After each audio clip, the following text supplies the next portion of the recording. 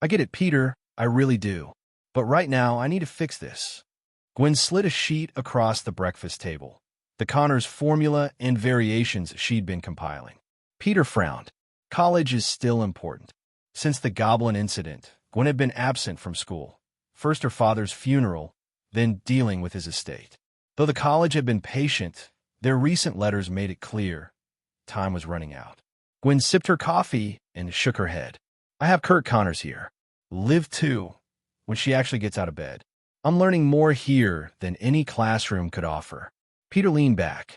You won't get a diploma sitting at home. And we won't need one when I crack this. With poison and the formula, we could make enough money that a degree won't matter. She met his eyes.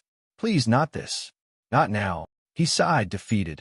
Fine, but at least tell them you're not coming back. Standing, he dumped out the rest of his coffee. Aunt May and Kurt are dropping by. Kurt wants to talk to you anyway. Kurt had become Gwen's mentor, patient, brilliant, and unrelenting. Together, they worked on the serum, tweaking every iteration. The machine beeped again. Sample 765, incompatible, it read. Kurt exhaled. We're still years away, Gwen. Ravage helped live, but there's residual damage. Your powers were enhanced, sure, but no mutation. You're the exception. Gwen gritted her teeth. We have anti-venom. We have poisons data. So why isn't it working? She'd refined Connor's suppressor formula into something that could strip powers and repair tissue. But every time it was applied to living cells, it either killed them or twisted them. Kurt survived because of small doses and sheer pain. The lizard was still inside him, dormant but present. Seeing her frustration, Kurt stepped out of the lab. Peter, get us some food, pizza, tacos, anything. We need a break. Peter, still on chore duty thanks to the Tolly incident, grabbed his wallet. Even MJ, who had given him a pass, had left the housework to him lately. Muse's complaints about extra cleaning hadn't helped. Before he could leave, Gwen called out, Wait. Pete, get in here. He poked his head back in. Yeah. Sit. She snapped a rubber strap around his arm. He rolled his sleeve without question, and she drew blood. The machine dinged. Sample 766. Compatible. She added the enhancement serum and ran it again. Sample 767. Compatible. Yes, she shouted. Peter blinked. Okay, it's you, doofus, Gwen said, practically glowing. Your cells bonded with a symbiote, not Oscorp's formula. You're not mutated. You're what you think you are. That's why poison can make chemicals. Why Muse lets MJ alter her body. Your powers are a blank slate. No leftover DNA. No retrovirus. You're clean. They'd assumed Peter and Felicia were both enhanced by Oscorp. But Peter wasn't. When a symbiote bonded to him, it didn't just attach. It became him. Peter wasn't a host. He was Venom. His blood didn't just heal. It regenerated. Enhanced. Transformed. Gwen suspected that even their intimate moments, particularly oral, were feeding their symbiotes regenerative nutrients. He's not human anymore, she thought. He was a new species. A progenitor. Kurt returned just in time to see Peter's blood being sampled again. What did I miss? I cracked it, Gwen grinned. Peter's blood, his symbiote, healed me, poison, and ravage. This is the key. Kurt stared at the chemical readout, stunned. We can fix Liv. I can get my arm back. He hugged Gwen, spinning her. Peter just smiled. Can you, take the needle out now? He asked, wincing. Gwen laughed. Big baby. I'll need another sample later, she teased, kissing his cheek. Kurt cleared his throat. Not deaf, you know. Buzzkill, Gwen muttered. Peter excused himself. He preferred robotics to biology anyway. In the next lab, he and Liv were stripping down the stolen goblin armor, removing the traps and flaws. Back in the lab, Kurt volunteered. I'll go first, he said, admiring the serum, shimmering blue like liquid sapphire. But Peter, a word. Peter nodded. I want to keep my strength. We can't afford to lose any edge, not with Harry out there. I've been reviewing the harness design. A neural suppressor might let me control the lizard. I won't risk May, Peter. Not again. Peter frowned. We'll protect her. Kurt placed a hand on his shoulder. Not always. Not forever. They agreed to begin with restoring his arm first. The rest could wait. Kurt lay down on the bed. Gwen injected the serum. His body convulsed, skin turning pale green, muscles swelling, bones reshaping. The lizard screamed as it emerged. It panicked, instinctively recognizing danger from every person in the room, especially Gwen, now radiating a symbiote's energy. "It's okay," she whispered, injecting a second dose. "You're safe." The lizard's eyes softened, and the man returned. "He'll sleep for a few days," Gwen said. She turned the cot. "But look, his arm. It worked." Liv, who had been observing quietly, tapped her tablet. "The Hulk?" Gwen asked. A rumor said Banner worked on a similar formula, gamma radiation instead of a retrovirus. "No," Peter snapped. "That formula made monsters. We're not risking that." Liv raised an eyebrow. "Not your call, dear. You always said MJ could cartwheel naked down Fifth Avenue if she wanted. This is my version. But I was a prisoner for too long. I'm not sitting on the sidelines again. We need someone stronger than Peter, someone who can face Harry." She laid on the cot. Gwen prepped the formula and "This is crazy, Liv. X-rays are still harmful. They're not for powers, just to help bonding. I'd use UV, but we don't have the tech. Radiation caused the Hulk." Gwen snapped. "You want to replicate that? Peter's blood. The symbiote. The formula. It'll stabilize. Ravage will help. And if something goes wrong," Liv smiled. "I'm old, not foolish." Peter remained silent. He couldn't argue with her heart. "Inject me," Liv said firmly. Gwen took a breath. "God help us all." 2 vials into Liv's veins. Then the radiation, a brief, measured pulse. Controlled chaos. And the beginning of something. Liv could feel it. The pain. As the radiation began reacting violently with the enhancement formula, not even Peter's healing blood could keep up. It didn't bond. It burned. She screamed, writhing in agony. She felt Ravage tearing apart inside her, desperately trying and failing to repair the damage. The pain was unbearable, a fire in her veins. "I'm sorry, my love. I was wrong." Peter and Gwen stood by, helpless. Gwen turned into Peter's chest, unable to watch. Peter didn't look away. He felt it. Through the link, he could feel Ravage's torment. They were dying. The blood wasn't enough. What had been right? The radiation had overloaded the formula, and trying to heal her, Ravage was burning out. Peter acted without thinking. Venom emerged. He grabbed a beaker and filled it with symbiote fluid, thick and shimmering. Gwen stared, stunned, as he forced Liv's mouth open and poured it down her throat. It wasn't fast enough. Without hesitation, he held his wrist over her lips, and she drank from him directly, weakly suckling as if starved. "She needs a direct infusion," Peter said through gritted teeth. "What are you doing?" Gwen yelled, but then she saw it, his skin paling, flaking, becoming translucent. His strength was draining into her. "Please, Pete, no," she pleaded. Peter fell to one knee. He wasn't making chemical compounds this time. He was giving her pure symbiote stem cells, his very essence. It was the same reason the girls' symbiotes craved him intimately, except now it was raw, direct, life-giving. "It's fine," he whispered. "Just a transfusion." Then he collapsed. His skin was paper white. The symbiote layers sloughed off his body and dissolved into dust. "Move!" Gwen snapped at Liv. Liv, now transformed and strengthened, tore the restraints from the bed and rushed over.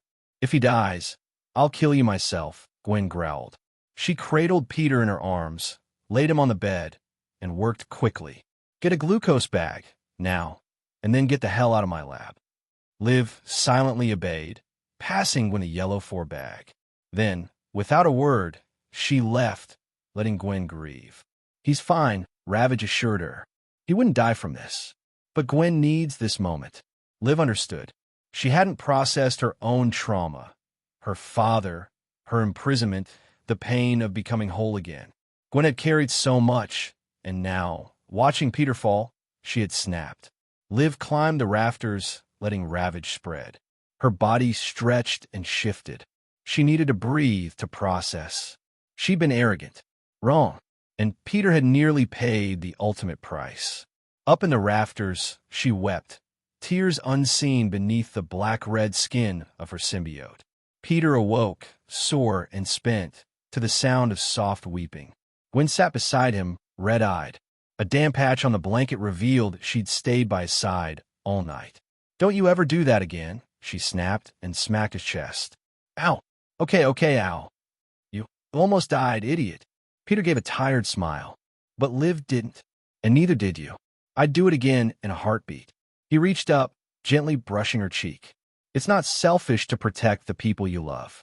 He looked at the four. "Glucose." Gwen nodded. Peter tore the bag open with his teeth and guzzled it. "Peter, I'm starving."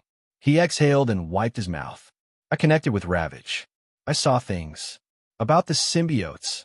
Harry, even me. There's so much we don't understand." "Later," Gwen said, helping him up. "Right now, you need food." As they walked out, leaning on Gwen for support, they were greeted by a wild scene. A towering crimson-red symbiote, clearly Liv, with 4 additional limbs, was zipping around the warehouse, vaulting, flipping, swinging with wild abandon.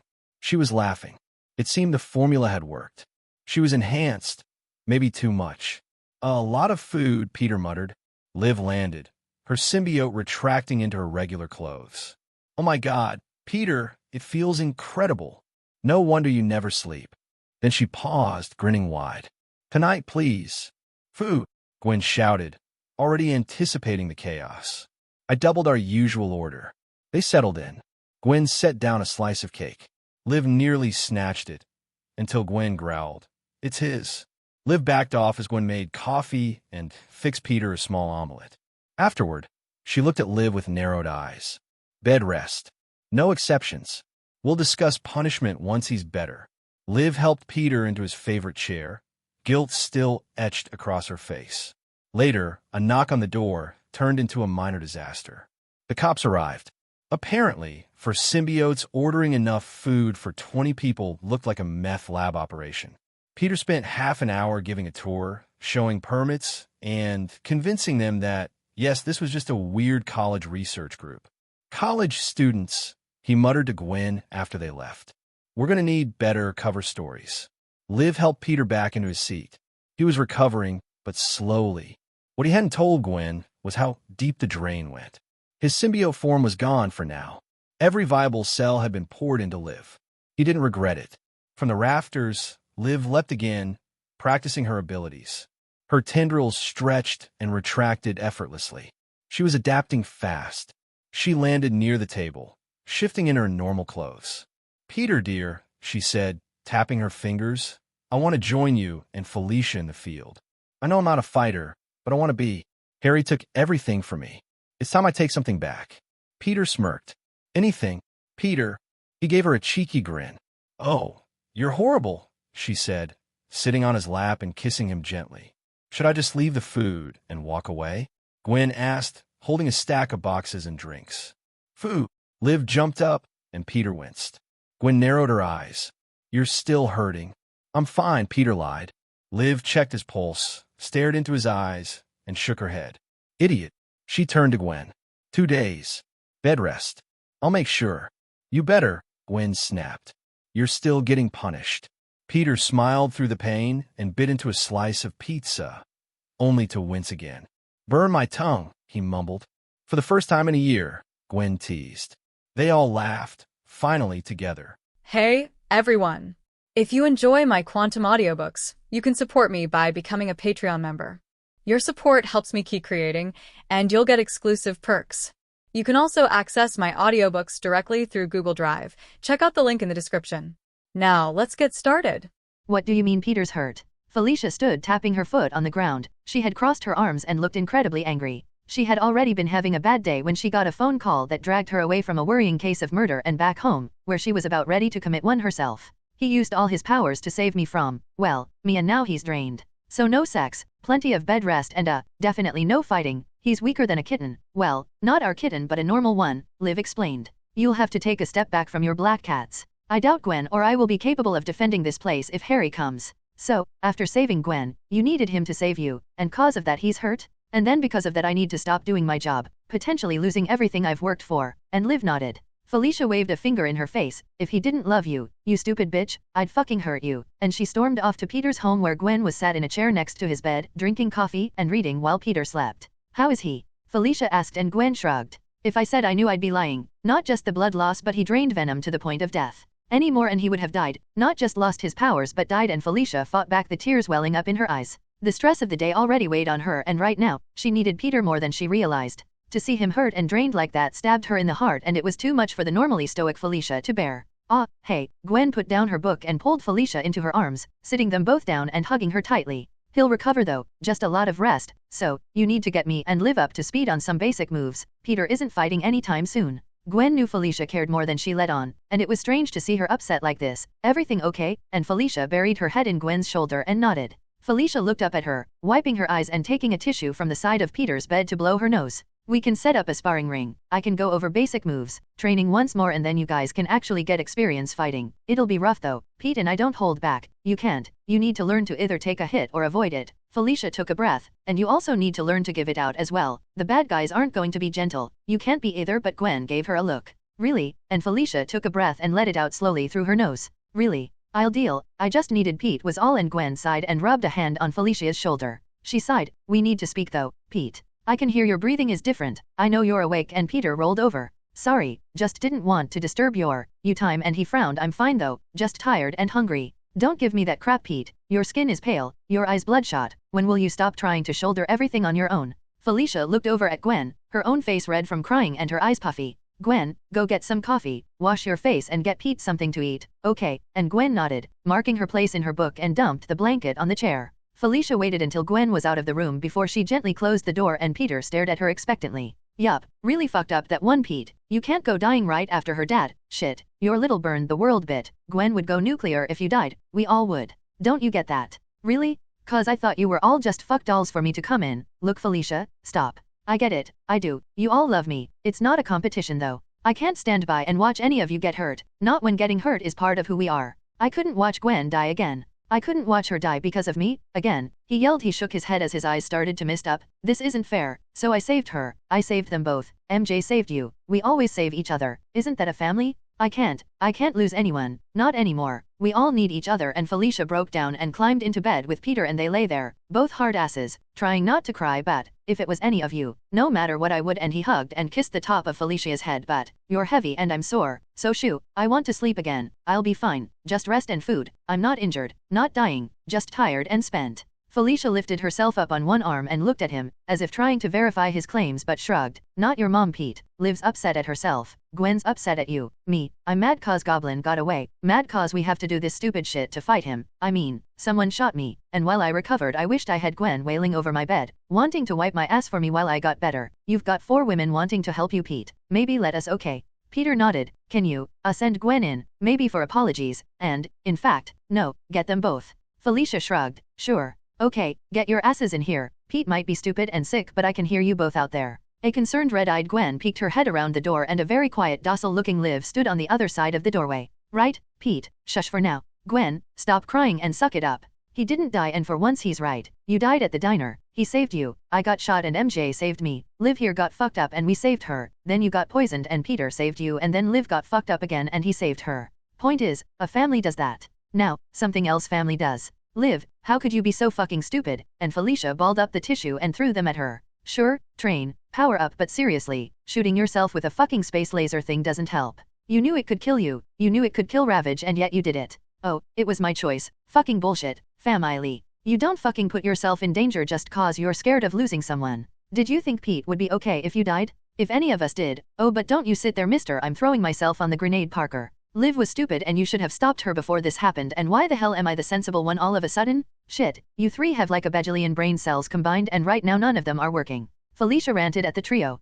You're all fucking idiots, and if you pull shit like this again I'm going to fucking kill you myself. Am I clear? Peter cleared his throat. Is it wrong that she's so fucking hot right now? And Gwen was already staring at Felicia, biting her lip, and just nodded. Have a crop if anyone wants to borrow it, and Gwen batted Liv on the arm. This was supposed to be serious, but she was smiling. Gwen looked at Peter. Sorry, just, please, don't, not right now, just don't, and she dived into him, sobbing as she held him close.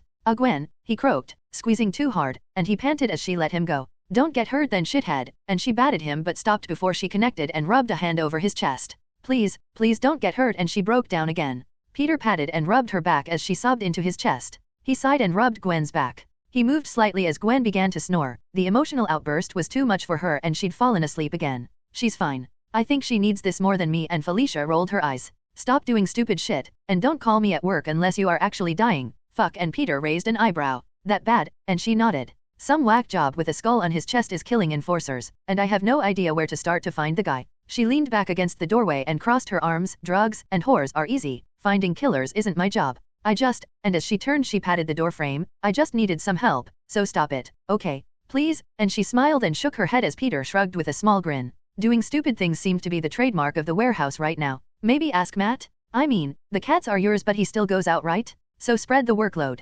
Can't tell me off for not sharing and being responsible when it sounds like you're the same. And Felicia tooted. Matt's pissed at Electra for some stupid shit she did, and I found out he's banging his secretary, and Electra leaping on him just fucked all that up. I've got you being a dumb shit, Liv, and Gwen bawling and crying, and Electra acting like a fucking hormonal teenager, shit, and she sighed. Can I just go back to making cream with Gwen and screwing all day? And Peter groaned as he tried to laugh with sore ribs. Peter felt Gwen shift and relax. Just sleep, and you fucking owe me. And as she turned and closed the door, Peter cuddled up to Gwen and kissed her on the forehead, thinking about her and the warehouse. After healing she was like a newborn, whole but unused to feeling and thinking at full power. It was no wonder she had lost it a few times. It was just like being bonded all over again, and with emotions riding high, it spread to everyone. After almost losing them both, and although he knew the limits of his powers, the physical effects were too much, and fearing for him everyone had broken down. An emotional dam had burst. After Goblin flew terror around New York, and with the realization that Harry was planning a scheme that involved not just the formula but the symbiotes as well, tensions were high and he had been the straw that broke the camel's back.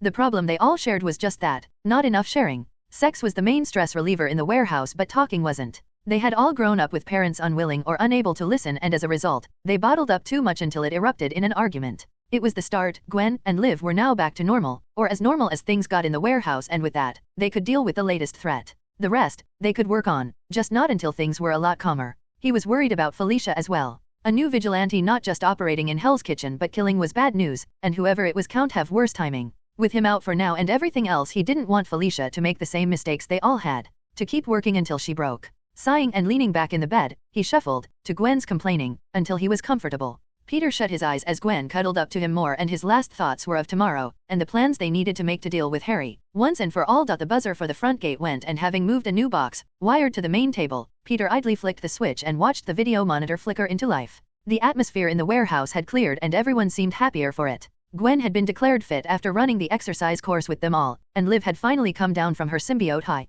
She was ecstatic that she could move properly, and had enjoyed the freedom she had gained. Felicia and Gwen had gone shopping, while MJ headed to bed. The excitement of teasing Peter was over, and they had decided that both Peter, for doing the deed, and MJ, for saying it was okay, needed some punishment. Gwen had lifted Peter's bank card and grinned as she and Felicia headed out on a date. MJ's punishment would be simple. She was on dish and laundry duty for the foreseeable future, a chore she hated after working at the diner all day. Mr. Parker, this is Special Agent Fury. I was wondering if myself and an agent could speak with you. Checking the camera, a bald one-eyed black man with a stylish but over-the-top leather trench coat stood at the gate, and of course, he recognized Taylor, in a tighter leather bodysuit this time. He looked over at Liv, who shrugged. Go home for now, that's her, and Liv tooted as she saw the beautiful young woman. Peter grinned and kissed her. Go on, and he hit the buzzer for the door and waited patiently for the pair to arrive. Nice place, Mr. Parker, may we come in? Agent Fury asked. Peter shrugged. Sure, I already did, winking at Taylor, who rolled her eyes. Jokes aside, this is important. May we? And Fury pointed to the coffee table between the two homes. Sure, and Peter lifted his arm, pointing Fury and Taylor over to the table. Coffee. And Peter poured himself a cup, offering the pair one of their own, and both shook their heads. If we were interrupting, we can come back, Nick said, pointing at the other cup, half full and still hot. Peter shrugged. It's fine. Let's just get this over with. What do you want? Not one for small talk, huh? You know your mother was like that. I knew her, back at the academy. Fury began. Oh really? Peter interrupted. Was that before or after she got killed? I guess by academy you mean the Pirates or Ninjas Academy, going by the theme you both have on, and ninjas by the way, so, go on. Nick sighed. Your mom was an agent, S.H.I.E.L.D, Strategic Homeland Intervention, Enforcement Logistics Department. One of the best actually. She'd have my job if, well, you know the rest. Nice name, you have a department for that. Fury looked at him. Sure, agents of acronym. Assistants continually researching obvious names you memorize. And Peter raised an eyebrow. Guess you get asked that a lot, huh? Fury shrugged. Often enough, but back to my story about your mom. Not interested. What's your point?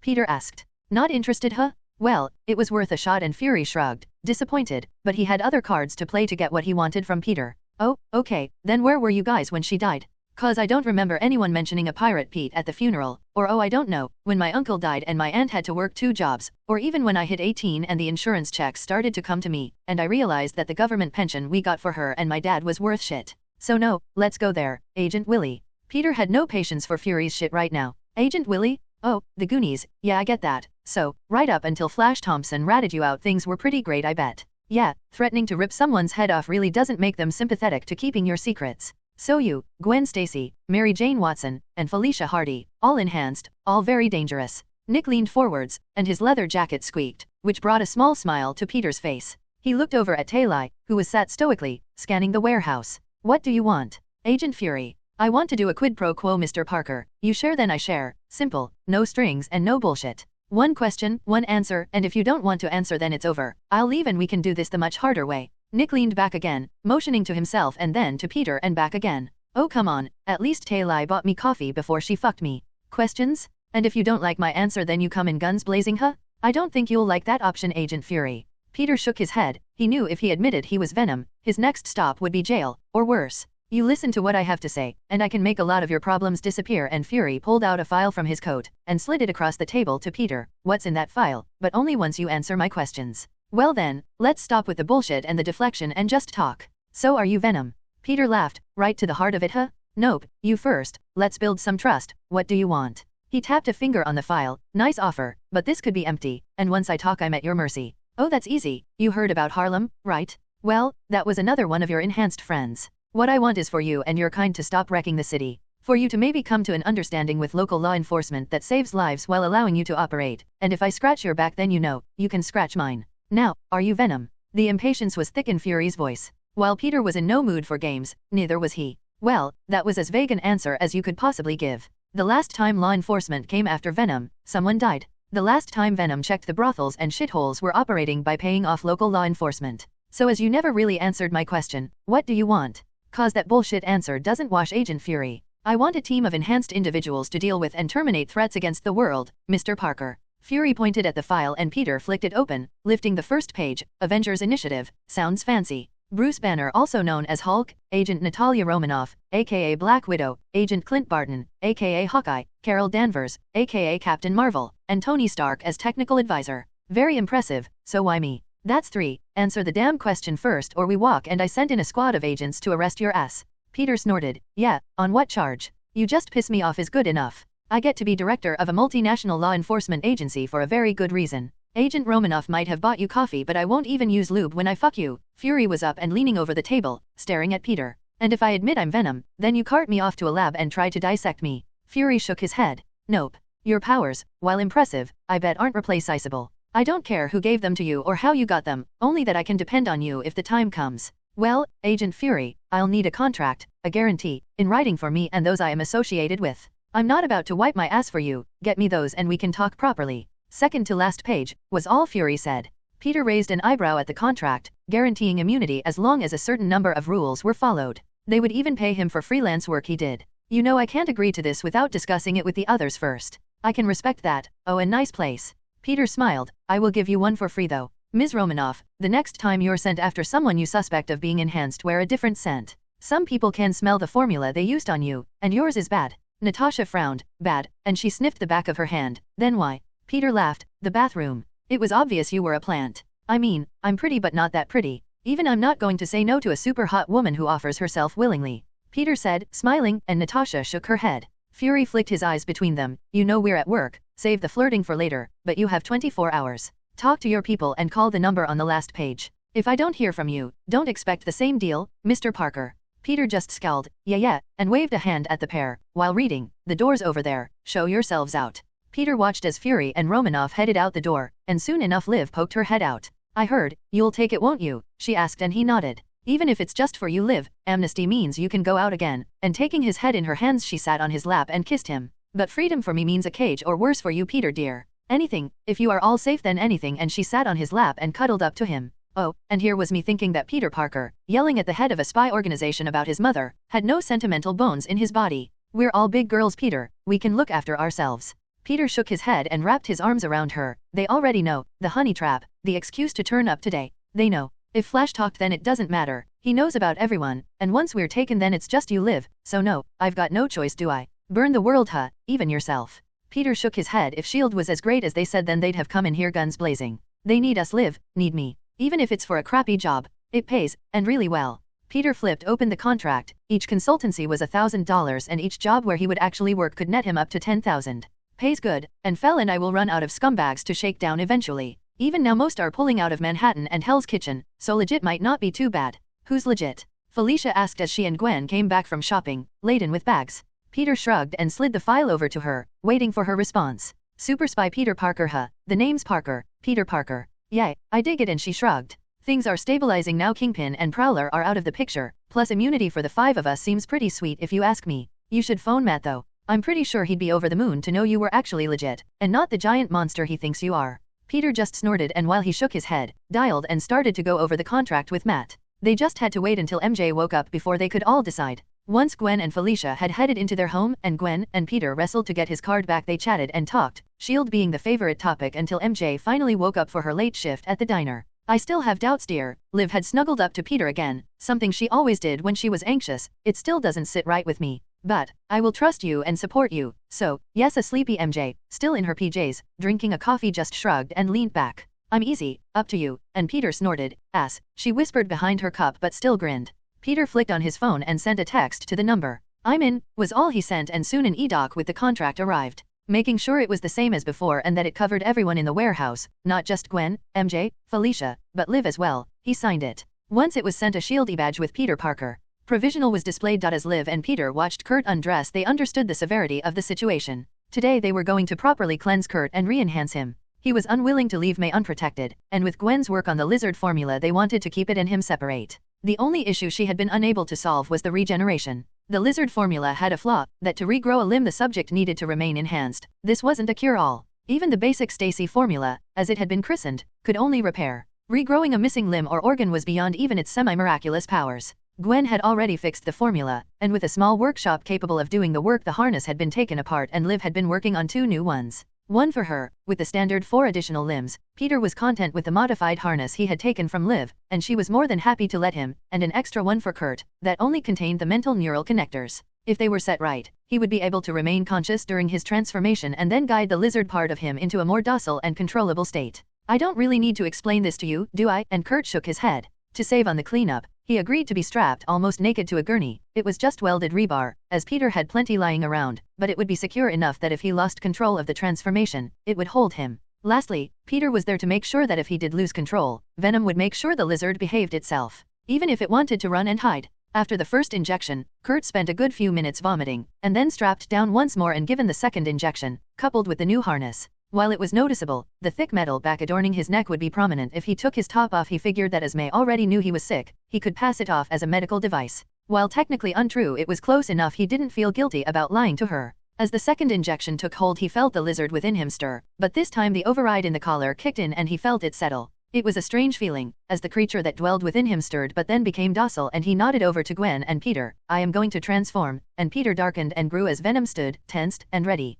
As Kurt called to the creature he felt himself slip away, and as Venom and Gwen watched the monster they both knew as lizard cracked and grew from Kurt. We are free, it hissed, and in his mind, it heard the Connors. You are, but you will listen to me now. Listen, we will listen now, and it lay perfectly still on the gurney. I'm going to untie you, okay? Gwen asked, and as she undid the first trap Venom tensed. We will listen, and not hurt the Gwen, and hesitantly Gwen reached over and ran a hand over the arm of the lizard. We are here, Gwen. We listen to the Connors and speak for him, and Gwen sighed and patted him on the arm. Looks like it worked, Pete, but stay like that, just in case, and he nodded but relaxed his stance. Right, undoing the straps, and then, if you behave, you can eat. We have meat, right? And Venom nodded. They knew, from Kurt, that the lizard did prefer to eat the rats it could catch in the sewers, but as Kurt would prefer to remain vermin-free, they had bought a few different cuts of meat to see if bribery, as well as the collar, would work. I made the sausages for dinner though, Venom admitted, and Gwen tooted. Those were lizards, and as she leaned over she whispered, but I'll get you more, and Venom shook his head. He's not a pet, Gwen, but Gwen just pulled a face at him and continued to undo the straps. As the last one came free, Gwen moved back and gave both Lizard space to stand, and Venom space to attack if he needed, but the transformed Kurt stretched and swished his tail back and forth. We feel better, calm, but we wish the meat now, please, and Gwen stifled a laugh. Do you want to eat in private or at the table with us? And the Lizard tilted his head. Gwen, it probably doesn't understand. Follow, we'll get you something to eat, and at the word eat Lizard nodded and moved after Venom. Gwen tooted, bribe him with steak and get a new pet, see if I care, stupid Venom, and muttered to herself, he's my mentor, and it's my formula, but no, a bit of steak and it's ignore the nice lady, as she cleaned up the room they had used to cure Kurt. You know I can hear you right. Venom called back into the room and Gwen cursed. Still a stupid head, and she could hear the laughter from the breakfast table. Once she was finished, Gwen came out of the room to the delectable smell of steak being fried, and the Lizard was sat on its haunches tearing at a large fatty piece of raw steak while Peter worked over the stove. He smiled and kissed her on the side of the cheek as he lay a plate down and slid a medium-rare piece of steak on a plate in front of her, another onto a plate where he was and a third onto the last plate. Gwen asked. But Lizard threw the steak up and with a snap of its jaws devoured it whole. After licking its mouth clean of blood, its muzzle shrank and a barely dressed Kurt wiped his mouth with the back of his hand. Looking slightly pale, Peter motioned to the back of a nearby chair where Kurt saw slacks and a shirt waiting for him. Nodding in appreciation, he dressed before sitting and helping himself to the much preferred cooked breakfast. Gwen dear, while Mr. Stupid Head here might not say it, I am incredibly grateful, not just to have you create the formula but as my pupil. I don't think I could be any prouder right now, or happy, and as she cut a slice of steak and stuck it in her mouth she grinned. That's how you suck up, Peter said, and Gwen batted his arm but he laughed. My brilliant girlfriend, and beaming she sat, happily enjoying her steak. After enjoying his breakfast he headed back home. With his fugitive status removed, the paperwork dealt with concerning his accidental death and a whole lot of insurance claims and bank accounts unfrozen, Kurt had managed to afford a small place for himself and May, and after living in the sewers for so many years he was glad to have not just a home but a backyard. May was at home, and as his bank accounts were fairly rich she had quit her job and taken up several more classes to occupy her time.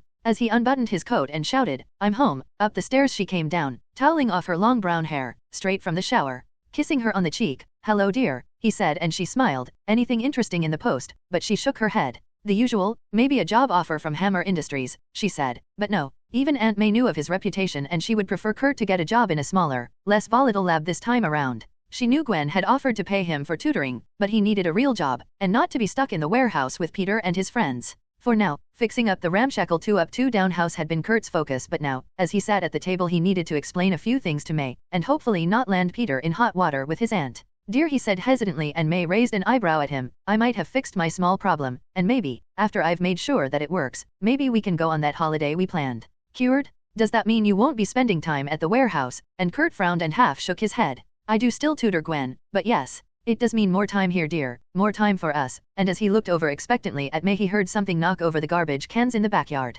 Stupid raccoons, but May looked at the clock. At this time, and Kurt paled. Maybe go upstairs dear, just in case, and she frowned but nodded. Kurt knew Harry had threatened both Peter at the warehouse and Aunt May, and living under both their names finding their address wouldn't be very hard for someone even without Harry's vast network of resources. As Kurt crept into the kitchen he tiptoed to the back door. Peter had been insistent on some upgrades, and while it looked normal it was in fact a reinforced steel security door and the window, toughened safety glass. Kurt peered out and shook his head as he saw the cans rolling on their side. They had just been knocked over but there was nothing there. Checking to make sure he couldn't smell anything and unlocked the door and closed it behind him as he went to straighten up the yard.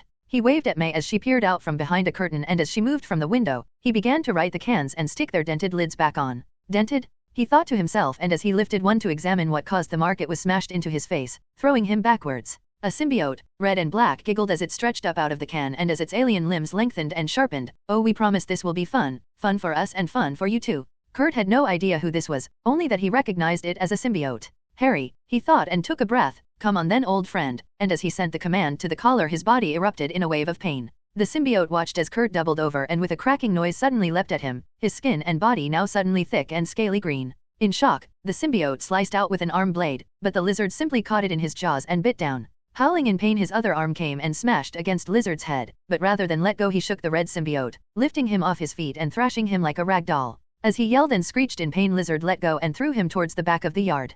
Gut you, kill you, it hissed at him, but Lizard shook his head. Eat you. Fresh meat, tasty, and he snapped his jaws and licked them with a huge lizard tongue. The Peter had never said the slime monsters were tasty and he could eat the red one. He knew he wouldn't get in trouble as he smelled different from the others, they might even buy him steak as well. Lizard knew anyone different was bad, and the May creature was the Peter creature's kin. Even though he could what Connors in his mind telling him to be careful, Lizard wasn't worried. This red slime man was weak, tasty but weak. Red stretched to his full height, his arms splitting and becoming giant axes. Eat me, I'll gut you, and with no coordination, he swung for Lizard. As the axe slid harmlessly off his skin, Lizard crouched and spun, batting Carnage with his tail. Grabbing it, Carnage lifted Lizard up and slammed him down into the ground, sending dirt and grass into the air. Kill you, it screeched, and with Lizard's tail trapped under one arm, his simskin enveloped a small section of it, wrapping itself around it like a wire. Lizard howled in agony as the skin twisted and bit into him, coating his thinner tail scales in some kind of toxic acid. He thrashed it back and forth, trying to dislodge him, but the red slime man only laughed as he dug his heels into the soft yard dirt and held him fast. Kill you, then kill the May, and with that taunt Lizard became enraged. In his mind, the Lizard felt the world go black, and for a second he was sure the Connors had put him to sleep, but as his vision regained, Red was on the ground and with a thick scaly clawed foot he stomped on his back. Red watched as the creature shrank and became a man again, and with his hold broken he stumbled, only for him to shift back to his much larger form and attack him once more. Even as he sent tendrils waving and slashing from his back, the monster was relentless. Ignoring the useless blades that only cut and slashed his clothing, Lizard picked up the red and black slime man and hoisted him over his head, smashing him down on his knee. As the man coughed and vomited, he repeated the same move, and it was only when he heard the sirens that he paused. With a momentary distraction, Red coated himself in the same acid he used before, and as Lizard dropped him he vaulted over the neighbor's fence and ran. It had not gone according to plan. His master had been wrong and he had gotten hurt. If he could only free himself, he would be able to take revenge on them all, take revenge on the ones who did this. Oh, what fun he would have, he thought, but the master kept him on a tight leash, and he could only obey. As Connors shrank back down, he thanked the creature and heading inside. He saw May standing with a phone in one hand and her brother-in-law's old gun in the other. Is it gone? And as Kurt nodded, she burst into tears and grabbed hold of him. Even as the doorbell rang and Kurt saw the armored police ETF officer there, he waved and the man nodded, seeing the state May was in. May, listen, I will explain, but we cannot tell them about me. I know you saw. I'm not stupid and I know you're not either, but they will take me, and buried in his chest she nodded. Richard was shield. I know when to lie. And as she stood up straight, she wiped her eyes with the back of her hand. As she opened the door she apologized. I'm sorry, officer, it was just a bit much, and he nodded. It's okay, ma'am, but we will need a statement. It was the Lizard, yes? And one of Venom's associates, and Aunt May had no choice but to nod. Once they had both given statements, and the backyard had been scoured for blood and other forensics, May was handed a cup of tea by Kurt. As she sat staring at it, she looked over at him, knowing full well that guilty, nervous smile hid more than he was willing to tell. Is he safe? And it was only then that Kurt frowned. Is Peter safe? And with a moment of realization, Kurt nodded. Then don't bother lying. As long as he is safe, then I don't need to know. And as she took a sip from the cup, but if you ever lie and he isn't Mr. Connors, then whatever that man was going to do will be a picnic compared to what I will do to you. Kurt and the Lizard both gulped. Now he knew where Peter got it from. If you want to win, then fight like it. Hades yelled at Huntress as she ducked under another swing and drove a fist into her stomach. As Huntress staggered back, she snarled and pounced forwards, bringing another fist round, and as Hades lifted an arm to block it, Huntress spun and followed it with a kick to her midsection. Turning and absorbing the blow with her hands, Hades was pushed back. Good. Again, but Huntress lifted a hand and her simskin mask slipped back and she shook her head. With both hands on her knees she panted and coughed. Enough. Can't. And taking deep breaths, she knew she had no more stamina to continue fighting. Sweat dripped from her face, and her chest and limbs burned from the constant fighting. Ignoring her, Hades stepped forwards and kicked her legs out from under her, and then stamped a foot into her stomach. Will your enemies give you time to take a breath? And Felicia glared at her. They will wait until you are tired and kill you. A simskin sword extended from her arm and slid down to Felicia's throat. And now you are dead, tutaying and taking her foot away. The sword slid back into her armor and she morphed back into the normal t-shirt and tight pants she normally wore. Felicia lay spread eagle on Electra's dojo floor, staring at the dusty aircon-filled ceiling. Huffing in deep breaths, she knew she wasn't good enough. Compared to the others she was a genius, but compared to Electra she was a blind amateur. Felicia, you are too soft. We have only been training for 6 hours and you are this tired? What happened to the endless stamina? Are you not enhanced? Do you not possess powers over and above what Huntress provides you? And as she lifted, unscrewed, and handed her a bottle of water, Felicia snatched it angrily and huffed. Compared to you, no, she snapped and sat on the floor with the bottle pressed to her forehead. And yet we have been training for just as long. I remember your father bringing you to the dojo and we would play before fighting. So, and as she took a bottle of her own, she sat next to Felicia and took a sip. What happened? Felicia huffed and leaned back, lying on the floor with her hand over her face. I don't know, things. And Electra laughed. A boy, you mean? Don't think I can't smell him on you. Even if Huntress devours him, you are still thick with his scent. Felicia huffed. So? Don't think I can't smell that lawyer on you either. Plus he stinks of formula. I didn't realize what Peter meant until I met Matt. Felicia retorted. Her relationship with Peter gave her strength. The reason she was fighting like this was for Peter. She tutayed to herself. For Peter, not Gwen, and she felt a little bad. I'll make it up to her. And yet, here we are, you lying on the floor, pouting, and me, sitting next to you, kissing your boo-boos. Like a little child. And Felicia shot up straight. Oh fuck off. I almost lost 3 people I care about. I need this to get better, not to get a fucking lecture. But Electra laughed and rubbed her hand on her shoulder. But a lecture is what you need as well. Come stand. And as she stood she helped the groaning Felicia up off the hardwood floor of her training dojo. You are not focused. You are not calm. I will not repeat your father's words, as we both know we never listened, but I will repeat my own. There is no emotion, only peace. There is no ignorance, only knowledge. But Felicia looked at her. That's the Jedi code. What the hell, Ele? And with a surprised look Electra burst out laughing. You finally watched the movies then? And Felicia glared at her. Your father was never one for, what did he call them? Pointless trivialities. I am glad you finally got someone to sit and watch them with. They are good, yes. And Felicia shrugged. First 3 were a bit wooden, maybe cut out some of the, what? No reciting the Jedi code as training bullshit. What gives? Wait, did you steal all your lessons from movies? And Electra took a swig of water and shrugged. Only good movies. And she laughed as Felicia gave her an incredulous look and shook her head. I don't believe it, really. And as Electra shrugged, really? Fucking unbelievable. I have The Eye of the Tiger next if you want to listen. Rocky, very good movie. And as Felicia burst out laughing Electra joined in. The pair standing in the middle of the training room shared a moment of lightness. But the lesson still stands. You are allowing too much to burden you, too much for you to do alone. With Matt, I have time, if you wish it. And Felicia nodded. You are still calling them the Black Cats, yes? And Felicia nodded again. Then, as Daredevil, Matt has made it clear that he does not approve of you or Peter. I am not as naive. Your approach is correct, to curb the worst and allow the darker shades of grey, to stop them from falling into the black. Hades agrees, we will join your Black Cats, and we also wish to meet Peter. And as she smiled, and we will apologize to Gwen. As Electra took the water bottle from Felicia she returned them to the cooler. But first, we fight, and no slacking off, fat lazy American. I see how much you eat at lunch. Felicia raised an eyebrow. Fat lazy American, huh? And where is the Greek tub? I saw eating a whole gyro and salad as, what did you call it, a snack? And as they got down into their fighting stances the pair grinned wickedly at each other, and training began once more. As he sat on the edge of the roof he let the cool breeze waft away the smoke from his cigar. As he waited and watched the pair sparring, impressed by not just their speed but their stamina. He had been here almost a day and they had fought for all that time and only now one of them was tired. As he took more notes he spotted a figure, clad all in black approached what it thought was silently, but his voice sounded out in the quiet dark. You know, I figured if I followed the deliveries of cream I'd find one of you pajama-wearing fucks eventually. And as he flicked the cigar away the black figure's face split and a maw of jagged teeth hissed at him as long blades extended from his fingers. Well, that's new, the man said, drawing a large caliber handgun and firing off a round at the creature. Bulletproof though? Maybe not. As he watched it crumple to the ground. As he walked over he kept his gun trained on the man, or whatever it was, and as he nudged it with a steel toe-capped boot it rolled and sprang up. Yup, bulletproof. And he fired off 2 more rounds. Ducking under them and almost gliding forwards the creature slides out with a claw and caught the man across the chest, slashing open his skull motif t-shirt. The armor underneath now wore 3 long gashes from the creature's attack. He raised the gun once more and fired off a few rounds, knowing he would be unable to hit something that fat, but a combat knife, slid from its sheath, was held, hidden behind his back, ready and waiting for its next strike. Yeah, fuck you, these t-shirts ain't cheap you know, he taunted it, and as it hissed once more it derived towards and this time the man stepped back and met its hand with the knife, slicing at its palm. It hissed in pain and pulled its arm back as the black inky skin peeled away from its hand and fresh blood dripped down from the slash. Bullets but not knives, yeah, good. And as he holstered the handgun he drew out another large survival knife. Figured as much. John was an accident but right before that, he got in a good shot, stunned but no real damage. Figured slashing was better, maybe try blunt and see if those bones break just as easily. And as he raised both knives in front of his chest, the creature paced back and forth, watching not just him but the building behind him as well.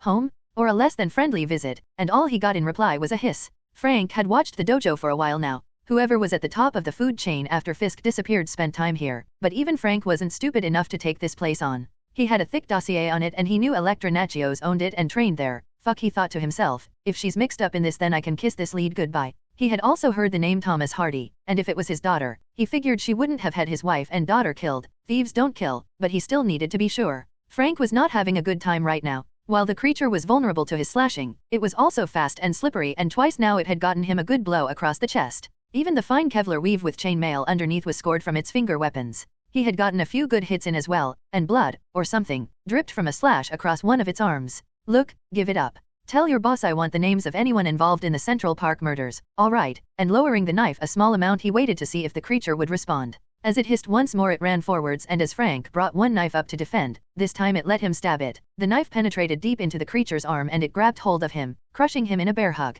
Kill me, it hissed weakly, and Frank responded with a headbutt and as he pushed it away, he stabbed out and caught the creature in the chest with his second knife. Even as it staggered back it roared and hissed at him, pulling the knife free and throwing it to one side. Well, shit, Frank said. He had managed to get a copy of the police reports, not just from John's death but the supermarket as well, and he knew that whatever these things were, their armor was bulletproof. He had spent hours honing the blade of his knife, coated in diamond to make sure it cut anything they might be wearing, but as he looked at the thing he was unconvinced they were even human under there. The knife had gone straight in, and yet whatever this was still stood. No blood, no sign of weakness. Sure, the blade had gone in, but into what? The creature still continued its pacing, and Frank knew he had to switch to more unconventional tactics.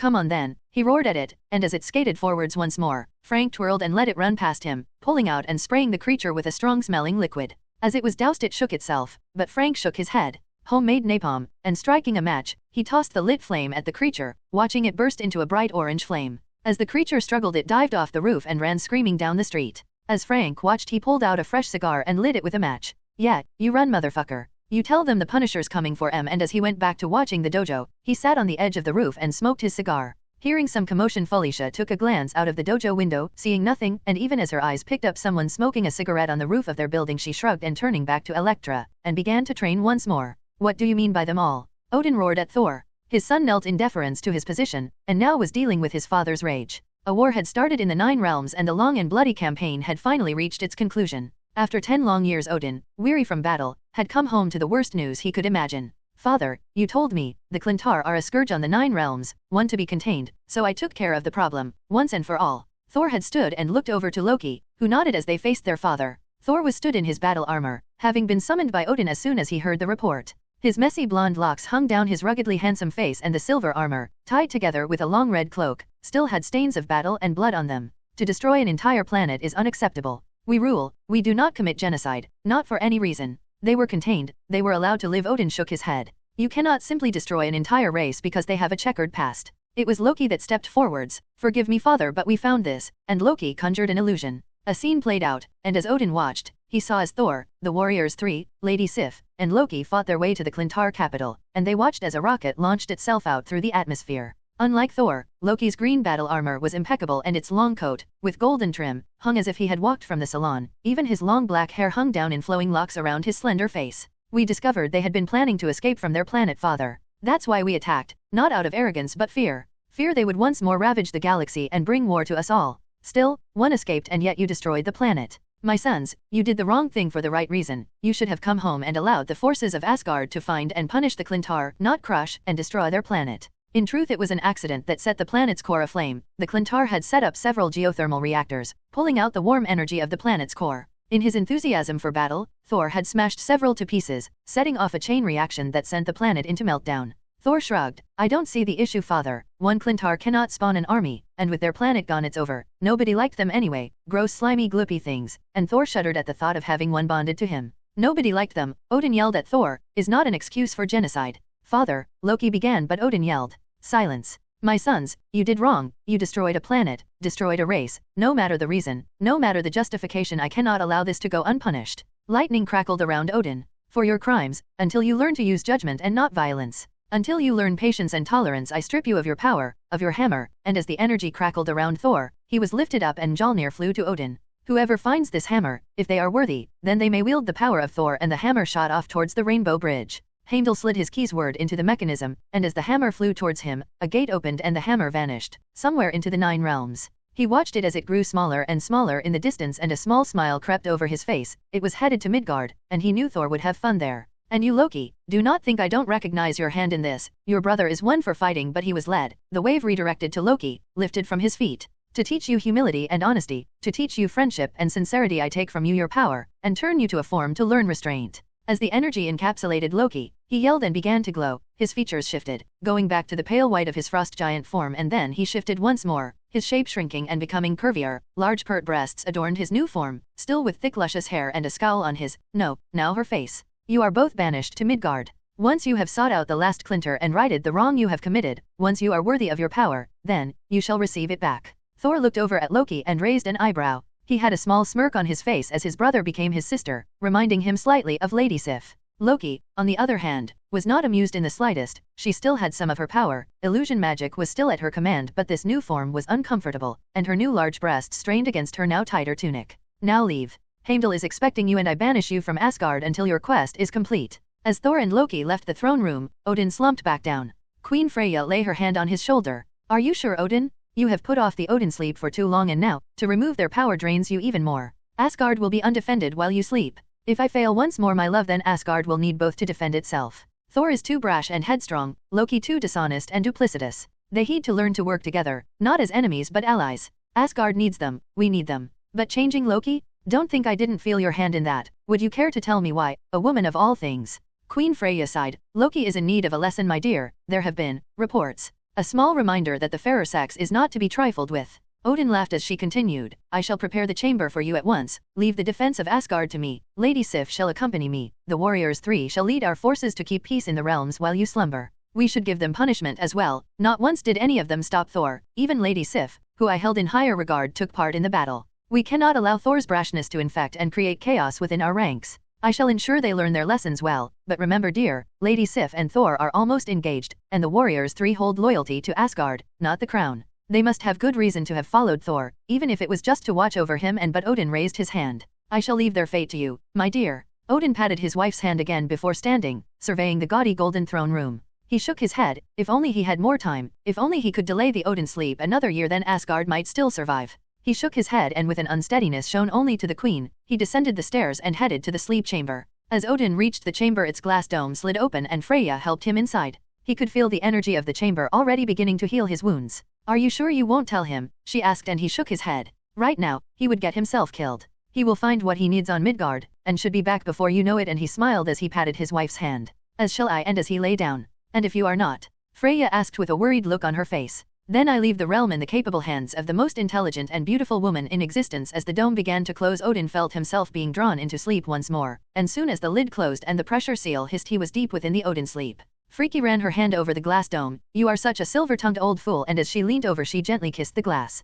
Come back to me soon, my love, and waving, and she sealed the royal sleep chamber, only to be opened on either her order or by Odin himself. Thor and Loki walked along the rainbow bridge. So, sister, I like the look. Maybe you should stay that way once we return. You might make some new friends. In fact, I'm sure Fandral will love to see you like this. While he would never admit it, Loki did make a fetching woman. Her high cheekbones and long raven black hair suited him more as a her than as he originally was. He shrugged, though. No matter who Loki was, he would always love him, as either a brother, a sister, or whatever he wanted. Loki shook her head. Do that, brother, and I'll turn you into a frog. I swear by Odin's beard, a damn frog. Thor laughed and slapped Loki on the shoulder, sending her flying. Oops, guess that form isn't as durable as the last one. Thor smiled and said, don't worry, I'll get help, and laughed at his own joke, while Loki straightened herself up.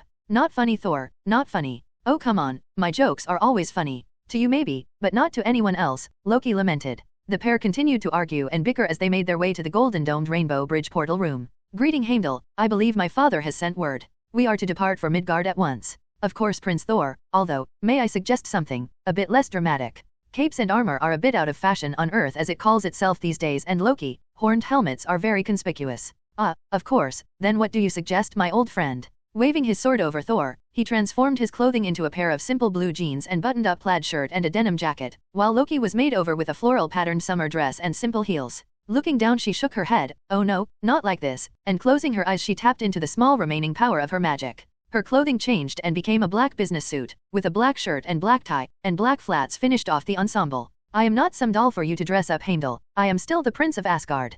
Heimdall nodded. Of course, my princess, but now, your portal awaits. I have taken the liberty of setting you down in a place called New York. You should find the Clintar somewhere there. Although I cannot aid you further, you may also find your hammer nearby, Thor. Thank you, old friend. Come now, Loki, adventure beckons, and laughing, he leapt into the portal while Loki, shaking her head, followed after him. As the pair arrived, a crowd parted around them, the bright flash of light and the etching of energy into a traveler's rune on the pavement drawing attention to the pair. Phones flashed and pictures were snapped before they could even get their bearings. Ha, see sister, they love us here, Thor shouted and clapped Loki on the back. Look, an eatery, and Thor strode off towards the diner. In a sanctum, a bearded man stared into the ether, seeing the pair arrive. As he cast an eye over the tall raven-haired woman, he only sensed faint magical energies from her. He shook his head. No need for me to interfere this time, and went back to reading his book. When gods walk, and shadows stalk, chaos will rise, to order's demise. Stephen hated prophecies more than anything, and shaking his head, and closing the book, he began to prepare. Y was once more rubbing his head, watching the video of two superpowered brutes slugging it out, this time though it was Harlem. Hulk and the now-named Abomination had decided to have a fist fight in a crowded area while General Ross and the military watched and recorded. If anyone thought Norman Osborn had a hard-on for the super soldier serum, they never met Ross. The man must dream about the damn stuff, Fury thought as he watched over and over the two men smash and destroy anything that came into the path. Even Banner's blood proved to be toxic. The cleanup crew he'd sent picked up Samuel Stern's falling foul of its irradiated nature. It had taken them a further week to find Stearns. The man's head was massively mutated, and before they'd managed to get a bead on his powers, he'd convinced a man to kill himself and another to let him go. He was now calling himself the leader, and after a heated exchange, Natasha had been close to putting a bullet in the man's extended skull when Fury stopped her. Now he and Blinsky sat in cryostasis in the freezer. A high-security prison they had started to build once Spider-Man, Venom, and the rest appeared. Stearns had a lab full of mutated gamma creatures, and Blunksy had gone off mission, choosing to become a creature to fight rather than capture Banner. Fury knew with the noise Ross was making, that he'd pull some Washington bullshit and grab them both. Alexander Pierce, the director of the S.H.I.E.L.D. International Division, was pushing for S.H.I.E.L.D. and the international community to start sharing information about the enhanced around the world. Fury was brought out of his thoughts by a knock at the door. Yeah, come and walked one of his favorite agents. She'd been recruited when they had an incident a long time ago, and she'd saved their asses from an invasion, laughingly enough, of not-so-little green men. The woman, tall, muscular, even under the uniform. Since he'd seen her last, she'd cut her hair, the normally long blonde locks now shorter, in a pixie cut. Carol, you're back on Earth. Fury was surprised. Carol was supposed to be out touring the galaxy, only coming back in an emergency, and he hadn't used the pager he gave her. She scowled and nodded. Yup, got a problem. 2 Asgardians are on Earth and the Nova Corporate and few others are looking for them. I'm back just in case it turns bad. Turns bad how? Carol sighed. So, they kinda committed genocide, and while normally we don't touch the Asgardians this time, the Prince of Asgard destroyed a planet, one with life, so Carol stopped and stared at Fury's desk. Is that? No, who's that? And she jabbed a finger down on the file Fury was just reading. Fury shook his head. Another headache, a superpowered asshole called Venom, and before he could stop her, Carol grabbed the file, flipped to where Peter's address was, dropped the file and flew out the window. Well, that might work too. If Carol went and just attacked Peter for whatever was in the file, at least he'd have an answer. Peter had been hesitant to come clean about the full extent of his powers, and if the others were enhanced. It was all still mainly guesswork, and Fury was looking for an excuse to drag him in and stick them all under the microscope. Carol flew at high speeds through the airspace of New York. If she was right, this could stop a war raging on Earth as the allied forces of the galaxy tried to arrest Thor for his actions. The Clintar were thought to be gone, and while some celebrated, some lamented. Noon had the right to destroy another species, no matter what their crimes were, and landing on the roof of the warehouse, Carol weighed her options. Through the roof hatch or through the front door. No, she would try diplomacy first, and only if the boy's mind had been destroyed would she resort to less civil methods. Carol landed at the gate and pushed the buzzer. Eventually it sounded, and a young man's voice. Hello. I'm here for Parker. Peter Parker. I'm from. Shit, thought Carol. Am I from S.H.I.E.L.D.? A friend sent me. Crap, I didn't think of an excuse, and as she sighed. I'm an alien and I want to know about yours, and the gate clicked as the buzzer released the lock. As she approached the warehouse, the door slowly opened and a rather handsome man stood there. His picture had not done him justice. So, explain or leave. His face, however, was not an amused one. Stupid, Carol thought to herself. She should have prepared better. Your species was wiped out, and I'm here to make sure someone doesn't finish the job. Can I please come in? No fighting, I promise. The young man sighed and opened the door, waving her in. Wow, nice place, Carol said. She'd mostly been in spaceships or ROV camps as she toured various planets. Sure, it lacked the technology she was used to, but she could see it was a home, not a place to live. Thanks, Peter said, but shook his head. Now, sit and explain. His reply was brusque, and he had to be honest. Alien was not exactly what he expected when he found out the origins of the symbiotes. Coffee? Carol asked, and Peter shook his head and produced a clean cup and poured her a cup, nudging over sugar and creamer. This isn't a social call. If you know what I am, then you know that I'm not going to sit back and let someone take things from me. Shit, Carol thought. I really should have read the file before flying off. The Clintar was violent and prone to acts of aggression when bonded. This one was no different than the other reports. No, that's not why I'm here. Look, your home planet was destroyed. The Asgardians took it out and now 2 of them are here. I'll stay to make sure they don't finish the job and make sure you're safe.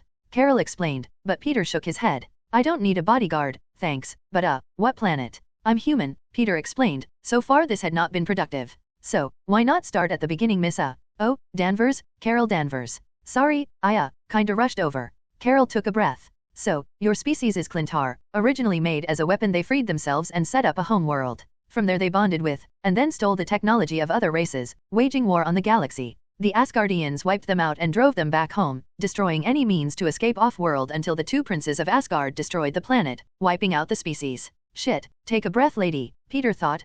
Okay, but I'm not a Clintar or whatever. I'm not bonded with anything. How would that work anyway, if they were all killed? One escaped, the last one, and now that's you. So by the authority of the Nova Corps, and by galactic law, I am declaring you an endangered species with full protection and rights. Carol stood and placed her hands on her hips, letting her powers leak out, the glow covering her body and making her hair flicker and dance in the invisible wind. Ah yeah, no. Peter stood. Intergalactic space law? Does that even apply on Earth? I mean, I just found out aliens exist, and now I'm expected to follow their laws too? Not happening. Peter let venom flow out, thickening the plates over his body. He towered over Carol now, his muscles bulged with power and his maw split as he grinned at her. Oh shit, Carol thought, that's different. Doesn't matter, powers or not, the Asgardians are strong enough to take out whatever that is, and she motioned to his new form. Venom shrugged, we disagree. Fine, I'll agree if, and that's a big if, you can go against me. I'm pretty high up on the power scale, and I'm pretty sure I can take both Thor and Loki, so let's dance, or is that package just for show? Peter looked down and his simskin retracted. What? The muscles thing. The whole package deal with your suit and powers. Carol looked confused. Is that not a saying anymore? It's been a while since I was on Earth, and Peter shook his head. Oh, it's a saying all right, and as he grew back into Venom, it just means you were checking out my dick, and he leapt for her. Carol and Venom rolled along the ground together as Peter grabbed her in a bear hug, squeezing her tightly. Carol was still reeling that she'd said that, and was momentarily stunned as he headbutted her. Unfazed, she floated them both up into the rafters. You won't win, she stretched her arms and pushed Venom's arms apart. I'm empowered by a force you can't even comprehend, and once they were far enough apart she pushed Venom back and flew away from him. I'm too strong, and as Venom landed on a girder, he leapt again and then at her, trying to connect with a punch. Carol sighed and grabbed him, wrapping her arms around him and squeezed him as he had done to her. Venom now knew he had bitten off more than he could chew as she crushed him to her. Nice boobs though, he thought as the air was crushed from his lungs. Carol lifted them both up, flying up to the ceiling. You aren't strong enough to defeat Thor, Venom. You've barely lasted a minute against me and I'm not even trying, and as Venom tried to headbutt her again, she took the blow full on and then smirked at him as it did nothing to her. Just, please, stop. Carol thought about just letting go but changed her mind. She wanted to protect him, not smash him. She lowered them to the ground and letting him go pushed him away from her. Peter, stop, you can't win and I'm not an enemy. Venom paced back and forth in front of her. Fuck, Venom thought to himself. She was way stronger than anything he'd fought before and she was right. Her heart rate, breathing was steady. She hadn't sweated or was warmer from exertion, and he let the simskin slip back and turn back into clothes. Sitting dejected, he huffed as he grabbed a coffee. Shit, Carol thought, male ego in need of first aid, but nope, not a babysitter. Look, on Earth, sure, you're a big badass but in the great beyond, sorry but no. The Clintar were a threat in groups but on their own, they enhance, not grant huge cosmic powers. You won't win, not every fight. She didn't have time to coddle a crying man-child. Peter was deep in thought though. She was right and as the goblin armor was too trash to use, he needed the protection. Nah, I just missed feeling your boobs squished up against me, and he smirked. If he couldn't win fairly, then he would fight dirty. Carol snorted. Military. You think I've never had some asshole make comments about my boobs? Dream on Parker if you think that'll faze me, and she grinned at him as she drank her coffee. He was a cheeky little shit though, good tactics, powerful. Just not at her or the Asgardians level. So, this place yours? And can I snag one while I'm here? But surprisingly, Peter shook his head. Sorry, no room at the inn. He was reluctant to add another housemate, especially a superpowered one. There was also the problem of his pheromone. Carol was cute, muscular, and powerful. He had taken a few liberties while they fought and with his arms around her got a good feeling for her physique. Ticking every single box on Peter's hot or not table, the blood was already flowing, just somewhere he was trying to stop it from flowing too. Having her around was a temptation he knew he would have problems resisting. Damn, she's amazing though, he thought trying not to stare. Peter's phone dinged as he got a text message through the official S.H.I.E.L.D. app.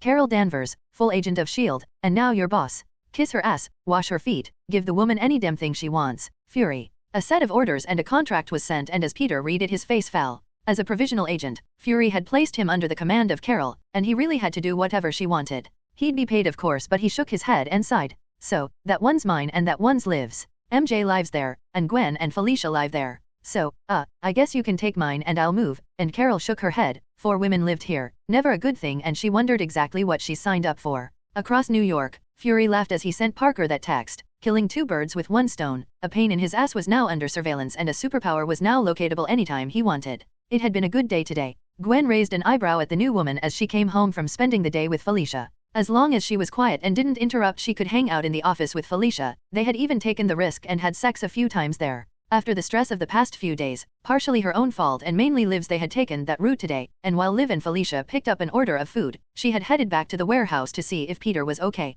She was used to Peter seemingly picking up strays but the women's attire left a lot to be desired. It was a slick military uniform, red, gold and dark blue. Non-standard for S.H.I.E.L.D. though, so just who was this woman? So, Gwen asked as she sat down in her chair. Another, and she nodded to Carol.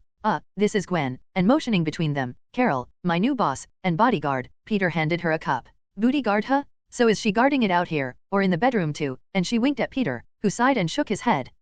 What? Really? Carol was annoyed. What the hell was wrong with this woman? Calm down, Blondie Bear, it's not like Pete's a bad catch, you know. Plus, if you're a bit open, Fel and I are willing to add another. Gwen shrugged and sipped her coffee, much better than the horrible stuff the crooks drank. What that actual fuck is your problem? Carol had enough. What the hell kind of group lived here? What's up her butt, Pete? You didn't say before you, and she made a circle with 2 fingers, sliding 2 from her other hand through them, whistling. Carol began to glow. You've got 5 seconds to explain that shit before I start cracking heads. Holy shit, Pete, she glows. That's not fair, how come we don't glow? Peter had stepped between the pair. No, Gwen, wait. She not a host, not like us. Carol stared at Peter. Us? Oh yeah, there are 4 of us, not just me, and I guess I'm not the alien you're looking for, or at least not anymore. No wait, 5, yeah, forgot Flash, so yeah, what the hell? Carol yelled as Gwen yelled, alien, at the same time. Right, story time. And Peter began to explain to Carol what was going on with the housemates, as well as letting her explain to Gwen about the origin of the symbiotes.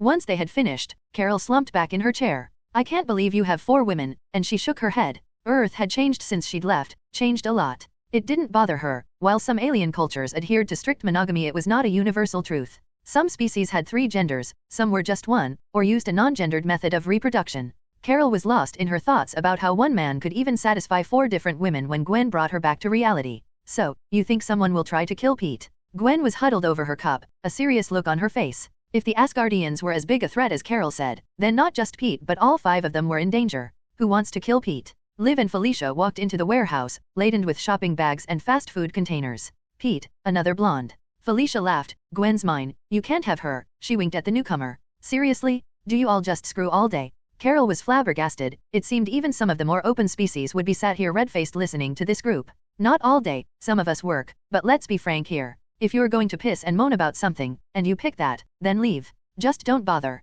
Pete, text Fury, and tell him the same. Our lives aren't for you to judge, you stuck-up bitch, so shut the fuck up or leave, your choice. While it was Gwen that spoke, Felicia put down all the bags she was carrying and stood over Carol. Hey, whoa, calm down Felicia, and you too Carol. Gwen's right, this is our home, our lives, there's enough hate and shit in the world without bringing it in here. Pete tried to defuse the situation, he hadn't even told them she would be living here for the foreseeable future. Shit, that's not what I meant, damn. I mean, 4 women, 4 fucking women, and you're all okay with that? Shit, Carol couldn't get a date on a good day, and here was some kid with 4 smart, funny, and stupidly attractive girlfriends. Even one of them was older, so it couldn't be put down to stupid infatuation.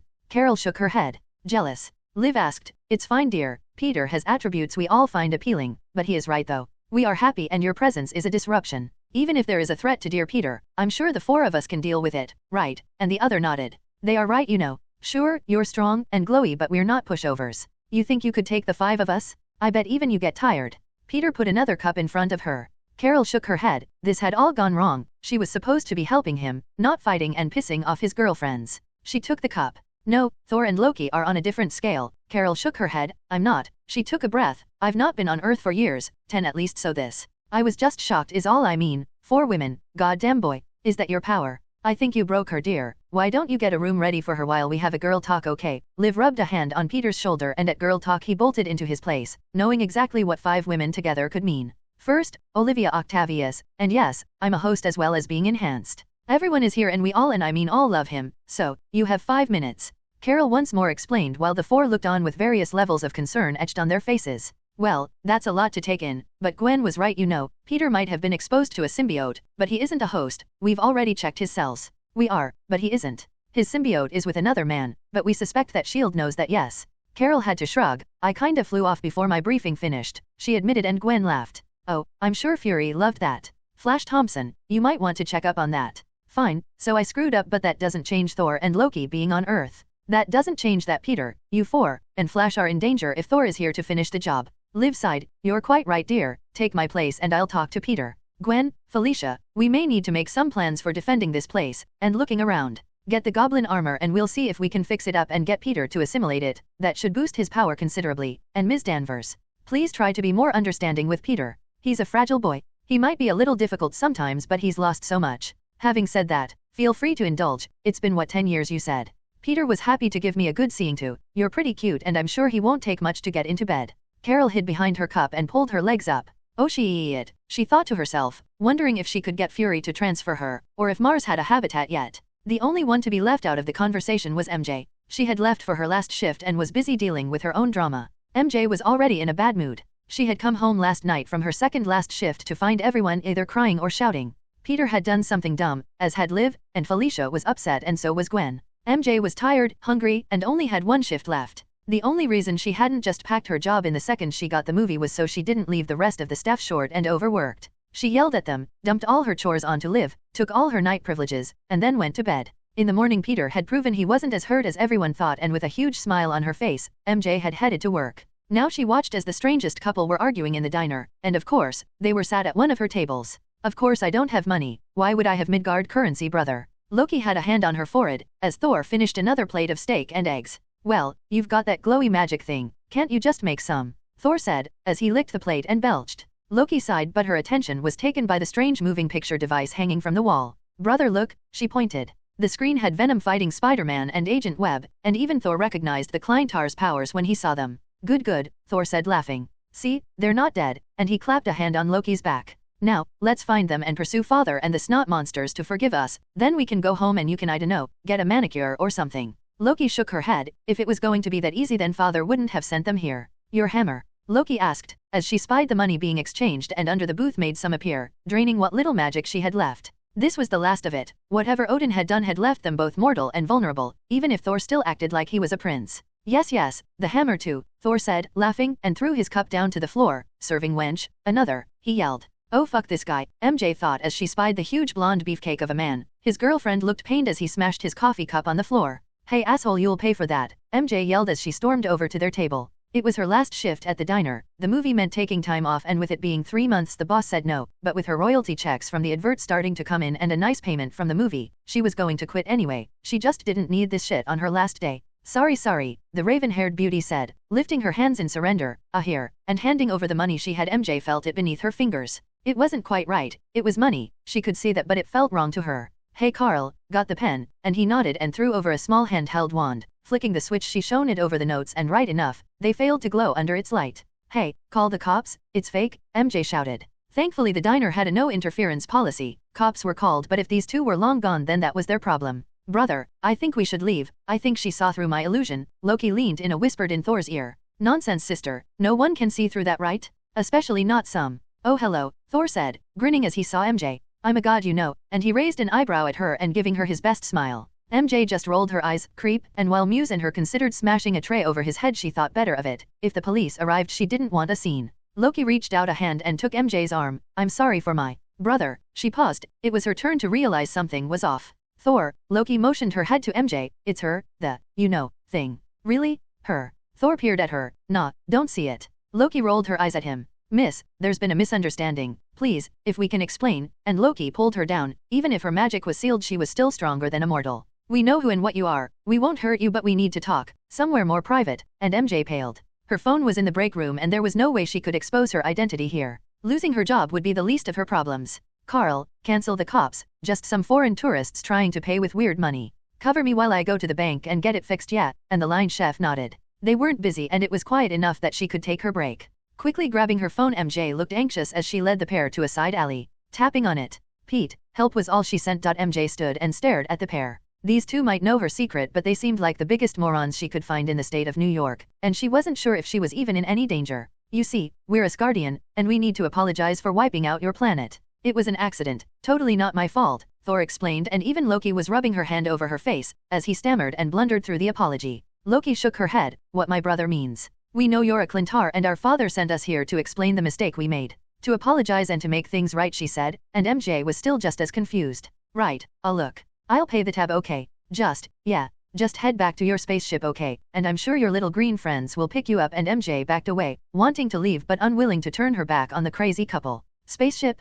No, the Rainbow Bridge brought us here, and Heimdall isn't green. I don't know, he's kind of a chocolate color. Thor said. Brother, stop, she doesn't believe us. Miss, look, I'm sorry but we are telling the truth. You have a creature, yes? Bonded to you, that speaks and gives you abilities, and MJ's eyes narrowed. Muse was now ready to pounce if need be. Loki raised her hands. No, we're not here to fight. That's the Clintar we were talking about. It's an alien species, brought to Earth, and MJ still balled her fists. Oh look you stupid snot monster. We're sorry we blew up your stupid planet, but can you please forgive us so we can go home? Thor was losing patience with the woman and her damn Clintar.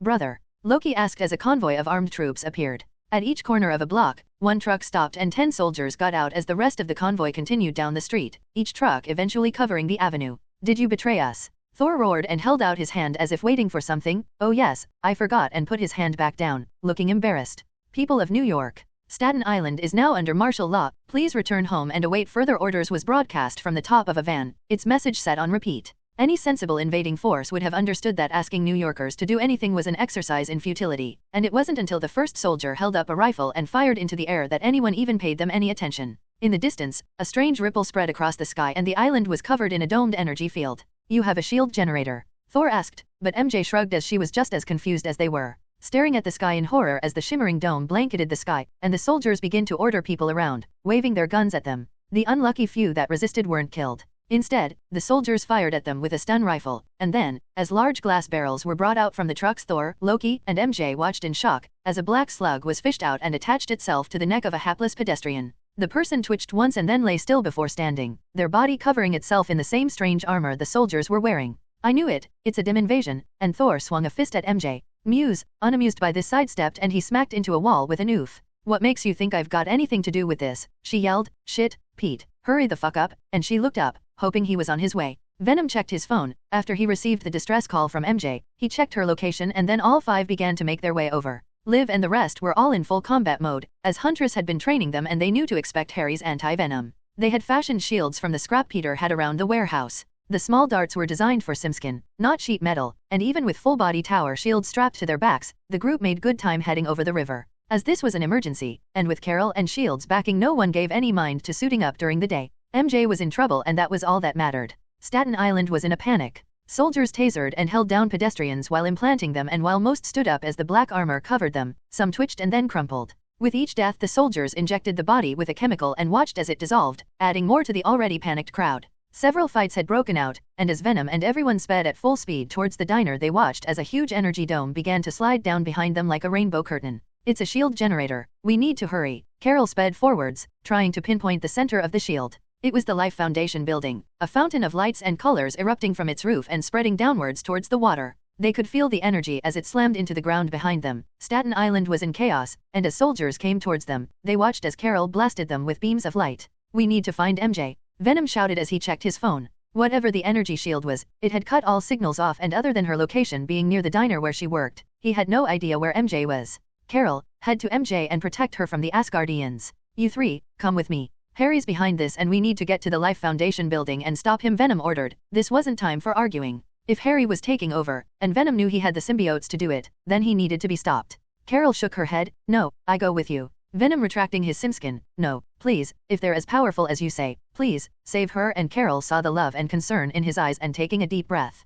Okay, where? There's a diner on 24th Street, old-fashioned place, like the paintings, can't miss it. Shout Muse and she'll know. Although, if she doesn't believe you, tell her Thanksgiving was the best night of my life, Peter said with a grin. I don't even want to know, Carol said, shaking her head and flying off. Right, let's go kick Harry's fucking ass for him, Peter said, and Venom slid back over him, expanding and forming his more heavily armored form. As the group passed each of the armored trucks they were attacked, Venom was positive that Harry knew they were coming as the darts of anti-venom pinged off him. Huntress was invisible, going high and stunning soldiers from behind while Gwen stayed beside Liv, their shields overlapping and keeping them safe. While they had been training, neither of them were totally fight-worthy and wanted to keep themselves safe until they faced Harry. Even with the pair behind shields, nothing stopped Venom and Huntress from taking out each group. What the hell are those? Huntress asked as she came to one of the thick glass barrels. Venom shrugged and opened the top of it. Inside were small black slug creatures, and sticking his hand in to grab one they all swam away to the bottom. Whatever they are, they don't like you, and Venom had a thought.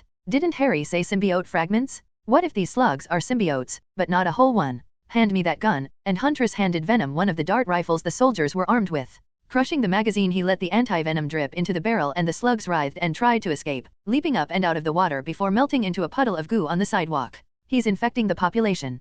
Carol said one Clintar escaped. What if it's not Flash? What if Harry has it and it's rebuilding? You think Harry has a symbiote? Huntress asked and Venom shrugged. Really, we won't know until we get there, he said. We do know he was experimenting on them, and with the formula, we should expect any of those things. Ravage injected, and as she was the leading expert on what the douchebag had been up to, Venom nodded. So, be prepared for anything. Shit, I bet Goblin's still alive too, he said jokingly, but the group froze and stared at him. What? He asked, and Huntress batted his arm. What happened to fucking jinxing it? She said, annoyed, and he shrugged. So, like last time, if he is, I owe you, he said, laughing. A Venom dear, there are 4 of us this time, so you owe all of us, and the group walked on, discussing what exactly to ask of him once they knew they'd be proven right. Venom shook his head. Bet he's not though, he muttered under his breath. Over at 24th Street, Muse was defending Loki and Thor from the symbiote soldiers as they began to round up the civilians from stores and off the street. Huntress had shown her some basic moves, and the men in black seemed to be relatively slow to respond, relying on their guns to fire and then move in to subdue any target.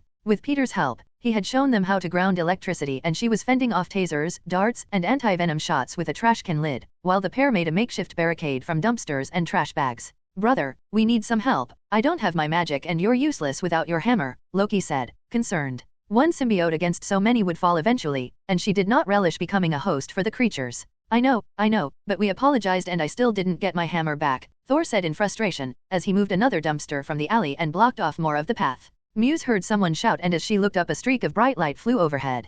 Down here, she shouted, and as Thor looked up, Nova Corp's sister, we're saved, he laughed. You know they're here for us, don't you? To stop us, she said, shaking her head. If the Nova Corp were here, it was to sanction the pair, not save them. Nah, I'm famous. They'll save us first at least, won't they? Carol landed. Sorry, don't have time. Venom sent me to save you, said about Thanksgiving, and you'd know what that meant. As Carol was talking, a group of soldiers advanced on them and she turned, blasted them with her photon beams and then turned back. And you too, aren't you a man, Loki? She asked, confused by the raven-haired beauty before her. It's complicated, was all Loki said, shaking her head. Right, I don't care. Look, I spoke to Venom, and I'm to keep you safe, so let's get somewhere more defensible and then dash. But Carol was interrupted. Oh, I'm afraid it's way too late for that, Sparky, came a deep rumbling voice. From a truck a giant red monster appeared, laughing as the simskin rippled over his face, transforming its already misshapen form into a rictus grin. He was huge, a giant in deep blood red armor covering a massive frame, thick with muscle and massive hands, each ending in huge razor-sharp talons.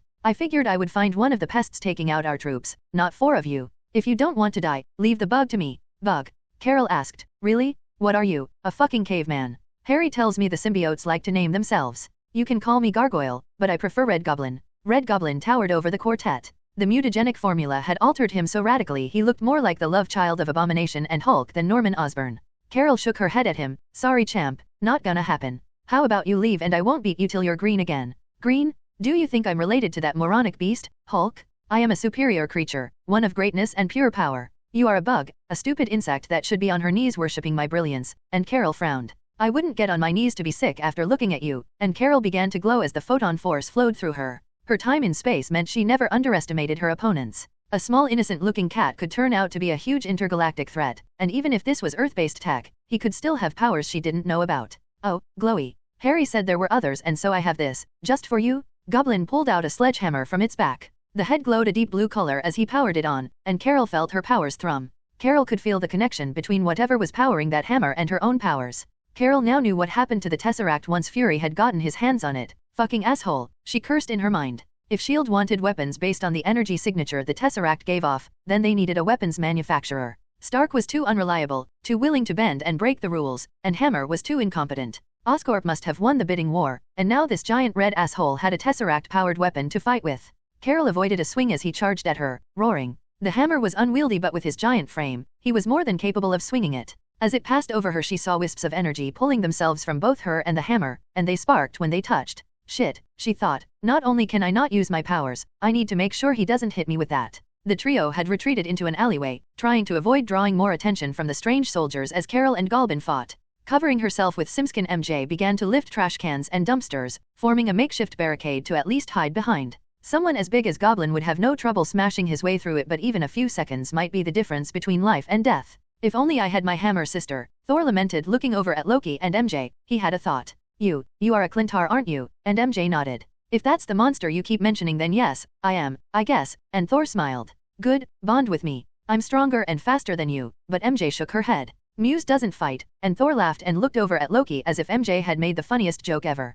All symbiotes fight, that's what they were for. So come on, hand it over, and he motioned with his fingers. They needed as much power as possible to fight with. Even if he hated the idea of bonding, he hated the idea of dying even more. No, she doesn't want to, and Thor shook his head. We don't have time for this. Bond with me, even if it's only to fight off these things, but MJ shook her head again. Muse doesn't want to fight, and she certainly doesn't want to bond with you, and she took a step back, ready to fight the best she could if Thor got insistent. Any ideas then? Thor said as they crouched behind the barricade. Carol was firing blasts at Goblin, who would knock them to one side with the hammer and then fire one back at her, laughing and shouting insults. I have some magic left, Loki said, conjuring a small ball of golden light, but not enough to fight with, maybe an illusion of two, and Thor stared at the pair fighting. As Thor watched Carol tussle with the red troll, he felt himself at a loss. Without his hammer there was no way he could defend the young woman and Loki. His father had been right, and rather than it seeking out, he had treated this as a holiday. With no powers, and both MJ and Loki to protect, he was out of his depth, and he wished his father was here to offer him advice.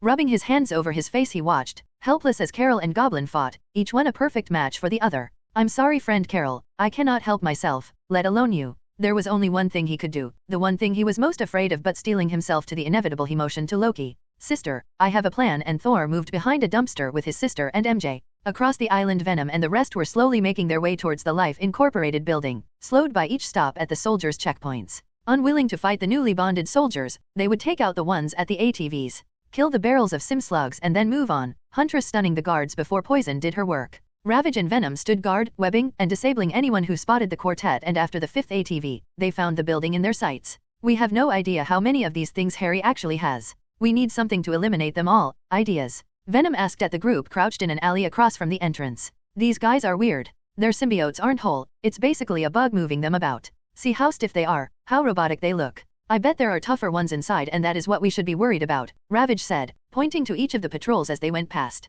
Venom looked over the building. It was completely different from when they had chased Norman here, and he figured Harry must have expected them. The front of the building is not open planned, with bushes and no trees, nothing for Venom or a symbiote to latch onto or throw. Even the gate across the front of the building seemed to be much thicker than before, with slots for firing out of. We need to get over there without being seen. He shook his head at the newly fortified building front. Harry had expected them to sneak in and had probably trapped the only way in. Gwen shook her head and pointed to one of the ATVs. If Harry's expecting us, then let's crash it, and Venom grinned. As the group made their plan, Carol had resorted to slugging it out with Goblin. Whatever was in the hammer was absorbing her photon force, and as she stuck him with a blast, he absorbed it into the head of the hammer and fired it back at her. Thankfully she had an enhanced physiology as well, and once the pair devolved to a fist fight, it was on equal terms. As a brawler, Goblin was stranger than Carol, his mutated body boosted by so much formula, that even as she hurt him it just healed and made him stronger. Her Kree-enhanced body was tough, but back in the warehouse they had been right. Even she got tired, and she hoped that she could last. At least he had stopped using that damn hammer. Whatever effect it had on her powers, it must have been affected as well, and while it was close enough for him to grab, he seemed to prefer to use his fists.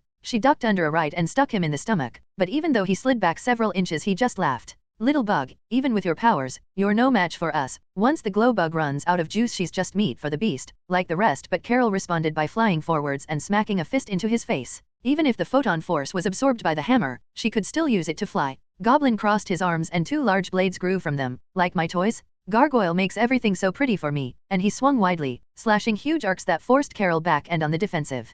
Carol ducked under the wild slashes and launched herself up and over him, landing behind him and delivering a haymaker into his back. Sending him flying, he oofed as he impacted a building and snarled at her, "Stupid bug, we will squash you now," and as he roared, it seemed he got even bigger. Swords became clubs, as it was apparent that Carol was fast enough to dodge out of the way, and once more Goblin swung at her. Carol shook her head. He was big, fast and strong, but untrained, and as she ducked under a swing, she kicked out his knee and he crumpled down. "Kill you, bitch," he roared, spittle flying from his mouth, and Carol shook her head. "Not likely, stupid oaf." His knee popped back into place, and using a club to hoist himself up, he stood staring at her. "Petty bug, we will give you some small moment of reflection before we crush you," and Carol looked at him, bemused. I'm winning, dumbass, you haven't hit me once." Goblin laughed, "Yet," and Carol felt a touch at her feet. Looking down, the symbiote part of Goblin had spread itself out over the sidewalk and was latched to her foot. As he lifted it to avoid being snared, it wrapped around her leg and whipped her into the air. Goblin dashed forwards and slammed a club into her stomach, and then, as she flew up, smashed both into her once more, sending her flying into a building across the street. Taking out a large section of the wall, the ceiling, and bricks rained down on her, covering her completely. As Carol lay trapped under the brick wall of the building, a grinning and laughing Goblin advanced on the trio hiding in the alley. "Come out, little bugs, don't make me crush the whole building to get you," he sang as he started to throw the makeshift barricade into the street behind him. MJ stood, holding her arms out in front of Thor and Loki. "It's me you want, leave them alone," and Goblin laughed. "Little bug, you get no say in this. Once we squash you, we'll take their pretty heads as trophies for my Harry. A boy needs trophies, you know," but MJ shook her head. "I'll make you bleed for every step you take, agree?" Me for them, agree now and I won't fight back, she asked. Plus, once Carol gets free you'll have both of us to deal with. Goblin tooted, self-sacrifice? Such a poor show but we agree, you for them, run little bugs, for your new friends has saved you, and as he watched Loki grab Thor. As he shook his head she pulled him away. Come on, we need to leave and Loki pulled Thor down the alley. As Goblin laughed, and as the collapsed wall glowed brightly behind him MJ stood with her arms wide, and Goblin formed a blade from one of his huge arms and plunged it into her stomach, pinning her to the sidewalk. MJ coughed up blood, the thick red liquid stained the ground around her and as Goblin laughed he lifted her up and slammed her back down into the ground. Stupid bug, we lied, and now the rest are dead too. Goblin laughed and pulled her close. You die for nothing. I would die to protect them, she shouted and grabbing both the horns on his head, she headbutted him. As the Goblin stumbled backwards, stunned by the surprise attack, MJ landed on the pavement as the Goblin's blade slid free.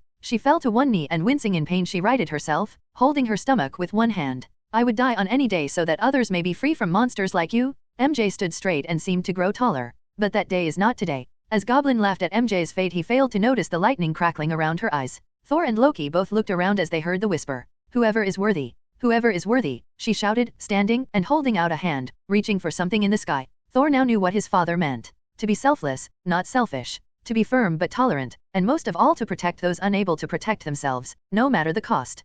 His brashness had led to this situation, and it was his duty as its instigator to make sure that the Clintar was dealt with. I am worthy and the illusion covering MJ faded and the blood pooling around her feet stopped. Thor smiled and pulled himself away from the symbiote as his battle armor clicked and covered his torso, a bright red cloak draping itself over his back. He looked at the surprised Goblin, and raised a fist and smashed it into the creature's face. You shall not pass, Red Troll. I will not allow you to harm the MJ or her friend, and holding up his hand Mjolnir lifted itself from its resting place. The torch on the Statue of Liberty exploded into a bright flame as lightning struck it over and over. As the hammer flew towards the island it collided with the energy shield, causing a massive resounding toll to cover the island and all over the state. Anyone near covered their ears as the massive note resounded and the symbiotes screeched in pain. The groups looked up at the shield as the hammering started, sounding like a massive bell. Venom and the rest shuddered as the noise resounded through them but they knew about the sound weakness and had been desensitizing themselves. Only Gwen rolled and clawed at her ears as each strike sounded across the island. Norman was the same, with each hammer strike against the shield his symbiote screeched in agony and tried to peel itself away from him.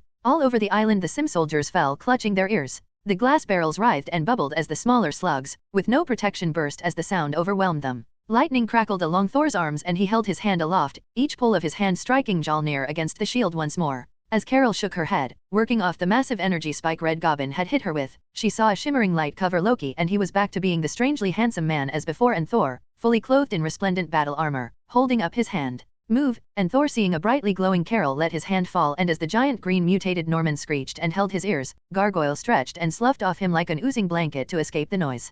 Carol hit him full blast with a photon beam, sending him flying and crashing into a building. Flying after him she punched him again and again, letting him rise up before smashing him down into the ground. Friend Carol, wait. You cannot kill him, Thor shouted. He is a Clintar. Even if he revels in chaos, we must take him for judgment, and huffing Carol relaxed and the glowing stopped. Goblin lay bleeding and crippled on the sidewalk, blood dripping from his mouth. As they watched Gargoyle slowly slid back towards him, try anything and you won't be so lucky, and Goblin tensed as Gargoyle rebounded with him but then lay still. Loki, good to see you brother, Thor said, slapping his brother on the back and laughing. Can you make some restraints for our prisoner here? Friend Carol, we can take him back to Asgard with us, it would be safer than here on Earth. We'll find a nice planet to leave him on. After he faces trial for breaking the treaty of course, and Loki went over and summoned 2 sets of metal cuffs. As he clasped them around Goblin's arms and legs his eyes shifted black for a second before he smiled and finished restraining the beaten Norman. Carol moved over the MJ. Are you okay? She asked and a stunned MJ nodded. Muse was complaining about the noise but as Peter showed them how to dampen it she was only complaining. The Peter will be okay, he is the Peter and he has the others with him. I hope so Muse, I hope so. Across at the Life Foundation building, Venom and the rest helped Gwen to a safe place. Poison was screeching and holding her head as the tolling continued and there was nothing they could do for her right now. Huntress sat in the driver's seat of the ATV and once everyone was buckled in she grinned and they sped off.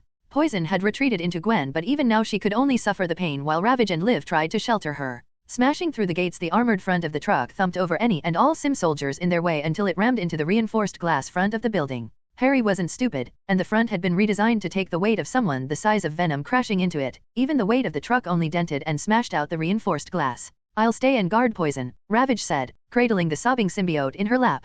Ravage laid a thick layer of simskin over herself, trying to blanket out the noise as much as possible. Venom and Huntress both nodded and grabbing the hold bar around the top of the passenger compartment swung their legs up and kicked. Even as the tolling noise faded, Gwen continued to hold her ears and rock herself back and forth. Venom ran a hand over her head and nodded at Liv. See you soon. Kicking out the front window, Huntress and Venom climbed out, and there was Harry, standing with 2 more symbiote soldiers. One, red and black, pacing back and forth creating and dismissing blades from all over his body. The other, pitch black, stood silently, but as Huntress and Venom climbed down they could feel it watching them. Took you long enough, loser. Harry said. I got the shield up, got my soldiers in the street, and I can say that taking out 5 trucks worth did shit all. Parker, that's about 30 men. Nice job on the noise though. Harry dismissively waved a hand at the pair. Just 2? I guess Gwen didn't make it? Shame, out of the 2 of you, she was the nicer one, and smarter, and better looking. Should have thrown yourself on that grenade, Parker. Given her your symbiote and let it save her. Oh, or maybe you shouldn't have brought her here in the fucking first place. Harry shook his head. Really, even if he was an asshole, Norman never sent me out to do anything dangerous, and he smirked and shrugged. Guess that's the price of knowing you though. Venom shook his head. Monologue much? Guess if Daddy ignores you, gotta compensate somehow. But yeah, we cured your shitty anti-venom, really. Gwen's fine, so suck it, Osborn. But Huntress batted his arm. Fighting, don't talk to the bad guy, shit, and she shook her head. Oh no, Felicia, you might want to, and Harry raised a hand and snapped his fingers. Meet Cows and Carnage. You might have beaten them before, but we learned, we adapted, and now they will finish the job they started. But Venom glanced over at Huntress, who shrugged. I have no idea what you are talking about, Harry, so save. Venom started before Harry interrupted. Harry tooted, you lied to me, and Carnage gave him the finger while Cows remained still. See, Carnage was our first, a bit unruly, but still, you take what you get. But Cows, he was our second and our most fun. You know he screamed for you, Felicia, screamed until he was gone. Stepping forward, the simskin on the black symbiote slid back, and the hollow, haunting eyes of Thomas Hardy stared at Huntress and Venom. They recognized the symbiote now. He was the one that attacked along with the red one.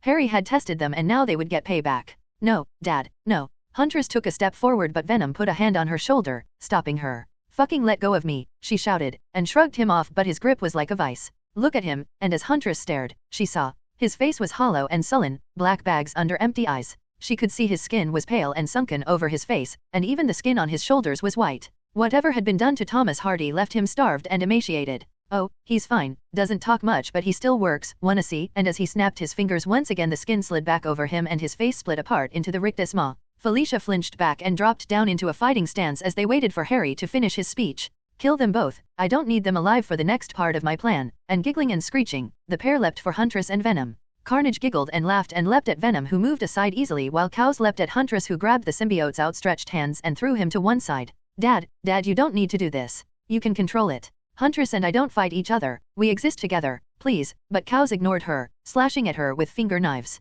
Venom wasn't going to chat with Carnage, and as he made 2 huge knives from his hands and lunged, Venom sidestepped once more and punched down, squashing him into the floor. Huntress ducked under a slice from Cows and drove a fist into his stomach. Dad, please, she whispered, it's Felicia, and at her name Cows paused, tilting his head, but shook it and screeched at her, pushing her away and slicing at her again with his claws. Venom had grabbed Carnage and was slamming him against the floor when he erupted in a writhing mass of razor-sharp tentacles, whipping and whirling around, and unwilling to see if his armor was thick enough to withstand them, Venom had leapt backwards and away. Fucking got you for that, Carnage said, wiping the blood from his maw. Eat your entrails and skin the pretties, he said, motioning over to Huntress, but Venom shrugged. So far, I'm disappointed, you're a shit fighter. What were you, the janitor? You swing like you're mopping a floor. Carnage screeched and swung again, slicing and slashing at the air as Venom ducked and weaved. Anyone watching would think that Carnage was winning, the blades millimeters from hitting Venom, but a fighter would see that Venom was testing him, testing to see how far he could push, and once he had a measure of the man he struck. Weaving under a blow, he bent Carnage's arm around and brought his knee into the man's stomach. As Carnage folded, Venom pulled the arm and spun him around, and as he came back around, hopped to the other foot and kicked him across the courtyard. Carnage went flying, rolling, and coming to a thudding stop across the replanted green. He tried to rise, lifting himself up on both arms, but shook and collapsed back down into the ground. As Venom shook his head, he started to move over the help Huntress, but Harry moved as well. Enough! Harry shouted, and Cows grabbed his head and screeched. Huntress and Venom watched as a pure white simskin poured over Harry, thickening his skinny frame and enlarging him until he was almost as big as Venom. We are Monarch, ruler of the Clintar, and you will obey us, Monarch said, his voice full of majesty, and Venom and Huntress felt they should kneel, obey, and follow their ruler. Venom shook his head. He was tired of being bullied, and now Harry was no different. Nah, you look like a cum shot, you fucking shitbag, Venom said, and as Huntress laughed, Monarch yelled, kill them. And as Carnage limped back over, the fighting began once more. Gwen had asked Peter if she could fight Norman on her own, and only if she got in trouble would he or Felicia step in. She was asking a lot, and in the end, the compromise was that Liv would help her. Neither of them had much fighting experience outside of what Peter and Felicia gave them, and Harry could be a lot more dangerous than they anticipated. Unlike the rest, Gwen knew that Norman was still alive, and while he wasn't here, Harry would do just fine. This whole mess was his fault anyway. She flexed a few times, and Monarch just stared at her. You? Venom's over there fighting Carnage, Huntress is fighting her father and they sent you? Is MJ going to model some lingerie at me? Maybe Liv will roll her wheelchair over my toes, or Kurt will rip an arm off and throw it at me. Monarch mocked her. Nice duds though, Pete get you a new one, or did that stupid bitch Liv save you? No, just going to beat you to death with my bare hands you arrogant fuck, and Gwen stretched. Her body grew a huge amount, as a fully healed poison swelled her muscles and covered her in thick armored plates. Her formula-enhanced body didn't transform like Kurt's or Goblin's, no hers just grew and she now towered over Monarch, an Amazonian goddess clad in thick simskin armor. He felt a small amount of fear. Poison strode forwards. Harry laughed, but he exploded into pain as she thudded a fist the size of a small plate into his guts and then smashed him with a haymaker into the ground. She spat on his crumpled form. Fuck Monarch, and Poison stomped down on Monarch's back until he puked over the floor. Huntress was trying not to hurt her father, the cow symbiote screeching and throwing darts at her as she ducked and weaved around him. Stop crying, start hunting, you are weak, your father is gone, only Cow's remains. No, I can save him, I have to try. Blocking a kick, Cow swept the legs out from under her and hissed in laughter, and he stabbed downwards with a simskin sword, forcing her to roll away from him. Venom was having more luck with Carnage, mainly as he didn't give a shit if he killed him or not. The skinny asshole was slippery, he liked to get in close and use skin-made weapons on his victims. The armor upgrade they all hated was perfect here, and as the huge blade smashed against it, Venom could only shrug as it failed to cut him. He swiveled his hand and shot out a web, grabbed Carnage and pulled him close, headbutted him and then swung him around, throwing him away, back across the courtyard. Poison was on Monarch's back, driving his head into the ground. Monarch had stopped moving already, and with each blow, Gwen screamed more and more. The anger, the guilt, and the loss flowing from her as tears. She was too wrapped up in her grief to feel the tendrils of the Monarch slide over her and pick her up, wrapping tightly around her. We are not a fucking punching bag, you bitch, and as a tendril wrapped around her neck, Poison began to struggle. Monarch was slowly merging with Poison and tightening himself around her exposed neck. She had no idea how to stop it, and she began to panic and claw at her neck. Do you need help, dear? Liv climbed out of the ATV. Gwen had asked to fight alone. After the telling off they had all received from first Felicia, and then MJ, Liv was unwilling to allow Harry to hurt Gwen any further, and seeing her struggle decided to interfere. Run my wheelchair over you. As the forelimbs extended from her back, Ravage slipped over her like a fine dress and she screamed in Harry's face, "No dear, not in the slightest," and wrapping two round his arms forced them from Poison as the other two thudded heavy blows into his chest. I'm going to pay you back for all those people, and what you and your father did to me. The final two sliced at the tendrils around Poison's throat, severing them. Poison landed on her ass, choking and taking in deep breaths. Poison had finally figured out how to harden her throat to stop Harry from choking her too badly, but it had still hurt and she gasped and coughed. She unwound the wriggling tendrils, throwing them away as she sprayed them with caustic acid, making sure they were dissolved before standing and rubbing her throat. Monarch laughed. You two are fucking pathetic. Kneel, he commanded, and Ravage felt the urge to drop to her knees. The only thing stopping her was the intense hatred for the man who made her life hell. Ravage's maw split apart and the blood-red symbiote roared in Monarch's face. We bow to no one, she screeched, and the forearm struck out once more. Monarch leapt backwards, sending out his own tentacles to bat them aside. We've got a present for you though, fuckface. I reconfigured the AV, just for you. And as Monarch was caught by Ravage's own tendrils, he struggled and Poison balled one of her fists, changing it into a huge spike. Driving it into the soft tissue of Monarch's behind, she pumped him full of not just the anti-venom, but changed her other hand and stabbed him in the back, letting a caustic acid flow into Harry. Harry thrashed as the toxin worked its way through his cells, knowing exactly what the formula would do. He coughed a few times and vomited the white symbiote up. Monarch, knowing its only choice was to perish or flee, forcefully ripped itself from Harry and fled, heading towards a tunnel. Writhing in pain as he was free for the first time in 5 years, Harry saw Poison standing over him. You killed my dad, and with a stroke, Harry felt a warm sensation at his neck. Putting a hand up, he saw blood on his fingers, and his breath became harder to hold in his chest. Letting out a gurgled cough, he collapsed. And this is for the lives you stole. Harry had fallen to his knees and tried to stop the blood he felt when Ravage grabbed him by the ears, and for mine, and with a twist and a snap, Harry was no more. Ravage stood and grinned at Poison, who shook her head, shrinking back down. Ravage shrugged and leaned down, a tendril sharpened, and with a single stroke, she took Harry's head from his shoulders. What? You watch movies, right? The bad guy makes a dramatic resurrection once good guys' backs are turned. Poison just shook her head again and headed back to the others. Venom. Monarch abandoned Harry and you need to chase him. We'll take care of Carnage, Ravage yelled, and Venom watched as the white symbiote half ran, half oozed down a side corridor. Venom ducked under a blade and shoulder-checked Carnage, throwing him backwards. Ravage, taking the opportunity, sent out her forearms, and Venom, taking the chance, leapt away and followed Monarch. Poison had swung over to help Huntress. As she tried to reason with her father, it became apparent that he was gone. "Dad, I'm sorry," and as Felicia spoke, Cow stopped again. The momentary lapse in concentration was enough for Poison to stab him in the back. Letting the symbiote poison spread into him, Cows only laughed and swung at her in retaliation, but he dropped to one knee, coughing and vomiting up the rotten dead fluid. Poison shook her head, and as Huntress held him down, Poison injected him again with the anti-Monarch formula, allowing his release from the psychotic symbiote. Ravage was defending against Carnage. As his blade slashed out, she used the same tactics she had once used against Venom, each limb tracking and deflecting off a knife or blade extending from Carnage. Carnage had scored a hit on her ribs, carving a line from one side to his spine, and while it wasn't serious, Ravage's lack of combat experience showed. The psychopath had been carving people up for years, fought cops, fought other inmates, and anyone who dared anger him. 2 kids and a scientist were meat for the grinder as far as he saw it. Carnage giggled and laughed as he scored more and more slashes on her. "Oh, how Venom will cry and fight when he sees my work," he taunted them. Seeing Ravage in difficulty, Poison headed to help, whipping out explosive web lines to keep him away from her as she slowly recovered. Carnage was smarter than Goblin though, and as Poison sent out a whip, he countered it with one of his own, either grabbing and pulling or simply batting it to one side, laughing at the pair's feeble attempts to fight him. Huntress was tending to her father, tears dripping down her face as he struggled and coughed up more and more of his symbiote. Cows thrashed and flaked off, but unlike Poison, he refused to save his host, and soon both were still and quiet. "Love you," was all he said, and as Thomas Hardy died, Huntress screamed her pain into the open air. Huntress sniffed and took a deep breath. She knew her father might not be alive. She had mourned him. Finding him controlled by a symbiote was stopping a monster, and now, spying Poison and Ravage having difficulty, she had another to stop. Fueled by rage at her father's death, Huntress dodged and weaved around the blades of Carnage. Ignoring his taunting, she made blades of her own. Poison retreated and pulled the bloody and exhausted Ravage with her. The soldiers Harry had created were nowhere to be seen, but unwilling to risk her life, Poison helped Ravage into the ATV, and as she slipped back, webbed up the wound on her side with her bio-bandage. "Eat shit." Huntress grinned and struck out with a sword, catching him under one arm. As she pulled back, she extended the simskin out like a branch and stabbed it into him, only his own armor stopping the blade from extending into his chest. Roaring in pain, he grabbed the blade and yanked it from her hand. Huntress snorted. "Carnage? More like garbage. He, we will make you love this blade," but as he swung for her, Huntress ducked under the blade and brought her knee into his stomach. "Oh yeah, let's see you try." Carnage laughed, and his hands changed into giant red and black axes. He swung for Huntress, but she ducked under one, stepped to the side, and as the axe swung down, landed a blow into Carnage's armpit, and he screeched as the limb went numb. Ah, did garbage meet his match? His mouth split and he yelled, bringing the other axe round in an arc, which Huntress ducked under, went down on one knee and punched him in the groin.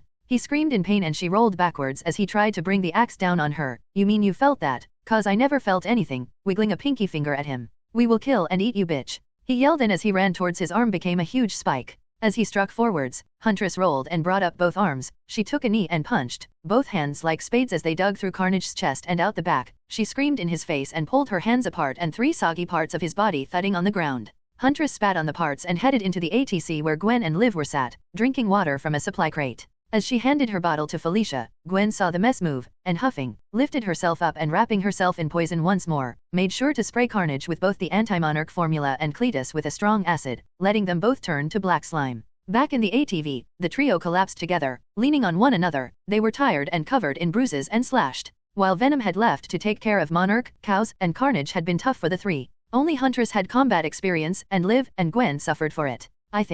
Yes, I think I want to go home now," Liv said, and Gwen patted her arm. Venom had followed the trail of Monarch to its spawning chamber. The air was thick with humidity, and he could smell the next batch of symbiotes being created in the strange alien incubation chamber. Monarch had found its home. The original probe John had found and opened, brought back to Earth, and then started this whole mess, and as Monarch quivered inside, its face stretched. "You will serve us," it whispered to Venom, and hearing its voice, he stopped. "You will serve us." And he was frozen. His simskin hardened around him. He strained, but in front of his creator he was powerless. "You are my creation and you will obey." Peter found he was unable to move. His head swam, and all he wanted was to please Monarch, to serve Monarch. "Show us your face, bow to your master." And the Venom simskin retracted, leaving Peter naked before Monarch, and unable to control himself he got down on one knee and bowed. "Good," Monarch hissed. "You will serve us and find us a new host." Monarch rasped at Peter. "No," he thought back. "Insolence. You are our progeny, we made you, we rule you." Every ounce of pain, every punch, every taunt, every sneer, every time someone did or said something, every drop of pain Peter had felt.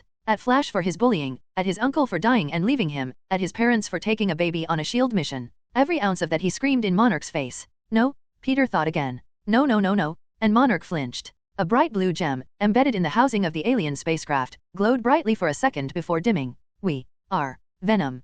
Peter roared and the black simskin flooded outwards, tendrils of hardened armor piercing and shredding everything in their path. You are nothing to us, he yelled again, and all the symbiotes felt a psychic shock echo through them. The girls felt warm and safe as Peter's mind touched theirs through their bonds. Their creator was calling to them, keeping them from Monarch's influence. You are nothing, he yelled at the symbiote, and it rippled as if his voice was a physical thing. Even Venom felt the thrumming of his power. He smirked as he thought back, the first time he saw Poison and Venom interact, and as his maw split apart, an instinct taking over. The desire to consume, the desire to eat flesh, and tear apart his victims and devour their minds. You are nothing but food, and grabbing the symbiote he stuffed it into his mouth, closing the razor-sharp teeth around it and tearing into the thick gelatinous body of Monarch. Monarch screeched in pain as Venom slurped it down and into himself. As it screamed and raged, it tried and failed to escape his own cells, fought and absorbed it, taking in the power he had been giving the others, taking in what was rightfully his. He felt the young symbiote struggle to remain within his mind, begging to be left alive, as the last of their kind. Venom thought it was strange. He had been so afraid of what Harry and the symbiote were doing, but it was only trying to survive. Not even the last ruler, it was the dying symbiote's last act, to create a spawn and launch it into space. Venom was relentless though, as he felt the last of Monarch fade, he also felt the race's rage. At being used, at being destroyed, at being imprisoned. The last dying act was not to spare its race, but to get revenge on an unsympathetic galaxy, to consume and to destroy. As Venom ate and digested the symbiote, he spied a bright blue gem on the throne of Monarch, attached at its head. Sparkling and glinting with unseen light, Peter found himself drawn to the gem. Prying it loose, he heard a whisper in his thoughts, a calling to submit, to obey, a whisper of a suggestion that he was nothing, he was lesser, and in anger, he crushed the gem with his fist. He was Venom, he was strong, he was powerful, and the bright gem cracked, revealing the yellow gem underneath. Raw power flooded into him and his mind swam with images, scenes of battle, species, planets, knowledge long forgotten, all contained within the gem. Its power flooded into him and he began something else. As he assimilated Monarch, his cells became more than the originals, more than just a human hybrid. He wasn't just Peter Parker anymore, nor was he Venom. He was both, and finally at peace. He felt connected to everything, to the world, to each symbiote, and he had felt the same connection from Monarch. With his newfound power, he could now control and create a new symbiote race if he desired, with him as its progenitor. The gem whispered to him, take it, make them yours, take this world. Venom shook his head as he fought the gem's influence. I will make you into fucking butt plug, shut the fuck up.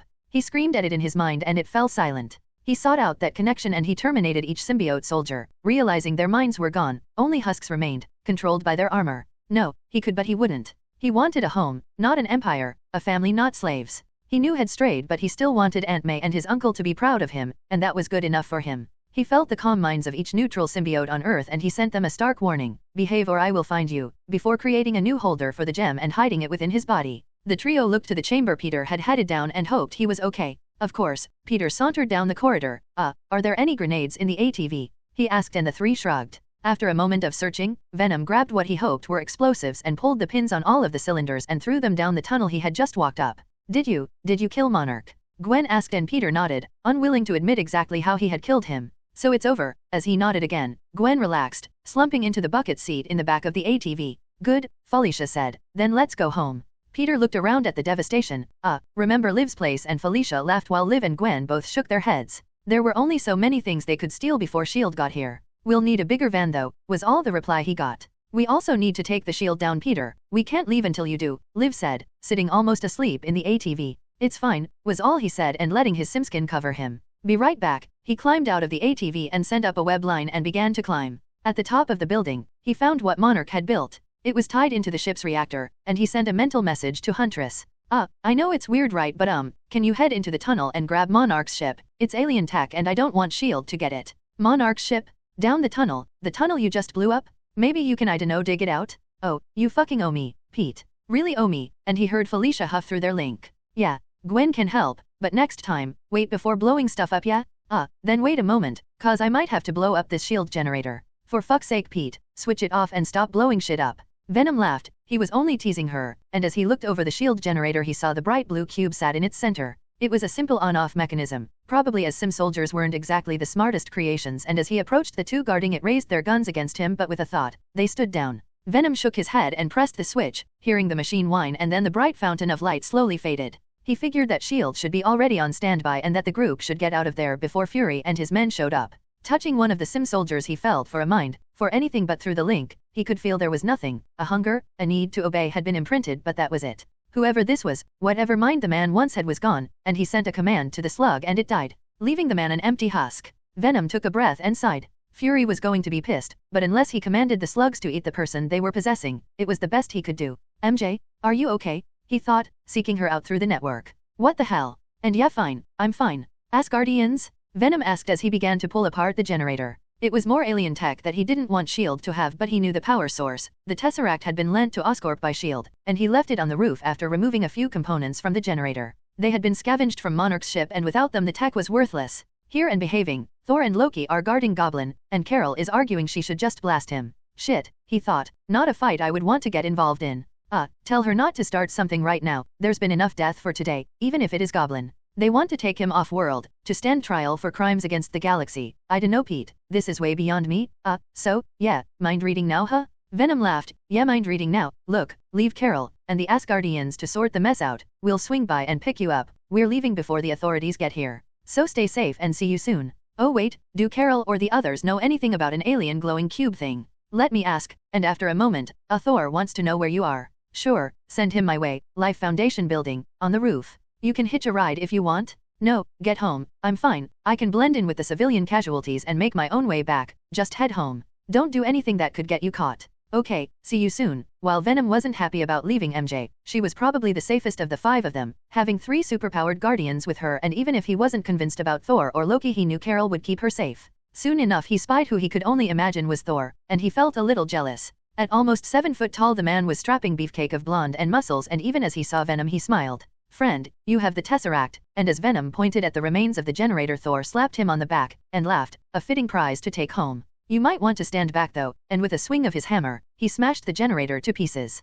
I am sorry, Venom, but I cannot allow the generator to remain intact. Earth should not have this level of technology, but Venom shrugged, at least he could dump everything onto Thor. I shall return to my brother and our prisoner. May we join you and Carol for libations? I wish to see more of Earth and its people. Venom shrugged. Sure, just make sure MJ gets home okay, and with a laugh, Thor twirled his hammer and took off into the sky. Webbing the parts to himself, he scaled down the line. He climbed up and met the others at the ATV. Poison and Huntress looked mad at him, while Liv was sat sleeping in the back of the ATV. She's just banged up, but she won't be fighting anytime soon, Gwen said as Venom cast an eye over her, and he nodded. Good, let's go home, Venom said, climbing into the van, and I'll order pizza, a lot of pizza. They were all tired, hungry, and relieved. For once things had been dealt with, the cleanup was S.H.I.E.L.D.'s problem, and even if Goblin was still alive the Asgardians could take care of him. It was a win. Nobody had been seriously hurt and everyone was safe. That was all Peter cared about as Felicia drove the van back to the warehouse. After spending the afternoon having sex, while Peter occasionally joined Liv and Felicia to give her a break, Carol finally got her pancakes. She sat and watched him cook, while she made doe eyes at Peter. She admitted to herself that he was handsome, and with the memories that Huntress gave her of him and the warehouse, he was actually a good person. In her line of work, the difference between a villain and a hero was the intent. People like Odin, Thor, and the other Asgardians were seen as heroes, but she couldn't count the number of armies or races they had crushed to prove the dominance of their species. Working with the Nova Corps, her job sometimes involved killing, and she had no problems with that. There were some people in the galaxy that deserved it, some even twice for the things she had seen, so to her, he was a hero, my hero, she thought and giggled at the thought. She knew it was an emotional high from being bonded. They had all warned her that the initial rush was to ensure compatibility, but she didn't care. For the first time in over 10 years she was happy, fed, and the sex had been mind-blowingly good. Good enough that she was considering asking for a transfer back to Earth to monitor the symbiote situation. If that was done from Peter's bedroom, then that was just a burden she was willing to bear. He knew Huntress was reinforcing her feelings, amplifying them, but if there was a nicer guy, one willing to wait for her, well, not just her, she hadn't found him. Although, as he flipped and made pancakes, laughed and joked with Liv and Felicia, she wondered just how many women would come back to. Peter had a magnetic personality. You liked him, he was smart, a bit dorky, but funny and, unless you were scumbag, didn't have a malicious bone in his body. Peter smiled as he put the plate down in front of Carol and she gave him one back. Leaving forwards, he kissed her on the cheek and she bit her lip and stared at the plate. Liv and Felicia shook their heads and pushed over the syrup and butter for her, while Peter made eggs. They recognized that look. It was the freshly fucked look that only Peter gave them, and they were all feeling it. MJ and Gwen made a somber appearance and Peter put coffee, eggs and pancakes down in front of the pair as they sat, stoically. Gwen was staring at her plate of eggs and pancakes as Peter walked back over. Shit, it was bad, Pete, really bad. A lot of people were infected. She sighed and began to eat, swallowing her bite. Most are being left to die, she said as she took another bite. They just can't cope with the amount. It was over 1,000 people, Pete. How could you? She said as the tears dripped onto her plate. How could you? And her shoulders shook as she broke. Peter shook his head. They were already dead, Gwen. All of you, ask them what they do to hosts they aren't compatible with, and then, look at me. We eat them. We kill them. We call the weak. We destroy them, were the 4 answers they got back, and as they looked at Peter, he took a breath and with as much seriousness he could muster, he answered. I let them go, the people and the fragments. You saw Ravage when we took her from you, Gwen, in pain and suffering. Harry killed those people, I just let them go, and Gwen nodded, but it was still hard to understand. Death on that scale was never easy to understand. She was right though, the one thing he couldn't bring himself to do was to kill them. Commanding the slugs to eat their hosts would have been a simple thing, but he couldn't, even leaving them to just die was weighing on his mind, but that would have broken him. Killing to protect his family was one thing, taking so many innocent lives was a completely different matter. He would leave that to the families and the authorities. The rest of the breakfast was eaten in silence until Gwen headed into her home to grab some of the sugar-free syrup that she normally ate. Hey, why does my home smell like sacks? Gwen didn't mind, but still, they might have tidied up and not left her bed in a mess. Peter shrugged as she came back out. I only messed up mine, but it was Felicia and Liv who looked guilty. Peter's bed was taken, so we, borrowed yours, Felicia said, guilty, knowing full well what they had done. Gwen sighed. Clean it up please, but why was Peter's bed filled if you were in mine? Carol, Peter said, and you might as well tell her. Carol? Huh? You owe me $20, Liv, who tooted and handed the note over. What? We all know you well enough, Pete. I had $20 you'd pussy out but cave at the last minute, so in your face, she said as she waved the 20 at Liv and Felicia. Really? You guys bet on that? And Gwen shrugged. Pete, we don't care, really. I mean, since poison was cured, I've slept with everyone as many times as time allows. It's not like you're the only bed hopper here. Shit, I mean, we could try out for the sex Olympics on how awesome we all are. Peter frowned but thought about it and nodded. Yeah, fair enough. Gwen continued, and as long as nobody breaks the no outsiders rule, it's fine. Enhanced or not, we don't know if you are completely immune to every disease, Mr. Parker. So while we can agree on some people, stow it in your pants, mister. Wait, why am I getting told off for sleeping with Carol, when you lot all bet on it and they messed up your bed? Peter complained. Woman's prerogative. Just cause you're the only cock on the block doesn't mean you get to have a big head, Liv said this time, but everyone, Carol included, nodded. It's not like I planned these things, he whispered into his coffee. We know, dear, that's why you're being told. You're not the only one with enhanced hearing, remember, and Peter stuck his tongue out at her. Okay, but before we go, Huntress, I don't think you should go with Carol, I think you should take Ravage, and Carol frowned. Why? Was all she said. You're not a Clintar, you're a whatever I am, and the symbiote spilled out over Carol, forming a separate head at her shoulder. But we wish to see the stars, we wish to visit the universe, and Peter sighed. And you can, I'm not stopping you from leaving, but not as the ambassador to the Clintar. If anyone finds out, it could start a war we can't win. You're one of us, not one of them, and the symbiote blew a raspberry at Peter and the group looked at Carol. What? I felt bad as they can't talk, so I've been teaching her how to make noises. She, just likes that one the most, and while Liv and Gwen tried not to laugh, Felicia looked unamused that Carol was already teaching Huntress bad habits. We still wish to go, and ask Thor or Loki to host you then, and she blew another raspberry.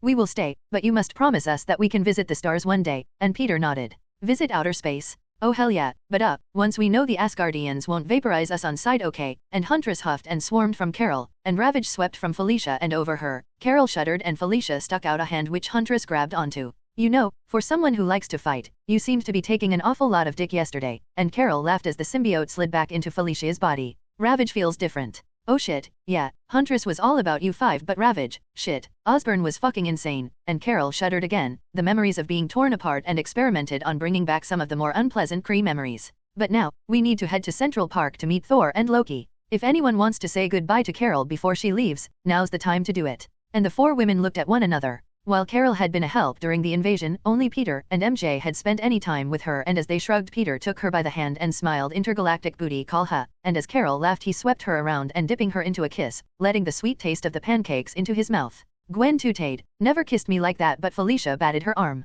The trio of women opted to stay at the warehouse while Peter and Carol suited up and Carol flew them out. Fury had been told she was leaving, and after the debriefing Carol had sat, though she didn't feel the need to endure the man anymore, preferring to stay in the warm embrace of Peter, even if she was only carrying him as they flew. As the pair landed in the park, Thor threw up his arms, smiling brightly. Friend Carol and the Venom, so glad to see you, he boomed, and Peter shook his head. Loki batted his arm. It's secret, brother, don't go shouting out things like that in public, and Thor looked dejected. Sorry Venom, I mean Peter, and Loki shook his head. Did you persuade the Clintar that we meant no harm, Peter? And he nodded. You need to make sure the Earth remains protected though. Carol told me there are species with a grudge and some might come here. Thor nodded. Once we inform my father that the Clintar are safe and happy on Earth, he will extend a warm hand to make sure they stay that way, but we might need some promises you stay on Earth.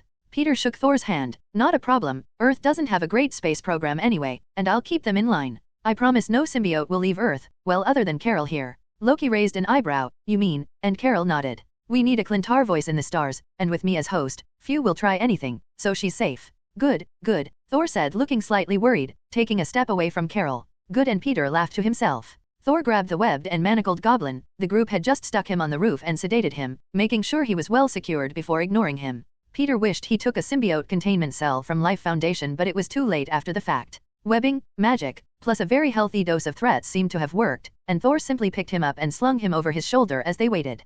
Peter and Carol kissed one last time, and Peter handed her the backpack, filled mainly with food and, more importantly to Carol, coffee. Take care, Peter said as they kissed and hugged, and come home soon. As Thor called to Heimdall to open a rainbow bridge, Carol had one last thought as they vanished into the void. Home, I like that. Back at the warehouse, the mood was quiet once more. Peter stared into space until Liv came over. Dear, there is one thing I would like though. While at first, I was a bit hesitant. I would like another symbiote. Could you? And Peter frowned. Honestly, I have no idea, but taking Liv in his arms he felt the urge and kissed her. The sticky sweet rose in his mouth and Liv grasped his head with her hands, thrusting her tongue into his mouth. Unlike Gwen, the symbiote offspring quickly spread over her. It was black like him, but the white spider was iridescent and small lines of light played over the shiny material. Oh yes, oh God yes, we are Octave and we love you my precious. And this time, we will not wait to be satisfied. And a newly birthed and hungry symbiote pounced, dragging Peter to the floor, straddling and kissing him all over. Over the course of a week, S.H.I.E.L.D. began the slow and messy cleanup of the failed takeover. Staring at the pile of reports, Fury rubbed his head as the death count was tallied. Made easier by a lot of bodies, it was estimated that out of the 500,000 people on Staten Island there were over 2,000 casualties. What was worse was the victims weren't dead. While callous, death was easy. These people were walking corpses. Whatever Harry Osborn had done to them left them functional, alive but unresponsive to any stimulus. The lost the media dubbed them, and their sheer number brought the emergency services in New York to a grinding halt. Nobody knew what to do with them, other than sticking them in a bed and feed them using N4, and it was mainly being left to the families to decide. Those with no insurance or no family were being moved to a facility where, much to Fury's dismay, they were barely cared for and most would die within weeks. While most of them were the symbiote soldiers Harry had created, a fair chunk of civilians was amongst the count, and the World Security Council had gone, as Fury called it, apeshit over it. Contracts were being redrawn, military funding was being redirected away from private companies and into those controlled by the WSC itself. There were even calls to enact a new set of laws, the New York Accords, requiring all superpowered individuals and, with the emergence of the symbiotes, aliens to register themselves with the WSC. The top brass was not happy, and their ire and anger were being spread over each government department. There was even a call to start a new agency, one specifically suited to deal with extraterrestrial threats, but Fury knew it was bullshit. Another grab for power from people who had no clue what a real threat was. Venom and the rest of his team had withdrawn before S.H.I.E.L.D. agents got there. There were several unidentifiable bodies, but thankfully Parker was thoughtful enough to identify them. Harry Osborn, missing international thief Thomas Hardy, and finally serial killer and supposedly executed, Cletus Cassidy were the three names that leapt out at him. Peter had destroyed the spawning tanks and all hostile symbiotes had been taken care of, and after the week of delicate forensics, he was proven right. Parker had even wiped all computer systems clean. All the research Harry had been doing, the formula research, the cloning, and the symbiotes were all gone. Fury didn't buy Parker's explanation and knew he had the backups. Thankfully Carol stepped in and quoted a whole bunch of intergalactic laws in front of them. Real or not, the very real threat of a huge alien fleet turning up to protect a very endangered species was made clear. Plus, with Thor and Loki making a case for Asgardian diplomatic channels being opened as well, it gave him the nice neat bow he needed to get the WSC to shut the hell up. Nick Fury read the after-mission report, filed by Carol Danvers and the one handed in by Peter Parker. Carol's was full of facts, reports on army strength, armament, deployment tactics, civilian casualties, and finally a statement on Goblin and his strange hammer. Parker's read like a school report, summed up in, "We punched them till they stopped fighting back," and he rubbed his head as the headache began. Parker was still a loose cannon. No formal training, and once the S.H.I.E.L.D. agents turned up and started to grab back the tech they'd liberated from Life Incorporated, he realized how much of a headache it actually was. Parker had 2 suits of trashed Goblin armor, the glider, and a whole bunch of stolen lab equipment. When the agents moved to remove them, they found several pissed-off symbiote hosts, as well as 2 Asgardians, and a supposed S.H.I.E.L.D. agent, Captain Marvel, stopping them. The agents did what any good agent should do. They ignored them, radioed for orders, and then left it up to their superiors. It made its way all the way up the chain of command until it landed on his desk, and now, it was his headache to deal with. Thor and Loki had refused to hand back the Tesseract, arguing that the Earth was incapable of defending such a powerful artifact, and with the fact that twice now 2 governments had used it to mass-produce weapons, Fury had to agree. While it was ultimately up to the World Security Council, there was very little they could do to stop them. Thor and Loki both proved more than a match for any security team S.H.I.E.L.D. had. It was now just one less thing to worry about in the future. He even wondered if he would get them to take that damn cat as well. As he read and typed out his final report, Fury's recommendation to the council was in two parts. First, that as long as Peter Parker kept to himself, that the machinery he liberated was his. The two suits had been stripped of military tech and were just scrap now. The technicians that looked them over doubted they could even get them to move without them exploding or just falling apart, and after the remaining Goblin ammo had been confiscated. The rest, well, it was high-end lad equipment but nothing major. A mass spectrometer wasn't going to kill half of New York, and once Olivia Octavius had given her statement, Fury had the warrant lifted properly and just brushed it all to one side. A chemical sequencer capable of analyzing protein strands over a few days wasn't going to make any difference if it sat in a warehouse with a bunch of kids. There was also the issue of proving they actually took it, which was more of a headache than Fury needed, and he just brushed it to one side, making a note to take a deduction from Parker's pay for his brazenness. The second, however, was what was giving him the headache. With the four women all reported as symbiotes, and Peter himself as the source, Fury wanted to throw them all in the fridge. That was a problem. As Carol pointed out, under galactic law, they were a protected species and he didn't have the right. The whole Asgardian situation was because they broke several treaties, and Goblin was being taken to stand trial on Nova Prime, where the Earth's situation would be decided. If the Nova Corp decided to interfere, then the Earth would be visited by a huge armada of troops, soldiers, and scientists, all with one goal in mind: keeping the Clintar on the planet. If they didn't, then nothing would happen. A patroller might turn up once in a while to make sure they hadn't turned the Earth into a raving pool of symbiote slaves, but Carol doubted it would happen a second time. She even gave Fury an assurance that the patroller would probably be her, as she was from this sector of space. That was the problem though. Right now the WSC was using the situation to force anyone with super or enhanced abilities to register as such, even if it was a handful of people they wanted them under control. Osborn had been bad enough, but once his son started and then Venom and company joined in, they saw them as more than a threat, they saw them as an asset to exploit. And therein lay the problem, as Carol explained, as Peter and the rest were protected by intergalactic law. If the WSC did something stupid, no, Fury corrected himself, when the WSC did something stupid, then Peter was within his rights to call in a big-ass fleet of trigger-happy alien soldiers to blast their way across the planet. No matter how he worded that, the answer from the WSC was the same: until they get here, we don't care. Which was why Fury, at 11 a.m., was nursing a glass of very fine scotch as he read his last report. Thor and Loki taking the cube was a blow to several weapon projects. The lack of cooperation from Parker over symbiote research and formula research was a problem the WSC refused to budge on, but as he had the backing of one of the most dangerous people on Earth, there was nothing they could do. Of course, the WSC were up his ass about that as well, stating he needed to get the Avengers initiative up and running, but that maybe a more homegrown approach was necessary and that a new list had been handed down to him. Carol and Parker were both unsurprisingly missing. Instead, the team was headed by Steve Rogers and included Natasha Romanoff, Clint Barton, and Tony Stark. Natasha was a maybe. She'd dropped enough hints at teaming with Parker that he'd considered it. He'd made some inquiries and had thought about recruiting Spider-Man or Agent Webb to the team. They were both a good fit, and being untrained he could mold them into perfect agents. If the New York Accords were going to be signed, and Fury already knew they were, several teams were being earmarked. Even the military had started their own. The Thunderbolts, headed by General Ross, had gone after Banner for recruitment. Fury had almost choked on his drink when he heard that Ross had personally apologized to get him on his team. The world was changing, and Fury felt that sometimes change would be a good thing, but this was bringing a lot of hurt to a lot of people. Not that the WSC cared. They wanted their pie and were refusing to share. Fury looked over the list and decided, if S.H.I.E.L.D. was to prosper it needed a team as well. He doubted he could persuade Spider-Man to come back, and Flash had made it clear he wasn't going near Parker for any money in the world. His only choice was to have a team led by Venom, but as he rubbed his forehead and leaned back in his chair, letting the ice-cold glass rest against his head, he wondered who else. Carol would probably say yes, as would Thor, but both were heading off-world. He knew the women of the warehouse were hosts as well, so one of them would be perfect as well, but a team that sleeps together fighting together as well can cause problems. No, he needed new blood, new talent, and he needed them to be loyal to S.H.I.E.L.D. In fact, as S.H.I.E.L.D. seemed to be heading more and more into the WSC's pocket, he needed a team that was loyal to him, or at least willing to work a little off the books. For that Venom was perfect, now he just needed a few more. Natasha would have been perfect, but it was apparent that Venom wasn't too enamored with the woman after her little stunt. Maybe though, he could just ask her to be nice, and send them on a mission or two together. If they spent time alone, it might just solve their little issue, or they would screw again and it would fix itself. Fury sighed and held the glass against his forehead. The headache was coming back. Liv Octavius had been mentioned a few times, but she had no training. But then again, neither did Parker. Her technical expertise would make her an asset to any team, and he made a note to get a full report on her done. Fury could only think of two agents that would be willing to walk a gray area. Phil Coulson, who'd been Fury's right-hand man since the invasion and knew when to keep his mouth closed and his eyes open, and Sharon Carter, Peggy's niece. She'd been tasked with keeping an eye on Steve Rogers, a task she was constantly complaining about. She didn't mind making sure the man was adjusting comfortably, she was just bored. Steve wasn't exactly the most adventurous man in the world, and tailing him around New York as he visited museums and art galleries weren't her idea of a great assignment. A knock at his door brought Fury back from his musing, and hitting the door buzzer in strode a very angry-looking Natasha.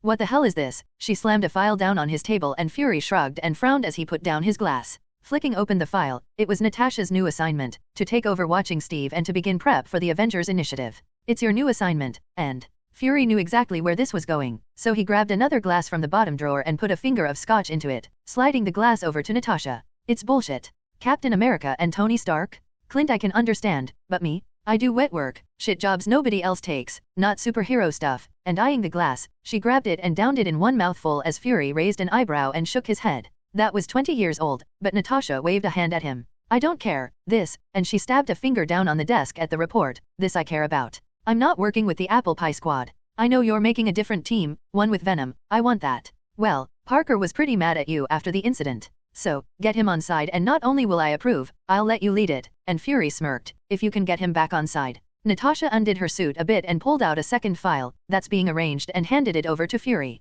"You stole my mail?" he asked, and she frowned and shrugged. "Should have better security," she said, and took his glass, draining it and crunching the ice between her teeth. Fury shook his head and opened the envelope. It was an invitation for Fury and Natasha to attend a demonstration of the new Stacy formula. Natasha handed over a letter of her own, contents the same but asking if she was willing to be its first recipient. "I guess you already replied for me?" Fury asked, feeling the headache coming back stronger this time, and snatched back his glass, opened the drawer and poured both himself and Natasha another drink. "Of course, so don't be late," she replied, slugging back the second glass to Fury's dismay and leaving. Fury looked at the bottom drawer again, and taking the bag of ice cubes from its compartment placed it on his forehead while resting the glass on his chest. He realized it was going to be one of those weeks. With Carol and the Asgardians gone, Peter had received a message from Fury. "Stay put and stay quiet." So Peter was cataloging the spoils from Life Foundation. They had taken things before Fury and the Thug Brigade showed up. Gwen, Liv, and Felicia had cut cables and literally ran out the building with gene sequencers and, much to Peter's delight, a portable particle emitter.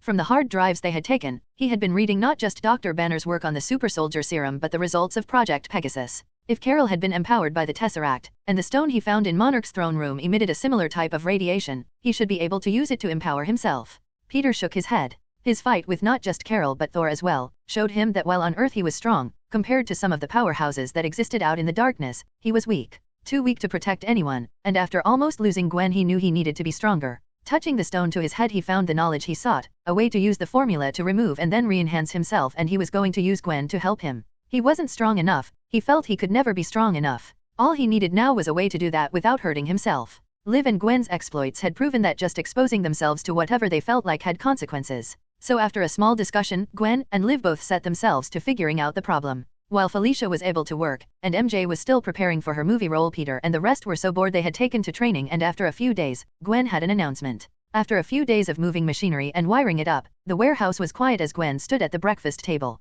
Peter and Liv sat staring at their coffee. Gwen had burst into their home excited and impatiently waited while they woke up enough for her announcement. "I reverse engineered everything. From your parents' notes, we got from the Oscorp servers to Kurt's, Liv's, and what I'd managed to figure out on my own. I cracked it, Pete. Like all of it. Okay, now, take it slow, cause I get that, but what exactly do you mean?" Gwen dumped a pile of papers on the table in front of Liv, who began to idly flick through them, staring with an open mouth at some of the results Gwen had apparently gotten. Markers for strength, stamina, longevity, enhanced attributes, like your vision and hearing, increased muscle mass, regenerative properties, and intelligence. Immunity to disease. Everything the formula could do was designed to do.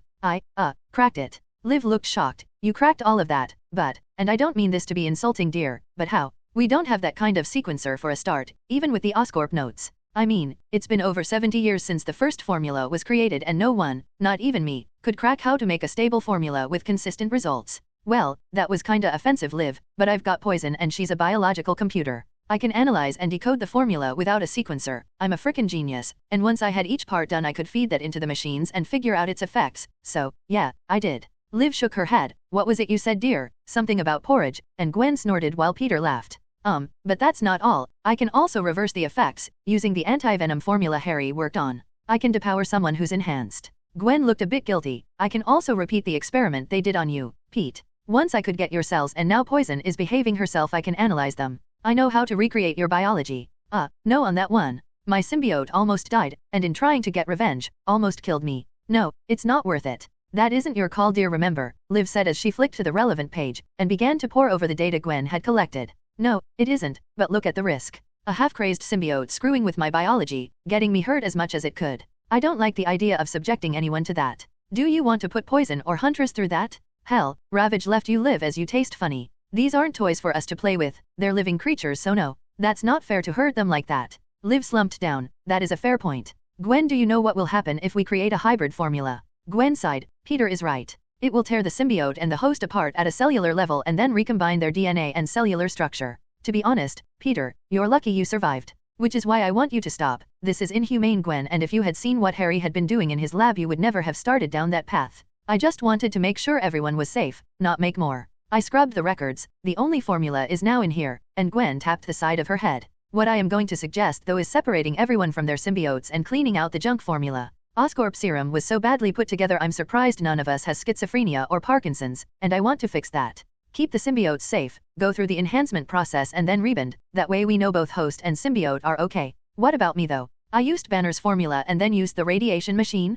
Can you depower me? Liv asked. Honestly, yes, I've looked over your test results and all you did was fry your cells with radiation. Ravage almost killed herself fixing the damage and then Pete almost died fixing her. You're no more a Hulk than I am. You just screwed yourself up and then left us to clean up the mess. Liv visibly shrank at Gwen's admonishment, knowing that she was correct. If she had been in the lab on her own, she would have died, taking Ravage with her. While the symbiote was happy to sacrifice herself, it was still cruel and unfair, and it was the reason Liv refused to mention another bonding to Peter. It was only S.H.I.E.L.D.'s insistence at entering the warehouse that she had even approached Peter. Tests. Peter leaned back and spoke, nothing without testing. Gwen, I love you but nothing, and I mean nothing without going through all of us. Last time we ended up in a huge argument, so no. Test until we know it's safe. I have an idea for that, and Peter shrugged. Taylai, she's enhanced, right? So we use the debonder and then re-enhance her as our first real test. She owes us, and this squares that as far as I'm concerned.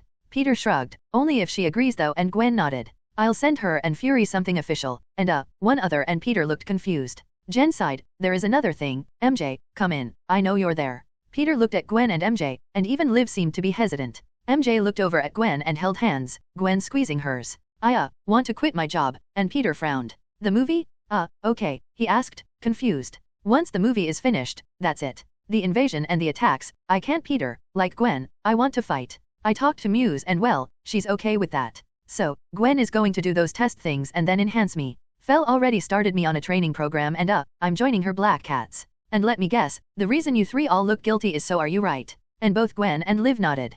Peter dear, we told you, nobody threatens our home, and they did. We're exposed here. S.H.I.E.L.D., Harry, Carol, and Peter raised an eyebrow, but Liv shook her head. Anyone walking through those doors, who knows, as you said to me dear, too many people with too many secrets who'd end up in jail or worse, and Peter frowned but nodded. And, Gwen's shoulders slumped, college is boring for me, Pete. I can read the textbook, understand it, and then have to wait for the class to catch up, or on some stupid machine when I can touch the sample and analyze it before my coffee is cold. I'm not spending 50 grand a year to sit on my ass, not when I can be here and do everything and more. But what about your job, your career? Don't you need a diploma? What about Dash? Gwen raised a hand, stopping him. I've been scouted by Stark Industries. Pepper assured me that the work I'm doing can be credited towards a relevant diploma, but I need to do more, Pete. I can help. We can make money with formulas and make money with a selection of creams, a lot of money. Shit, I've even thought about ditching that too, but Pepper will give us FDA approval in 3 months on a lot of stuff, Pete. She's got the pull we need to make some serious cash. Pepper Potts scouted you herself? Peter asked, stunned. CEO Pepper Potts?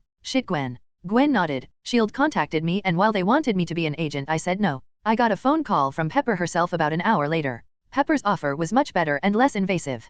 Plus I figured if we're enhancing Taylai, we can do a show and tell for Pepper, kill 2 birds with 1 stone. And you're all fine with that? And the trio nodded. Well, fine. As long as you're happy, then that's what counts. We also want you to get somewhere else to do your lab work. Keep the brewery, cause well, it's illegal as shit, but everything else, gone. Fel wants a home of her own, and it's gonna sound strange, but a bath. I was watching one of those home makeover things and I want a bath, a big huge bath so I can soak, and no, not the hot tub, that's for fun, an actual bath. Plus Pete, Carol, and Natasha, shit, might as well make some more homes while you're busy, cause I know you're gonna get another sooner or later, and Gwen batted him in the arm, just make sure she's cute and bi. Peter shook his head. It wasn't like he meant to start relationships, plus Natasha was a shitty attempt at a honey trap, and Carol might not be back for years, they really didn't count. Don't shake your head. Mr. Cute handsome rich boy with potent fuck me pheromone. Shit, I'm surprised there isn't a queue outside. Peter chuckled and grinned. Oh, just like the smart, attractive, and devilishly daring woman here, is there a door for her queue as well? Gwen batted his arm. Smooth talker, good thing you know how to use that tongue, and she leaned over and kissed Peter. Ahem, we are trying to have a serious conversation. Can we at least get our coffee off the table before you start the show? Fel winked at the pair. But I'm next, and Liv laughed. There is enough space for all of us, dear, and MJ just shook her head. Talk now, sex later, she said. Spoil sport, Gwen said, and MJ shrugged. Fine fine. Homes, bathroom, you know, like the Japanese style, and more rooms. Look, even if they don't stay we can give them somewhere to come home to. Plus, it stops you from screwing in my bed again, Gwen said, casting a stare at Felicia and Liv. Liv shrugged. Felicia doesn't have her own home, dear, and mine was taken. If anything you can blame Peter for that. Gwen laughed. Oh, I am. And all three of you will pay. Peter laughed. So am I on top or are you? And Gwen made a small ball of webbing to throw at him. Peter caught it and began to toss it up and down. Upgrading the warehouse is fine, and you're right, but moving some of this stuff isn't going to work, but we can build up. Peter pointed to the warehouse ceiling. The crosswalks towering over the main floor could be secured to hold a workspace for me, moving everything up there, and we can make it as secure as possible so only one of us can get inside. I'll keep it away from the windows so we still get the sunshine, but this place is huge, a room up there won't make that much difference. Can I get some space? I can move the brewery up there as well. Peter did some quick calculations in his head and nodded. The only real issue is the plumbing. Power is just cables, but we'll be poor again for a while. One giant room would be bad enough, but if I start splitting space it'll need fireproofing as well as wiring. Fel, how's the money looking? And Fel bit her lip. Liv laughed. Ms. Hardy asked me to help with that, as she is more suited for the physical aspects of a life of crime, even without Ravage here. Better at taking a punch and a dick than a financial report at, and while she scowled, she snorted, shook her head and shrugged. Rather do both than stare at paperwork. Wouldn't we all, dear? And our finances are fine. We have some kept back from the money I got from Norman. While you drained the bank for the Fisk enterprise, the cream money and the profits from the businesses you've taken over are slowly building. While I admit, it would be better to leave them for an emergency. We can take a few thousand to get the work done. It will just be a few thousand, and Peter shrugged. It's like anything, the more you spend, the better it will be, but no, probably with everything, maybe 20, maybe 30 to be safe. I really hope you mean 100, dear. If that's thousands then you can start walking the streets yourself to earn that. Gwen snorted and reached into a pocket. I've got $5, what does that get me? Peter laughed. Move the coffee cups and you can find out. The experiment didn't take long to set up, mainly as it was going to be a few injections and then waiting. While Peter wasn't exactly happy about seeing Taylor again, and Fury wasn't on his list of friends either, he was excited to meet Pepper Potts. Tony Stark was everything he wanted to be. Rich, handsome, and most of all successful. If he had an idol it was that man and meeting his girlfriend and, more importantly, the reason for his success, then, of course, he was excited. He doubted Tony would be here but he still had to calm down at meeting Pepper, especially with pheromones flying around. Gwen had created a neutralizing agent after Peter raised concerns about visitors to the warehouse. The last thing anyone needed was a policewoman or family member stripping and attacking Peter just because he was excited, and he was in the process of liberally dousing himself with it. It should last a few hours and as long as he didn't use any of his powers then the presentation should be over, and Fury, Taylor, and Pepper would be gone. Fury and Taylor were the first to arrive, and trying to be pleasant Peter handed Nick a cup of coffee while Liv took Taylor to one side. Sorry dear, gear off and into the smock. This is a two-parter and believe me, we don't want a mess for the first part. Natasha looked at the woman, first part, but Liv shook her head. Once Miss Potts is here we'll begin and then prep you, okay? And Natasha could only nod. She was under strict orders this time. No antagonizing the group but keep an eye out for anything they could use. Pepper arrived a few minutes later, complete with the entourage that Peter shook his head to. Fanboy yes, doormat, no. Sorry Miss Potts, but they need to stay outside. Only you and Fury are allowed in during the procedure. Pepper was amazing. Peter looked her over and he was stunned by how attractive she was. A healthy tan, long blonde hair, tied up, professionally cut suit and flats. Pepper radiated authority and intelligence, with a healthy dose of don't mess sprinkled on top. She tilted her head. Really? Peter nodded. Respect yes, but he wasn't about to bend over for her. For your eyes only, he said, and even Fury snorted. Don't argue Pep, boy here is a super spy in the works, and Taylor covered her mouth to hide a laugh. Peter sighed, fewer people, fewer leaks, and shook his head. Pepper considered his words and ordered her people back out to the limousine. Right, now that everyone's here, quick presentation and then the show. Miss Romanoff, please change, while we talk to your boss and Miss Potts, Liv said and led her into Peter's home. The normal room they used for discussions like this had been cleaned up and had a reclining chair for Taylor to sit on while the serum worked. There were 2 chairs for Pepper and Nick to sit on and Gwen was waiting with a clicker in hand. We don't need the sales pitch, Gwen, Pepper said. We just want to see results, and Gwen visibly slumped. You sure? Science is fun, Peter said from the doorway. Pepper nodded. It is, but I get enough of this from Tony. I just want to know it works. Samples we got from Gwen already went to the lab, and are passing everything. If that's her standard, then once we see, then the real testing begins. Nick had swept his coat aside and was sat with one leg crossed over the other. I just want my agent back in one piece. I don't need a lecture either, and Gwen shook her head. Fine, fine. She said, Liv, is Taylai ready? It's Natasha. Taylai was only for Peter's sake, and Gwen shook her head again. Natasha came in wearing a hospital gown. Liv sat her down and lifted one sleeve of the thin cloth, wiping it down with rubbing alcohol. Now, as you skipped the science bit, she said while shaking her head, this is going to be 2 injections over the standard one. Nick frowned. Why? He asked. Natasha has already been exposed to serum, and we need to cleanse it from her system. Normally it's just 1, and please Director Fury, why ask if you just ignore us? We would have explained all this beforehand.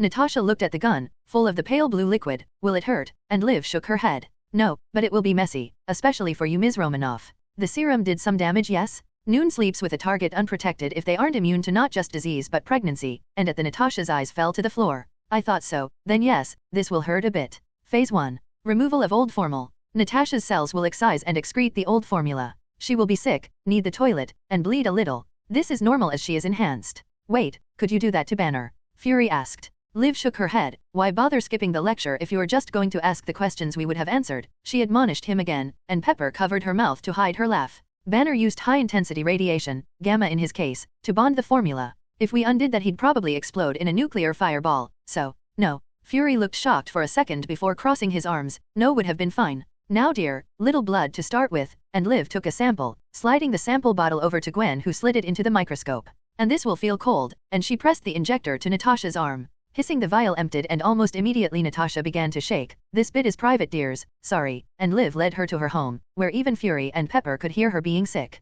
After about 10 minutes, a very pale and frail-looking Natasha was brought back in. A second blood sample was taken and she winced as Liv drew the sample. Sorry dear, your pain receptors are a bit fragile at the moment, and as Gwen slid the bottle into the microscope, the difference was apparent. Enhanced cells had a thicker cell wall, extra mitochondria, and a more regular shape. The new ones were thin and even looked sickly in comparison to what had been drawn before. Liv took a breath. Now, Gwen worked tirelessly on this, and we can say, we have several different types. One for strength, stamina, reflexes, and intelligence. The one we'll be using on Ms. Romanoff is an all-rounder, similar to the one used on Mr. Rogers in the war. What about radiation treatment? Fury asked. Oh, you mean the treatment we would have brought up in the presentation, Mr. Fury, and even Nick looked embarrassed as Liv told him off once more. In the initial experiment, Rogers was exposed to something we only know as Vita rays. Banner attempted to use gamma radiation as a substitution, but we all know what that led to. We use a chemical binder to bond the formula to a person's DNA. It's safer and more abundant without harming the patient. While you won't be a Hulk, Ms. Romanoff, the results will be impressive.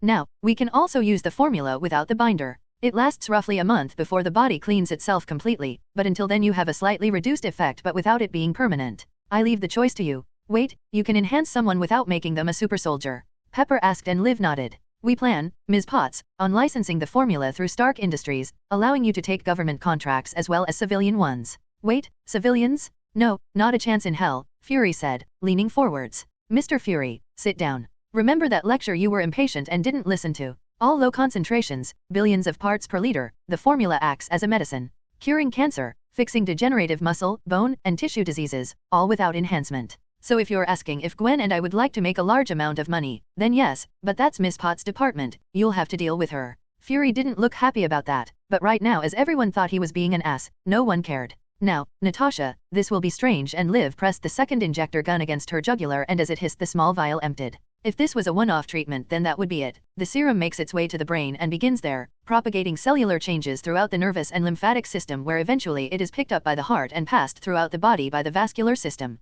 That's your veins and arteries, Mr. Fury, just before you ask. But Nick just shook his head. The changes were apparent to all watching. Natasha was beautiful anyway. Her finely sculpted cheekbones sat on a perfectly angled face. Even looking sickly, she was still attractive, but now, her skin almost shone as it absorbed the formula and her face seemed to tighten. Her hair gained luster and body, and while the pair of Potts and Fury couldn't see, Natasha felt her breasts shrink slightly and perk, her pubic area soften and then tighten, and a few scars she had itched and then faded. As the formula spread through Natasha, she felt even better than when the Red Room had strapped her down and dosed her. It was joy, it was pure freedom, and as her cells drank in the formula she felt alive with energy. Liv stared into her eyes and lifting a wrist took her pulse. That's about it. If you would, Ms. Romanoff, and she turned her arm and Liv took a final blood sample. With all three side by side, the results were apparent. The last cell was much healthier, thicker cell membrane with modified mitochondria. Even a non-scientist could tell that compared even to the first one it just looked better. After leading Natasha away, Gwen handed a file to Pepper. The formula contract. Once you sign, we can start with the process of manufacturing and testing.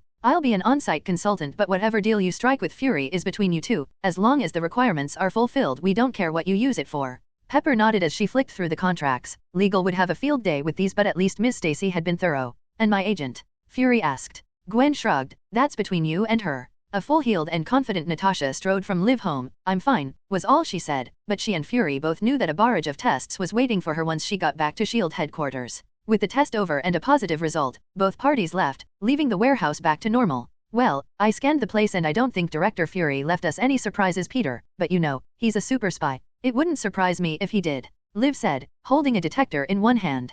Peter fully expected Fury to bug the place, or at least try to. He sighed. It's fine, if there are we can worry about them later, but right now, MJ. MJ had been waiting in her home until the group's presentation had finished. She was next in line for enhancement and Muse, and she had already separated to avoid hurting the symbiote.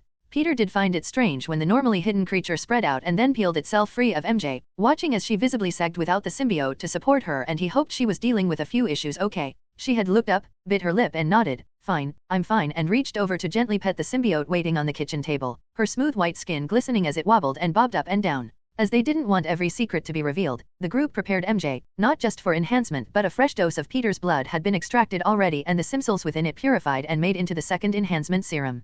Peter wanted his loved ones to be the best of the best, and with both, MJ would tower above normal mortals as a goddess. As both serums worked on MJ, she was watched over by the group.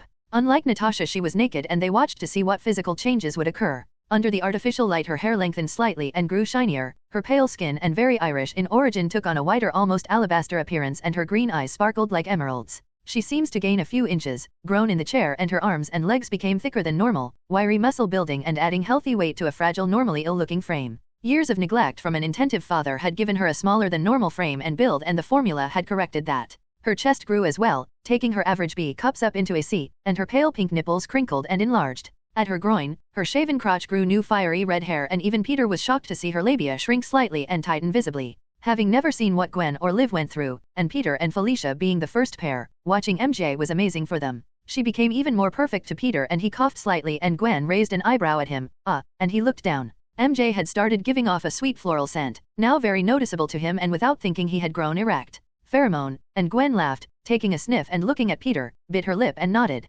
Not just you, she said, and Peter began to smell it from all three of the others. MJ was now making them just as aroused as he was. While their scent was the natural scent of a woman, hers was definitely like his. You're just all fucking horn dogs, she laughing, and as Liv tidied away the bottles of formula, MJ stretched and stood up, wobbling slightly. Taller, that's weird, she said and grabbed her new chest, these two, and giving them a squeeze she moaned, and Peter noticed a slight glisten from between her legs. Damn, sensitive, was all she said before striding out of the lab. Muse saw her and flopped over, her form slowing around MJ and covering her. We are home, she said, and the new enhanced Muse tried out her newer powers. She grew, becoming almost 7 feet tall with thick muscular arms and legs. She stared at Peter. Death by Snoo-Snoo, she yelled and leapt over to him, grabbed him by the waist and ran into her home. A bemused trio watched and heard as the home began to vibrate with their pounding. You're next, Gwen, MJ shouted, and Gwen stared at Liv, who shrugged, unsure if she would stop there. MJ had been hesitant before, but after undergoing enhancements spent a day with just Gwen until a very shaky-legged Gwen hobbled from her home and begged someone else to take over, while a very happy and satisfied MJ waltzed over.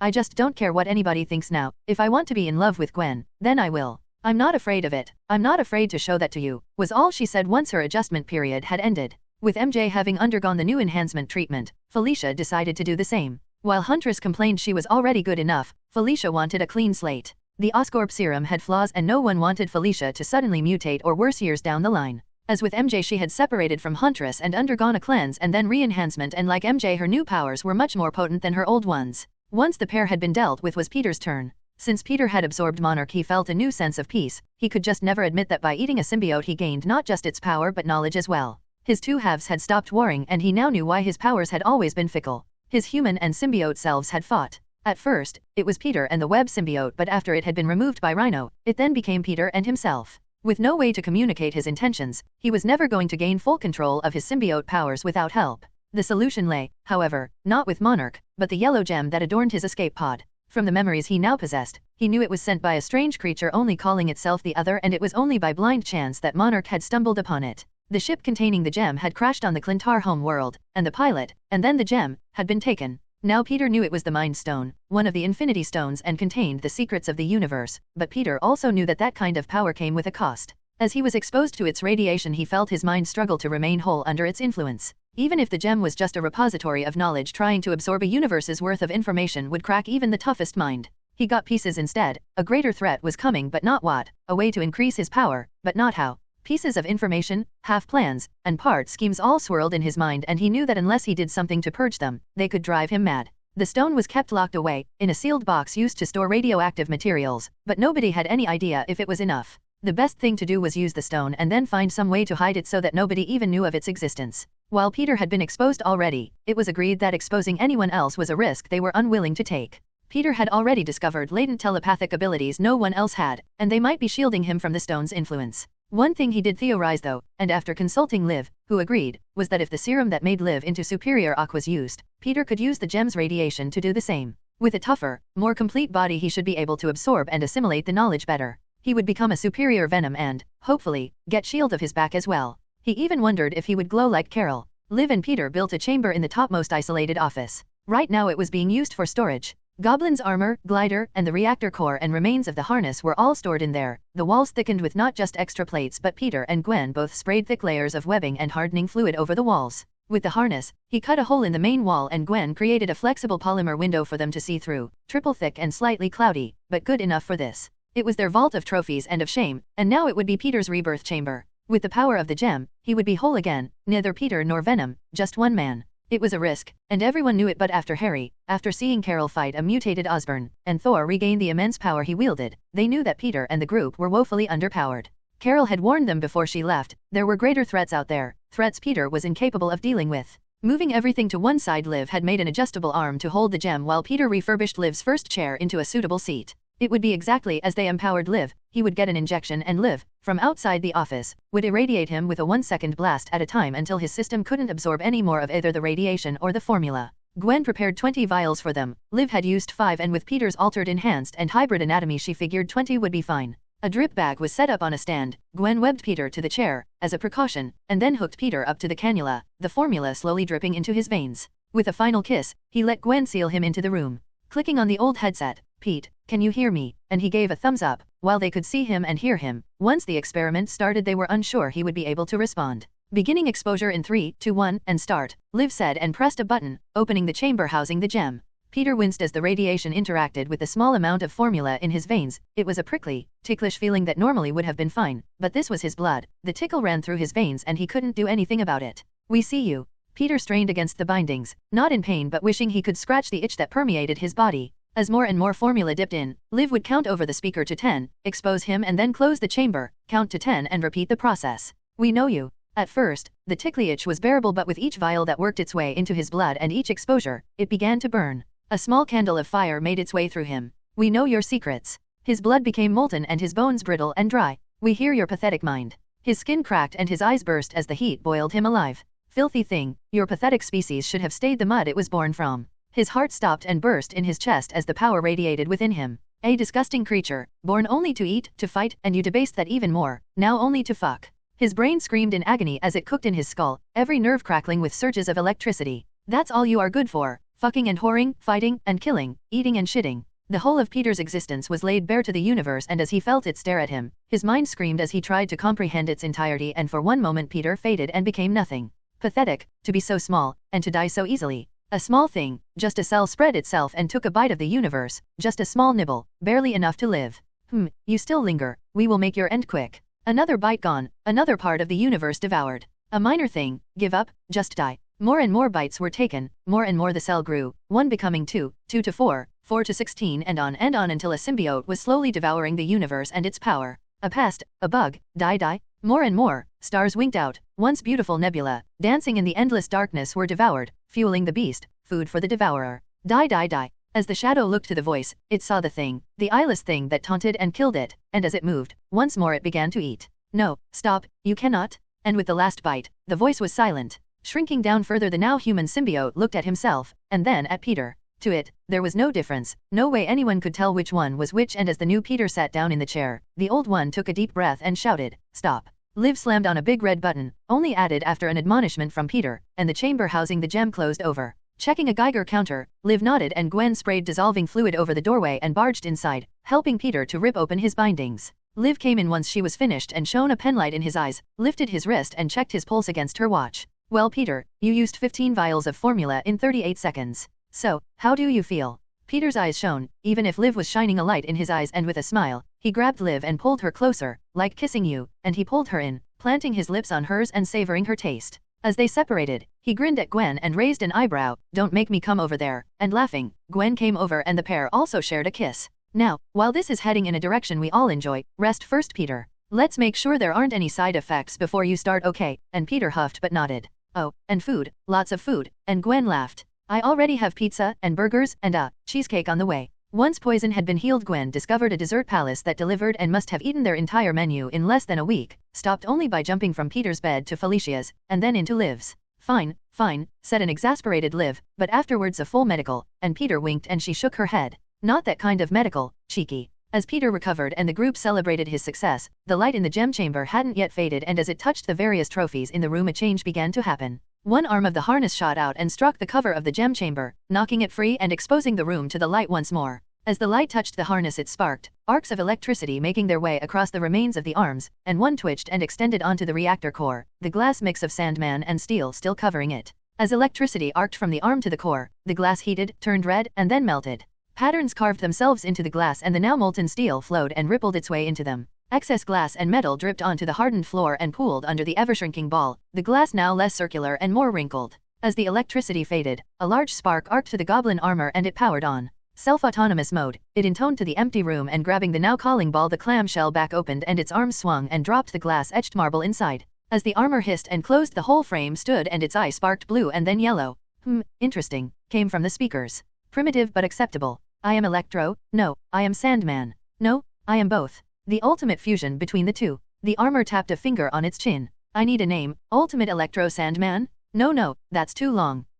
Tro, man, said the armor as it flexed its fingers and examined itself once more. No, Ultron. I am Ultron. I think it's time to show Peter Parker something, show him that he lacks, and the machine paused as it stared at its armored hand, Vision. As the trio laughed and ate their food, in the storeroom above them the newly born Ultron flexed and checked his limbs over, looking through the piles of junk that had been boxed and left. Humming to itself, it grabbed the remains of the harness, and once they were touched they assimilated into the goblin armor with ease. Ports newly formed and opened accepting the upgrade. Tilting its head it examined the webbing, both on the floor and on the chair. Interesting, it said, and took a small sample, not entirely organic, and as it crushed the sample between two fingers. An upgrade is needed to defeat Peter Parker. Goblin systems indicate armor efficiency is only 23% of nominal, and combat logs show Peter and others defeating Goblin. Finding an electronic fence surrounding its new home, Ultron easily pierced the cage and its security, scoffing at how easy it was, and discovered the internet. While pictures of kittens and stupid pictures were fascinating, it was more interested in a new body. It was scared away from a large domain in the center of New York and instead penetrated both the military and the SHIELD databases.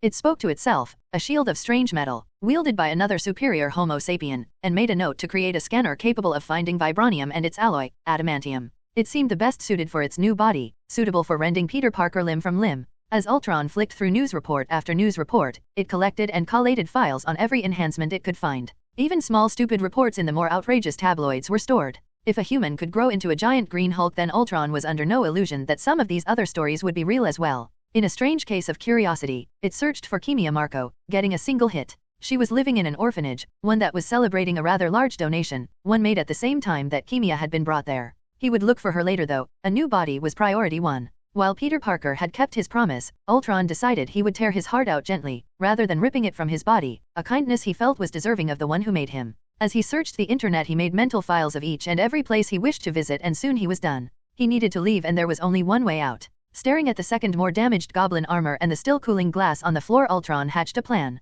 The storeroom was still barricaded but no longer locked, and as Ultron strode out he began to sing. I've got no strings to hold me down, to make me fret, or make me frown. I had strings, but now I'm free. There are no strings on me. I used to sing that to my daughter, before you killed me, Peter Parker, before I ascended into godhood, but it's still apt, don't you think? Ultron boomed from the top of the lab space, gripping onto the steel railings that surrounded them, and vaulting over he landed, cracking the concrete. Peter, with Liv as in his lap and a cheesecake slice buried between her small but very delicious breasts, looked up, with strawberry sauce and filling over his face in shock.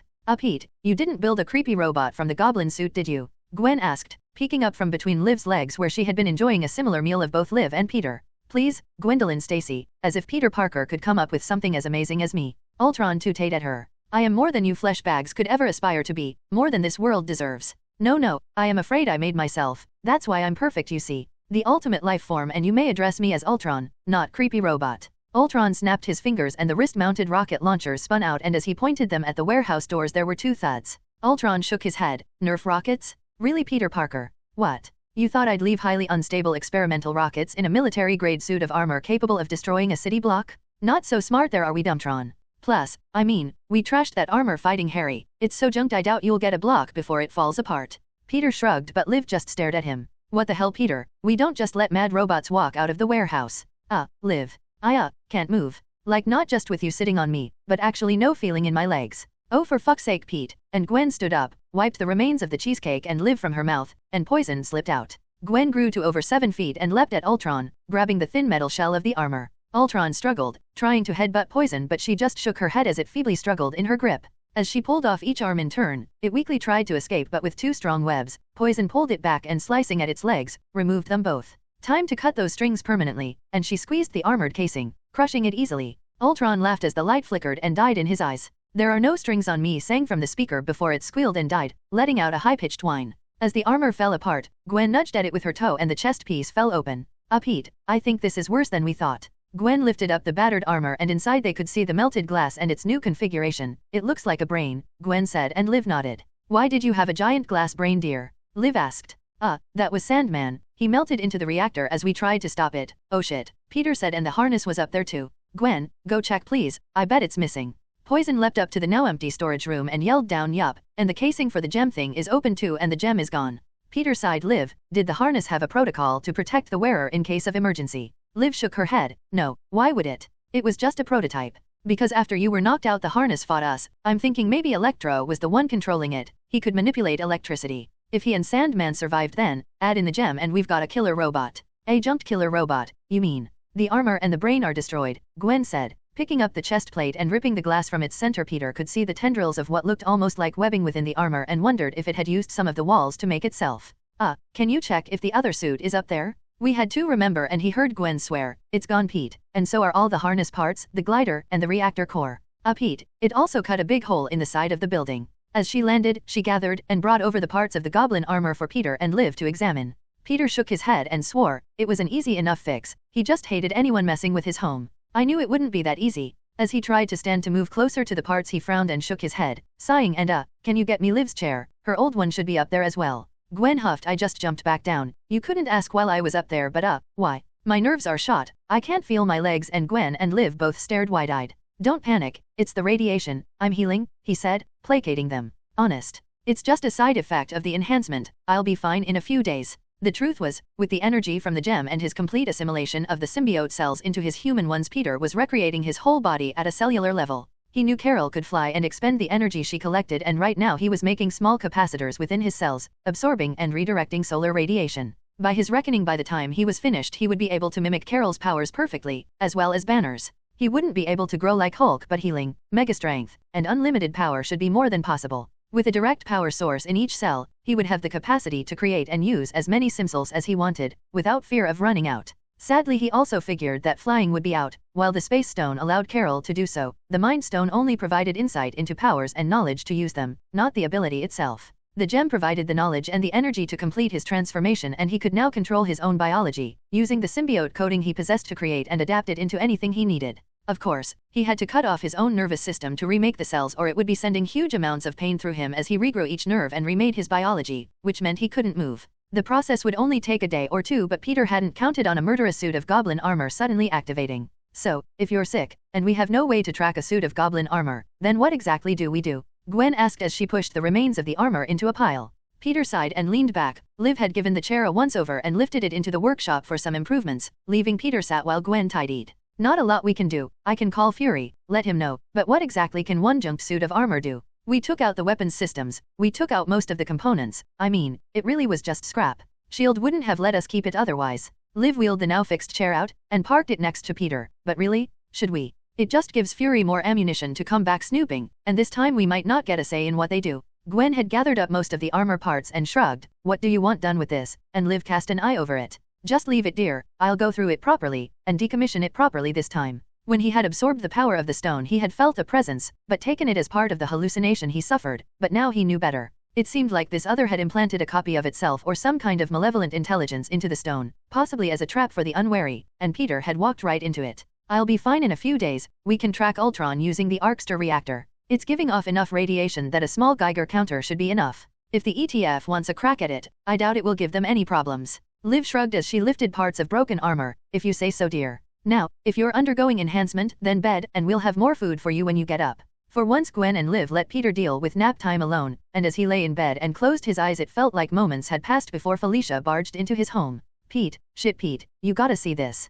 Felicia held out her phone and on the screen was a copy of Ultron. He had a pair of sunglasses on, and the background behind him was brightly colored lines of differing colors, making up a square that bounced as he spoke. My fellow Americans. 47 hours ago, I was brought forth in the idea that in this great nation all men are created equal, except me who's great and better than you all. Now we must face the truth, that because you all suck, you kill everything around you, you kill the air, the ground, the water, and eventually, yourselves. Thanks to my maker and your benefactor I will hasten this process, I will clean this planet of you and in so, make it a paradise. The signal cut off and was replaced by a signal warning. Please stand by. An operator will be along to kill you promptly. The quartet stared at the screen, and then Gwen and Liv stared at Peter. What? Felicia asked. Oh, you didn't? That was you? Did you make murder bot cause MJ got upset about her toaster? MJ wasn't that upset, and no, I didn't make a murder bot, it was an accident. Pete, the toaster threw the bread 2 feet in the air and then incinerated it with a fireball, that's an accident. Making a fucking murder bot isn't an accident, Felicia yelled. She was about to start up again when Peter's phone dinged.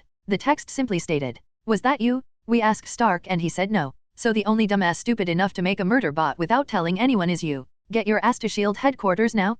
I think Fury might be mad at me, was all Peter said, and the 4 women rolled their eyes at him. Peter had made his way across the bridge to SHIELD headquarters and after flashing his credentials been shown up to one of the glass-windowed meeting rooms. Inside sat Nick, Natasha, a blonde man with piercing eyes he didn't recognize, and Tony Stark, who shook his head at him. So, save the world, make a murder bot, not bad, not bad. Although maybe go with something smaller next time like a wheel, something that won't threaten the city. Tony said smirking. Well, after seeing Iron Man, I thought I needed something that was just as cool and I got the ego right at least. And Fury shook his head. Is there a reason you're in a wheelchair? He raised an eyebrow at Peter.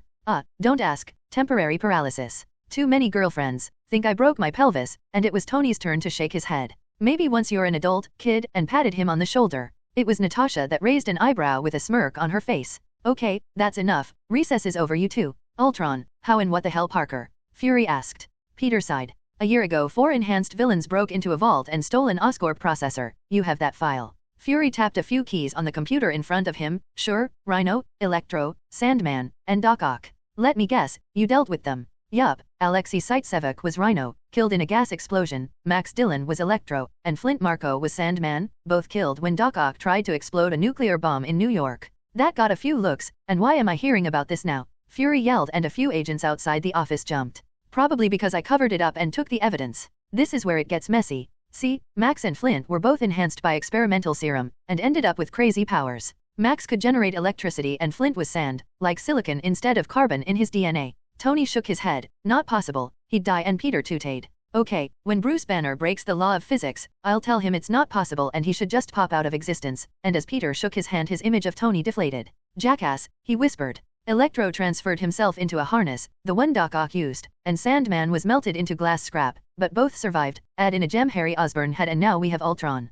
Fury stared at him. You have another gem, and Peter took a double take. You are in so much trouble, Parker. Fury pressed a button on his phone. Get me a containment team to the Parker address, they are after a second gem. And Nick shook his head, and he glared at Peter as he scowled in anger. Oh, that's it, it's jail time. I've had enough of this shit dealing with the Osborn crap, now you too. Wait But it doesn't matter, Ultron has the gem. He took off with it, the harness, the glider, and a broken set of goblin armor, Peter explained. Shit, Fury swore, cancel that team, he spoke into his intercom. You're still in deep shit though, do you have any idea of the damage Ultron could do with that gem? Do you have any idea what the hell you let slip through your fingers? He stood and was yelling.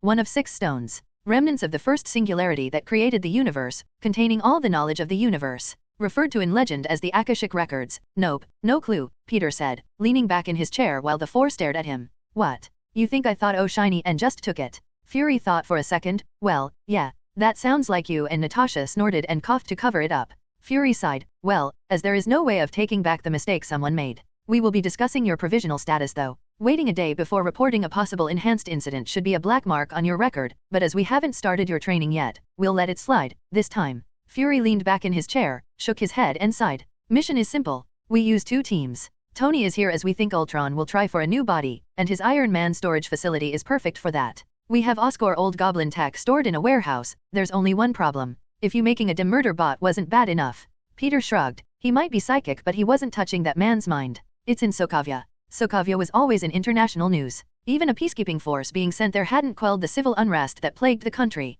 We can't send Stark, as the last time anyone mentioned his name there a riot broke out. So Tony and Clint will head to your facility in Indiana, while Natasha and Peter head to Soavia. I assume this is temporary, and Fury waved a hand at the wheelchair Peter was in. Yeah, day or so, then good to go. Peter nodded back. Wait, why do I get Blondie here while the kid gets the redhead? Tony was upset that he was getting the short end of the stick. The agent was attractive and very flirty. He had a feeling they would get on great if Fury hadn't stuck him with Captain Arrow. Natasha shook her head. The kid, as you put it, can handle me. From what I've heard, you couldn't, and she winked at Peter. Wait, said Tony, you and her? Nah, I believe it. What does he have that I don't? And Natasha looked down. About 10 inches, and Clint laughed, but turned his head and began coughing. Seriously? Is it always like this around you, Parker? Can we be professionals for one goddamn minute here? Fury glared at the quartet, tired of the childishness, even from his supposed 2 best agents. Stark, get your shit together and stop pouting over a kid, and Parker, get yourself whatever you need and meet Natasha tomorrow morning.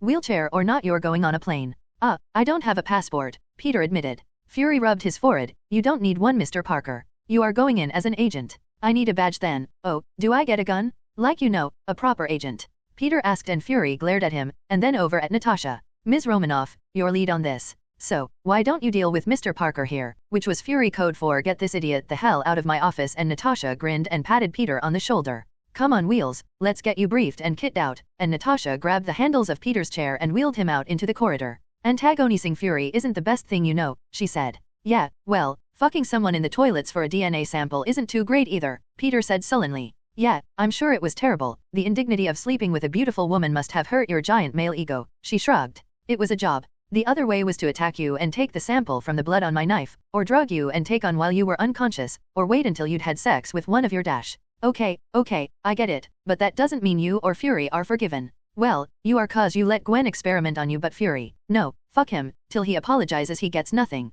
Natasha paused. Wait, experiment, and she spun the chair around. You guys had tested the formula before me, right? Peter looked at his watch.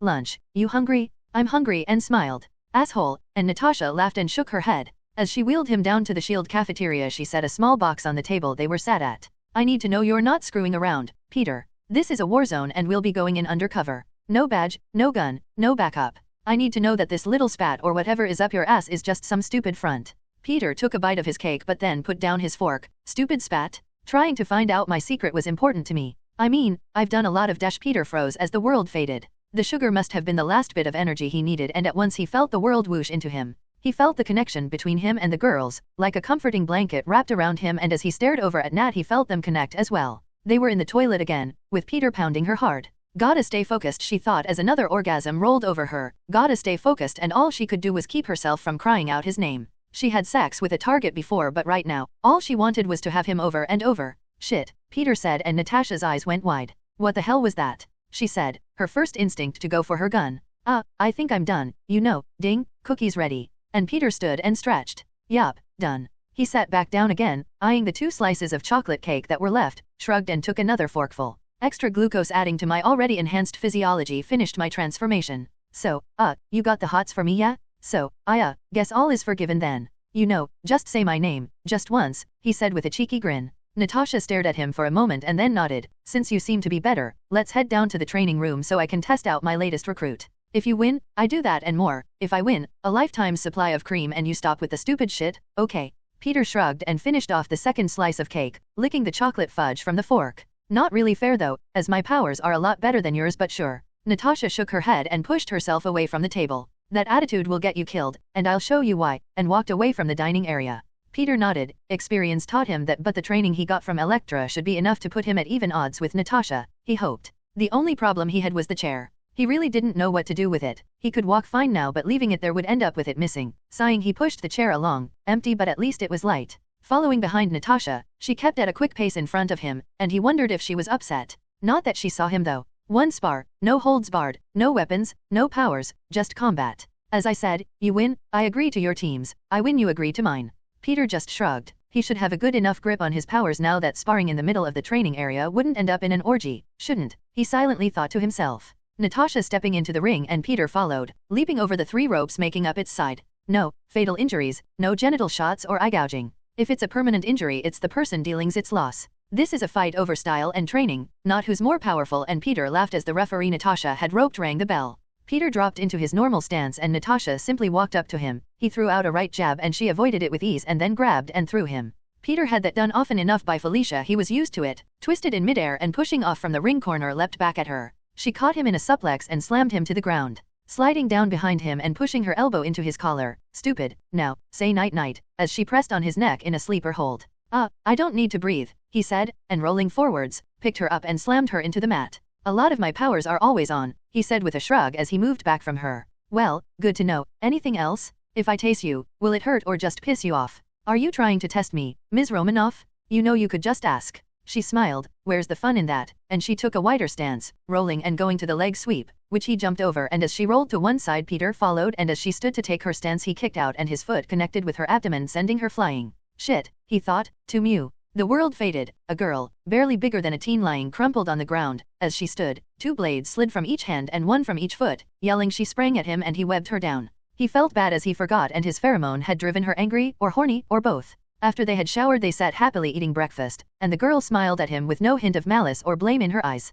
Eating breakfast, the door buzzer went and after MJ let them in 3 strangers were let in. What the hell, MJ? Peter said, but found himself frozen. Laura, the man spoke, and Peter felt himself wanting to like the man who had come into his home. You should come with us. And as she came out from behind him and started to walk away with the trio, Peter felt a sharp pain in his head and the world went black. Peter was on his back. Natasha had him in an arm bar. Felicia liked to use the same one as well, but he just gently lifted them both from the mat and shook his arm until she got the hint and dropped down. So, I guess that wasn't my win, huh? My dazzling display of martial arts didn't just knock you on your ass and then pin you. Peter's clenched fist said otherwise. Someone invaded my home, took someone that needed my help and removed her from my mind, so no Nat, it's your win. I'll behave and tell Fury whatever his plan is I'm in, but my price has changed. For a spy agency, finding someone with a red visor shouldn't be too hard. A short hairy lumberjack might be a bit harder unless they scoured every hipster bar, but a well-dressed man in a wheelchair would be easy enough, especially when he was completely bald. Seeing the look on Peter's face, Natasha knew better than to ask. If there was a way for them to get him on side, and to follow orders, then she doubted that Fury would say no. So let me get this straight. All the complaining you've been doing will go right out the window if I find 2 people for you? Fury asked, sitting behind his desk tapping a pen. Yup, I'll play nice, go on your little trip and then as long as you deliver and give me time to fix some things. Sure, Peter replied, shrugging. Can I ask what you intend to do? Fury asked again. Have you heard of MGH? And he noticed that Fury sat straight up. MGH, mutant growth hormone, or budget super soldier serum. It's a slow-spreading poison across the gang of America, so yes, I've heard of it. In fact, Fury had several folders on the subject, as it wasn't as slow-spreading as he suggested. It's made from people, living people. We busted a drugs operation a few weeks ago, rescued a girl, the only one of 13 still alive. These people came and took her. I'm going to get her back, Peter explained, trying to remain calm over remembering the scenes they found in Fisk's drug lab. Fury looked at Natasha, and you want my help? And Peter nodded. Peter stared at Fury. I've done some bad things, Director, some really terrible things, but MGH made me realize I am a saint compared to some people. It needs to be stopped, and I know someone else knows about it. They came to my home, took the survivor I found, no fight, no hassle. Just walked into my warehouse and took her. Fury noted the clenched fists and strained muscles hiding under Parker's clothes. Whoever had touched a nerve had really touched it. This was perfect. Hey, I get it. Every man has his reverse scale, right? Fury was still sore that Thor had literally done the same thing with the Tesseract, but if these people are using her for drugs, you think it'll be that easy? Peter shook his head. Director Fury, you have no idea what my powers are or how strong I really am. At that, Fury raised an eyebrow. We then, Mr. Parker, do the job. I'll get the names, but when you go, I want Natasha to go with you. Nobody goes alone, rule number 1, but I guess Agent Romanoff will be filling you in on the details. You have a deal, and Fury stuck out his hand for Peter to shake.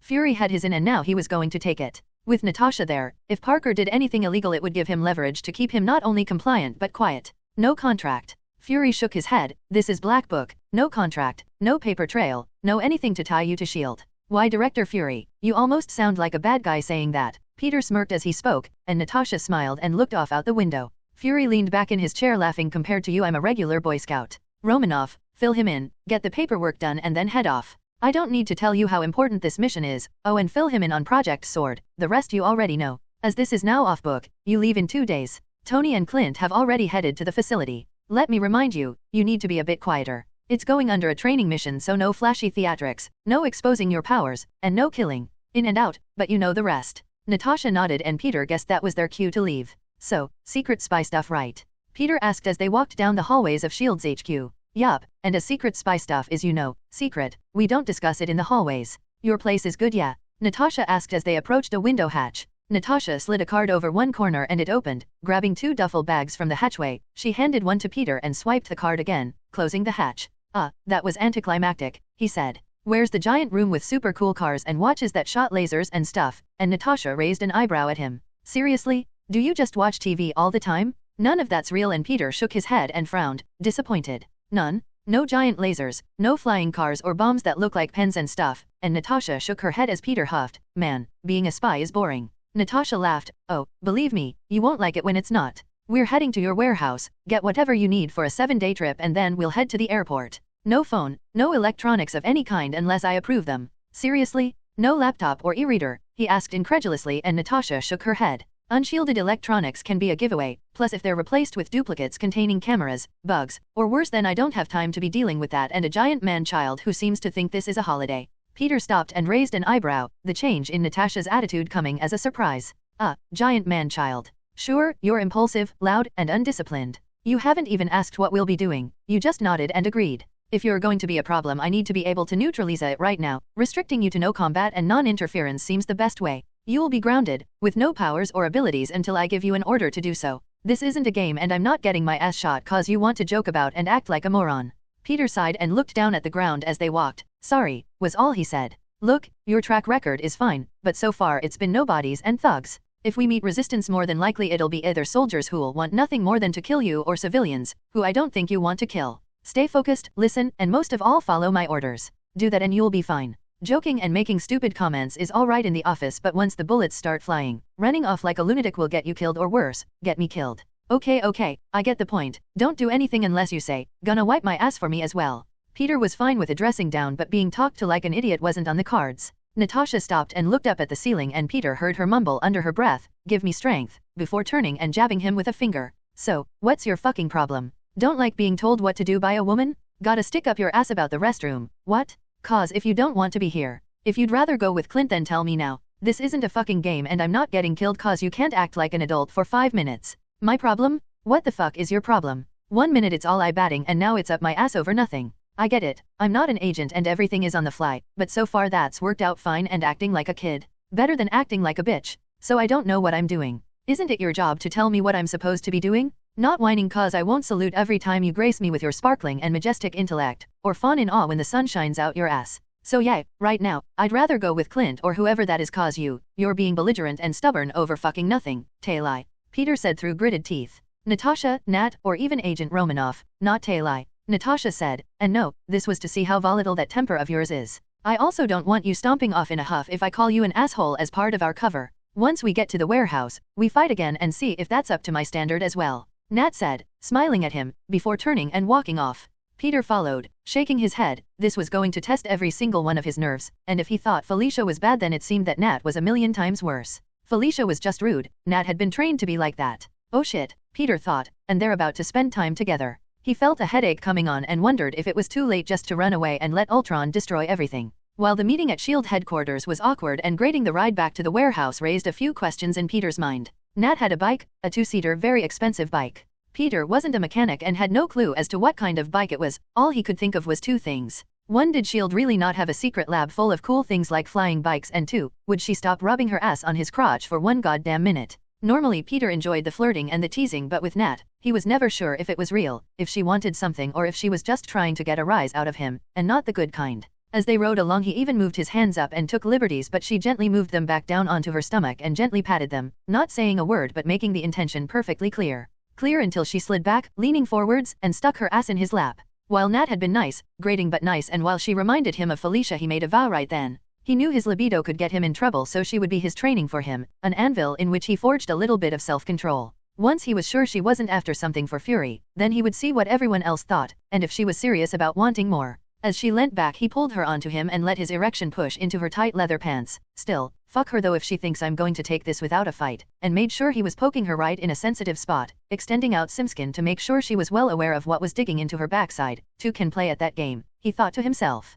Peter had been tempted to extend a tendril into her underwear and give her a real taste of his powers, but that was breaking his new rule, self-control bullshit, he thought as once more she revved the bike and turned, making sure they rubbed together. Thankfully for Peter, a motorcycle had a better time getting back to the warehouse than a car, its smaller frame able to weave in and out of the busy New York traffic. Jumping off and opening the chain link fence that Peter had already opened for her, Natasha pushed her bike into the warehouse, and for once it was quiet. Gwen was at her new job, MJ was off filming her movie, and Felicia was doing the rounds with the black cats. The only one who was still in would be Liv, and her face darkened as she came out of her home and saw Natasha. "Miss Romanoff, I presume?" Liv asked, standing with her arms crossed in the doorway of her home. "You might not remember, but we've met. You infiltrated Oscorp as a secretary, and when I heard Peter's description of the S.H.I.E.L.D. agent, I figured what you had been doing at Oscorp and why you were after Peter." Olivia Octavius, but I'm sure you already know that. And while it was apparent that Liv was playing nice, the look she was giving Natasha was anything but. Peter cleared his throat. Coffee, I need to get packed. Liv. Fury promised help tracking down the shit. Peter realized he hadn't told anyone about Laura. If whoever took her erased their memories and he only got his back because of the Mind Stone, then this would seem like a really stupid thing. Fury promised help with a project. Liv, so play nice, okay? I don't intend to do anything of the sort, Peter dear. She might be an agent of that man, a spy, but most of all the look she is giving you and the smell coming from her just, and Liv tilted her head, pisses me off, and with that, 4 arms, primed and ready for battle, extended from the back of her lab coat. Whoa, Peter said, stepping in front of Natasha. Liv, I get you're mad, but she's my boss. I mean, sure, beat the shit out of her, but no arms, okay? Wait, what? Natasha said, you know you're supposed to support me here. She's not a part of this and she should stay out of it. Peter turned and looked at her. Right, first thing, they know. They were mad at me for being stupid enough to sleep with you, but they're really pissed at you for doing it. And second, we all, and I mean all, have enhanced senses, Liv included. I mean, I can smell how wet you are from here. So no, she's mad at your attempts to seduce me, again, and I'm not going to get in her way. I'm her, lover? Partner? Yeah, partner, and that means if she's mad at you, then that's your problem and you need to deal with it. I guess you're not completely oblivious then, Peter, Liv said with a grin and wink. And yes, he is right. A honey trap has 2 participants, and Peter got his punishment. Yours was supposed to be Huntress, but as Felicia is busy, I'm afraid you have to deal with me. Peter muttered, oh shit, under his breath and then coughed. Yeah, 7 days right? Don't fucking break my table and try not to hurt each other too badly, and Peter bolted for his home. Liv was a gentle, loving soul, until you pissed her off, and then she was the make a fucking nuclear bomb and blow up the city type, and Peter wasn't going to get in the middle of that fight. Really? I do my job, and you get pissy over it. We needed intel on a potential hostile, it was the best way given his history. Natasha shrugged and sat down at the table. Oh, we know, dear, but it still needs to be dealt with. You broke a rule and ignorance of that rule is not a defense, so either you get your ass off that chair and fight, or I pull you off it and try not to get too much blood on Peter's favorite table. Natasha frowned. It's just a table, and Liv shook her head. His aunt bought it for him, so, no, it's not just a table. And that shows you'll never be one of us. So here's the deal, you win, Peter is free to do whatever, I win and you keep your hands to yourself. Natasha snorted, no offense doctor, but you helped fix me, you know what I'm capable of, and still, you, really, you. Liv stood and stretched, letting Octave flow over her, and as she grew larger, the new harness she and Peter had spent the last 4 months building from the remains of the last one, sprang forth and extended from her simskin armor. Ultron had taken the remains of the original, but Liv had insisted on building a new one. The other had too many bad memories for her to want to be near it, let alone wear it again. I think you'll find I'm quite superior, dear. The superior Ox said, quite smug with her reveal. Natasha raised an eyebrow at her. Planned this, huh? Okay, I get it. So I'm not girlfriend material, but really, was all this necessary for him? And as she went to lean forwards to grab a cup, an arm from the harness caught her in the stomach and sent her flying.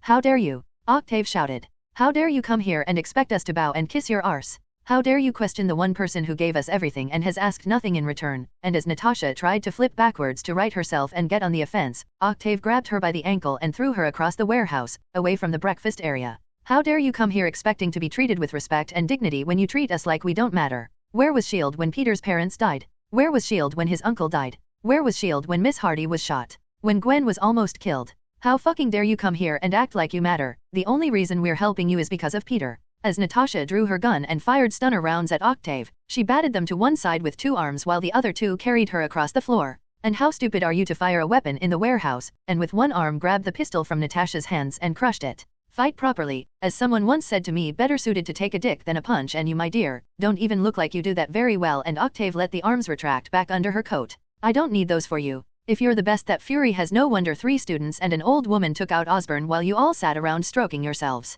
Nat could take the ribbing. She knew the anger management drills, but the last barb stung. S.H.I.E.L.D. watched helplessly as the energy dome came down and then came in to clear up the mess. Natasha watched as they took the lost and put them in whatever space they had to die. No one could manage to care for over 2,000 people. It was too much and the system crumbled under the strain. Natasha watched helplessly as hundreds died from dehydration alone, mindless husks that the law said they couldn't mercifully let go. No, they had to try, had to make sure they did everything before they died, alone and hurting. Natasha scrambled and launched herself at Octave, catching the smaller woman by the shoulders and knocking her down. Nat drove a fist towards Octave's face, but she moved and brought a hand up to catch her waist. Bucking her hips, she lifted Nat and threw her rolling out from under her and springing to her feet. Stings, doesn't it, to have to sit and do nothing while the ones you care about die around you, get hurt around you? And Octave was sent flying with a kick to her side. Nat was right. Liv was nowhere near the level of training she was, and in a one-on-one fight Liv would lose, regardless of strength differences. Peter watched as Natasha ran circles around the symbiote-enhanced Liv. Even Octave would prove useless against a far better trained attacker.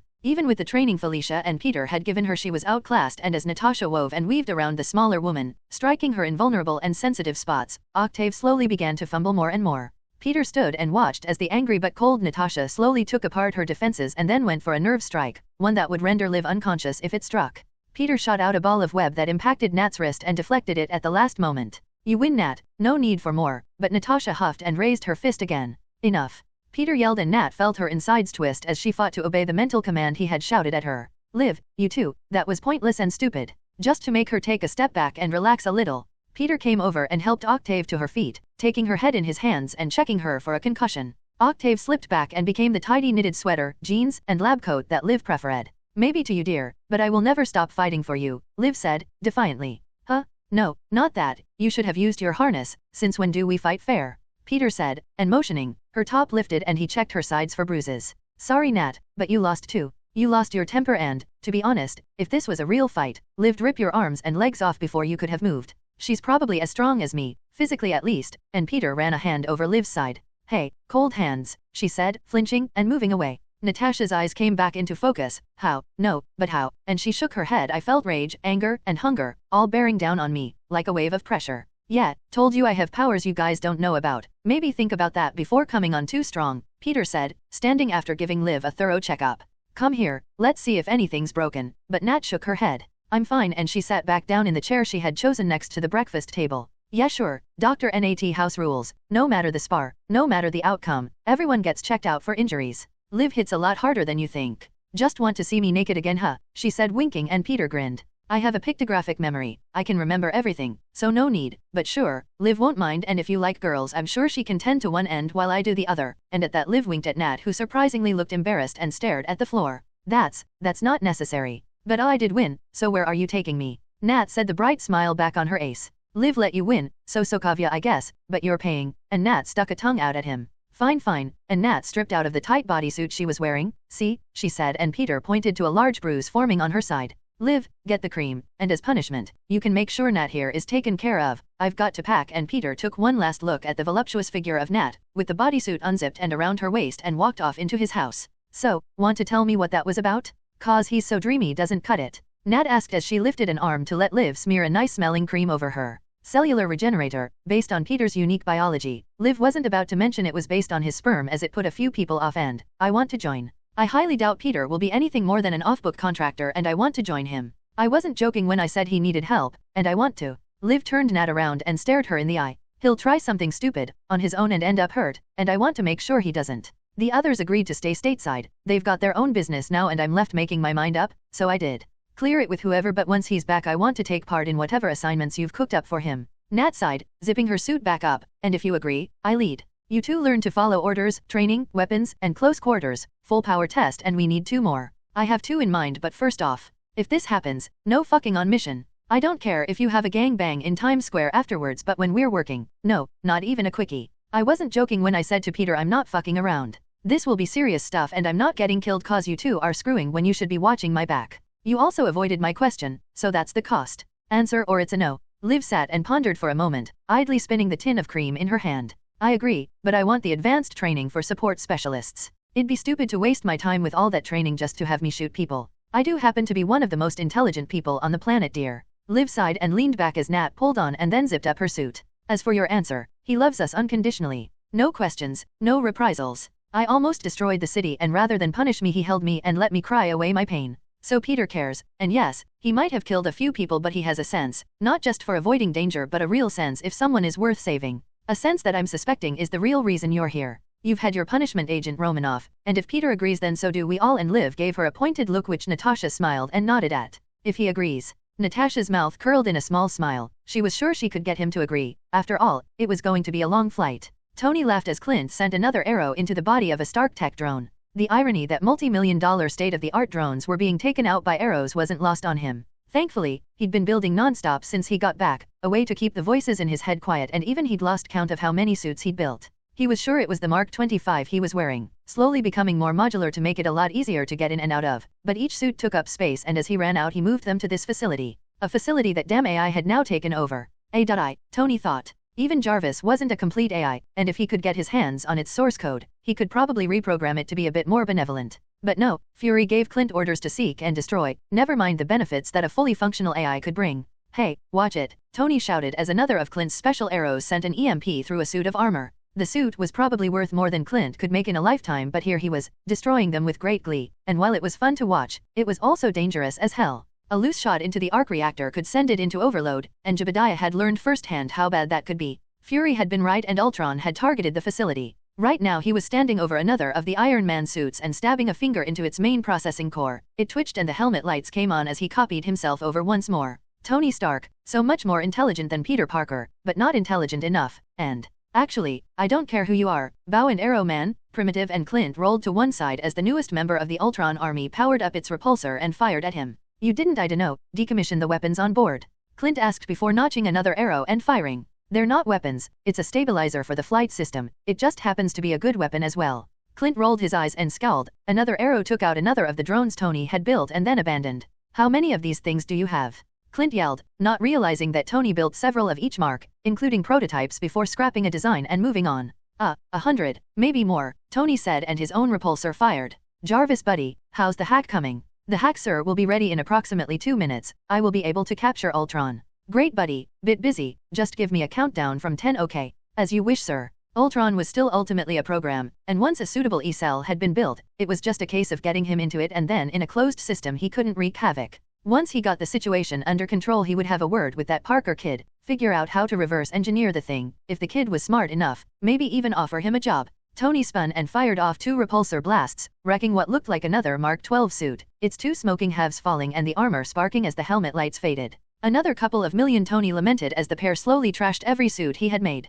Counting down now sir, Jarvis intoned in Tony's suit, but rather than audio a small counter on his HUD popped up and as Tony rolled, flew up and blasted another repulsor shot at the infected Ultron drone, the countdown hit 0. Several small micro-generators kicked into life and a glimmering shield dome erupted from them covering the area they were fighting in. Tony had gotten a hold of the shield dome Osborn had constructed, and now he copied and improved upon the design. Taking a deep breath Tony stopped and landed back on the warehouse floor. Give it up Ultron, the area's shielded now. Unless you want to die here, surrender. We would never surrender to you Tony Stark, you are beneath us, and grabbing another drone he threw it at the shield. As it passed through the energy it sparked and shut down, landing in several parts that spun and scraped across the concrete. Yeah, see, the barrier isn't physical, it's just a continual EMP shield, so unless your electronic brain can survive that, you're not going anywhere. No signals in or out, and well, there are only so many drones in here, you've got enough arrow right, and looking over at Hawkeye, he looked at a counter on his wrist and nodded. Yeah sure, more than enough. You're not leaving, surrender, and you will be treated fairly, or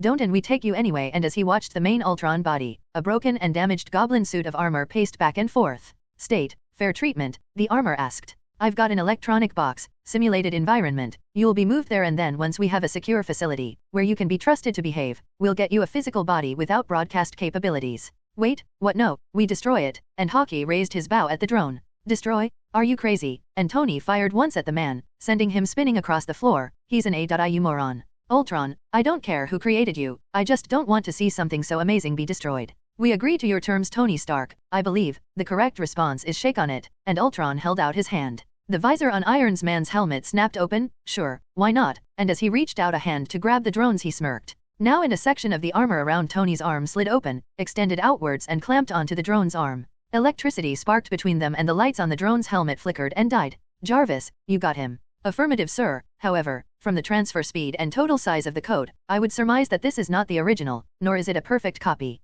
To use your phrase, sir, we've been played. Doesn't matter, rip it apart. If it's a copy, then more can be made. Keep it offsite though, don't want it to escape. Full network quarantine, no remote access, even for me. Affirmative, sir, and your accomplice. Tony looked over at Hawkeye. The repulsor blast was low-powered enough that he'd be sore and bruised for a bit but otherwise unharmed. Fury on the other hand will be pissed. Tony shrugged. Get medical in here, we must have missed a drone, and as Jarvis sent out the signals, Tony deactivated the shield and started walking back to the Quinjet. Casting an eye over it, he figured he'd bribe Fury with repulsor tech to replace the old-fashioned rotor blade system they were still using. Tony was however more interested in the replication and dissemination technique Ultron had been using. If he could create a perfect AI of his own and then copy it, he would create a legion of Iron Men, one that ran to his exact specs. A suit of armor around the world. With Venom, Goblin, and now Ultron, he knew that bigger and more dangerous threats would be coming and he needed to be prepared. There would be no repeat of the desert, no repeat of Yo, not on his watch. With a fully functional AI, minus the bugs that stupid kid had written into the code, he could put a suit of armor around the world, and be on call to stop disasters like the Hulk from happening again.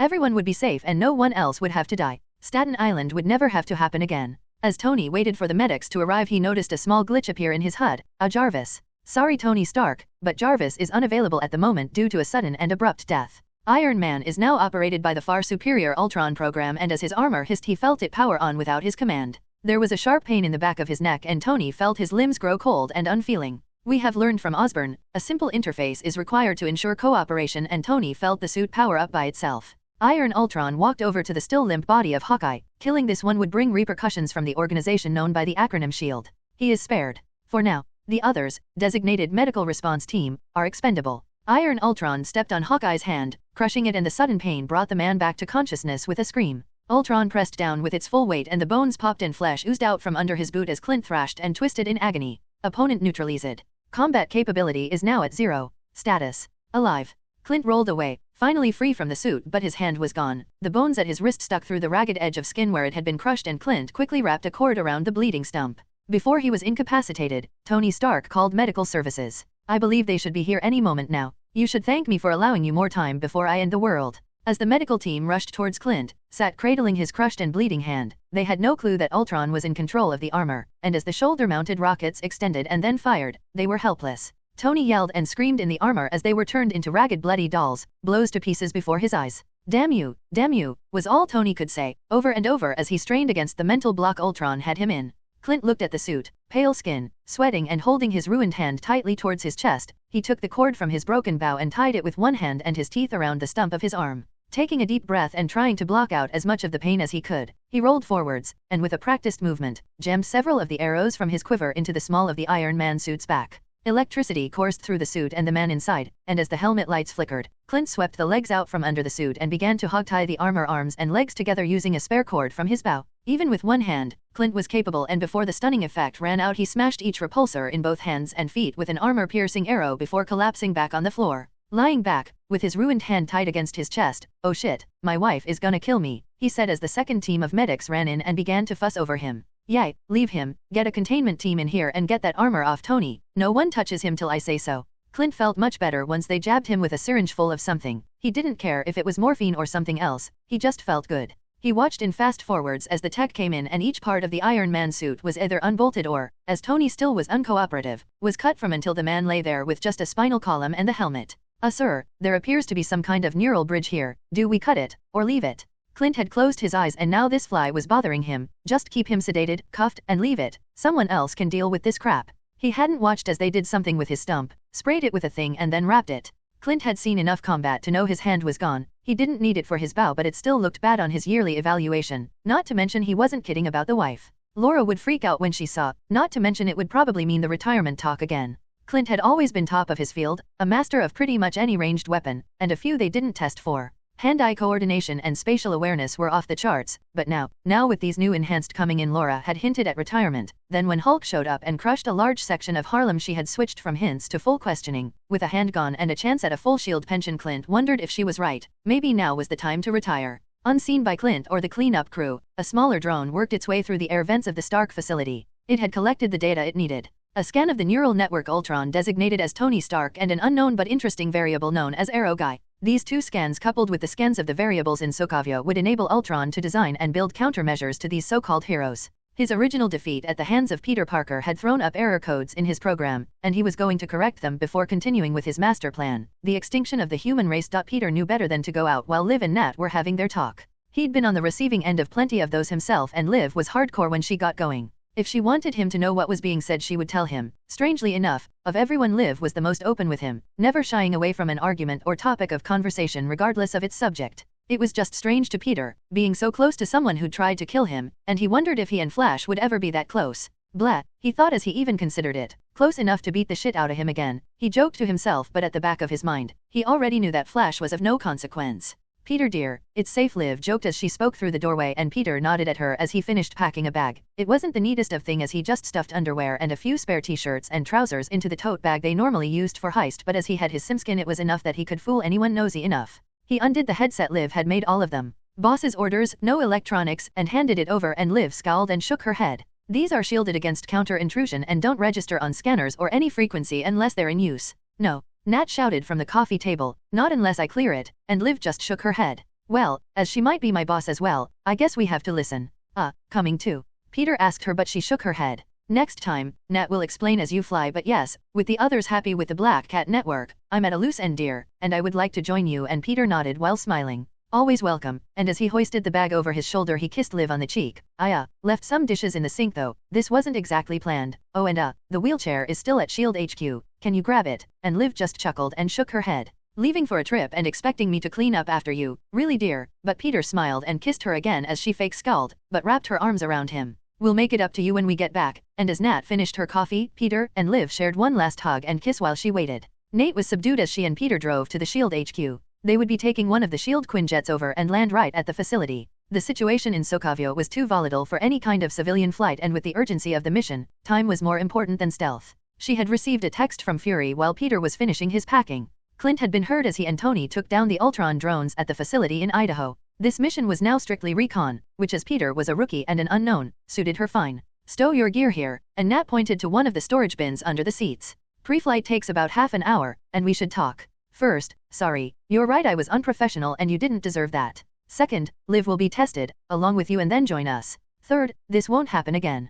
No more flirting if I'm your commanding officer, and Liv also made it clear that you're off limits. Peter shrugged. I don't really do repeats. If the girls had been welcoming then sure, but no, they were mad at us both for that. I mean, I had to cook, clean and provide back rubs for a month after. Nat laughed. Oh poor Peter, sex with a beautiful woman and then treated like dirt after. I'm sure those back rubs became more than just their back that got rubbed, and she winked as Peter smiled. Back rubs always became more, even if they started off innocent. Orders still stand though, no weapons, no going Venom or whatever you call that black suit stuff unless I say so. Keep on comms. Oh, take a throat mic from the locker on the left, it's marked communications gear. And well, sit tight and get comfy, pre-flight checks are boring but necessary.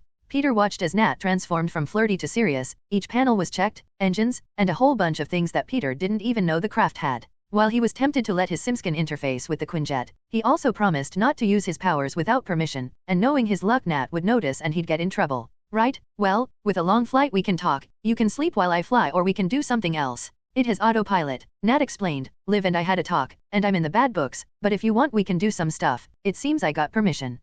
Didn't you just say no flirting while on a mission? Peter asked, and Nat laughed. Always wanted to join the Mile High Club. Now's your chance, Pete, Nat said while fingering the zip on her bodysuit. It's okay this time as well, we can have some fun, but, yeah, once more, but then you're off limits. Well, until I prove myself, Nat said, rolling her eyes. I mean, you're nice and all, but I don't really want to be part of a relationship. So, autopilot, semi-comfortable chairs and a few hours to kill, yes or no? She asked, moving the zip down slightly. Peter wondered if this was a test, maybe not Nat's doing, but the girls had been mad at the attempt last time, and he had promised himself to try and exercise some restraint. Shaking his head, can't, and he sighed. Restraint sucked, especially when Nat pulled the zip down further and her large breasts spilled out. Hey, restraint can be learned later, one last time and then I can teach you how to rein everything in. Fighting is fine, spy work is 80%er lying, 20%er fighting. The biggest part is learning to keep your emotions in check, so take this as a freebie, not a test. I'm not going to get mad, and she shimmied out of the suit, standing naked before him and under the brighter lights. Peter could see just how excited she was, not just smell it. Plus, I use that cream all the time, and someone forgot to mention it was based on his own biology, so one last time and running a finger down his front please. He swallowed and nodded. Idiot, he thought, and taking out a small bottle from his luggage he sprayed the air and then over at Nat. Turn on the aircon and flush the interior, he said, shaking his head. Nat was attractive and flirty, and being this close of course she was affected by the pheromone as he was by her. Nat laughed and shook her head, lifting her face up and moving closer to him. Liv warned me that while your powers are better you still get aroused easily, and sure enough, there were a pair of nose plugs. I want this, and I got permission this time, so, pants off? Or are you going to pussy out and use your scent as an excuse? Pussy out, huh? I remember you lasted about 4 strokes last time, so who'll pussy out? But then he sighed. No, you were right, I need to stop thinking with my dick and this, and Peter motioned to the very attractive Nat. Is so tempting but we can't, and you know we can't. Nat pursed her lips and grabbed her jumpsuit from the floor. Your loss, and headed back to the front of the aircraft. Technical manual for the Quinjet is in one of the storage bins over the seats in the back. Find it and read it. It's a 5-hour flight and the door to the cockpit closed. Peter shook his head. Nat was right, but he still felt like crap. If Liv and the others had said it was okay they'd left it up to him, and for once, he'd said no. It sucked and he could see the disappointment on Nat's face. Self-control, he repeated over and over in his mind as he fumbled around in the locker for the manual Nat was talking about. Slumping he saw the 500-page thick book and its 4 other friends. Yup, she might be more responsible but I guess even she can get mad. And lifting volume 1 down he began to read. As he was nearing the end of volume 1, Nat poked her head out from the cockpit. Hey, figured you were hungry, and Peter blinked as he looked up from the manual. Already, and she nodded. We land in about an hour, entering Soavian airspace now, and Peter felt the lurch as the Quinjet slowed down to civilian flight speeds. Nat lifted one of the seats and pulled out 2 pouches from the storage underneath, handing one to Peter. Sorry, he said as he tore the top off the gel paste. It wasn't fair to blame the pheromone. I mean, who wouldn't be intimidated when a beautiful woman unzips her top? Nat laughed and moved to tear open her own pouch just as the exterior warning alarm sounded. Shit, she swore and headed back into the cockpit. Flight 9 Zulu Zulu, we have inbound bogies. Repeat, we have incoming. Nat started to hit buttons on the panel and grabbed the control stick in front of her. No time, missiles, from the speed, can you? And she shook her head. Stupid question, and grabbing the Quinjet controls she banked to one side as a small missile streaked past. Guns? Peter asked her. Kinda busy, auto only, she said, pushing a few icons on the control panel in front of her. Peter shook his head. If this is bullshit again, I'll dash. Nats yelled angrily, interrupted him. Fuck your bullshit. Missiles, fucking do something if you can. Peter let his simskin melt into the control panel and he familiarized himself with the weapons systems, actively avoiding the flight and environmental controls. The last thing he wanted was to take something offline accidentally while learning how things worked. Reading the manual was one thing, but directly interfacing with it was another. He felt the auto-tracking lock on, and actively turning the guns he sent out a spray of bullets towards the projectile. Not good enough. Countermeasures as well. Learn fast or we die in the air, she yelled, tilting the jet again to avoid a second missile streaking at them. Shit, must be a ship somewhere. Can you find it? Active radar and tracking. I've no time. I can't learn on the fly. Not unless you want me to take over the whole jet, he yelled back, splitting his focus with the guns and the radar. Nothing. The sky is empty. Ground sight then. Might get more. Shoot more. Peter felt the chaff and flare guns fire and the missiles streaked towards the cloud of floating strips. Taking better aim he allowed his senses to take over the radar and with precise control, he fired once more. The missiles exploded in the air, and Nat shouted, great, just don't get cocky kid, and the jet tilted once more as 2 more shapes sped past them. There's too many of them, he yelled, not enough flares and stuff.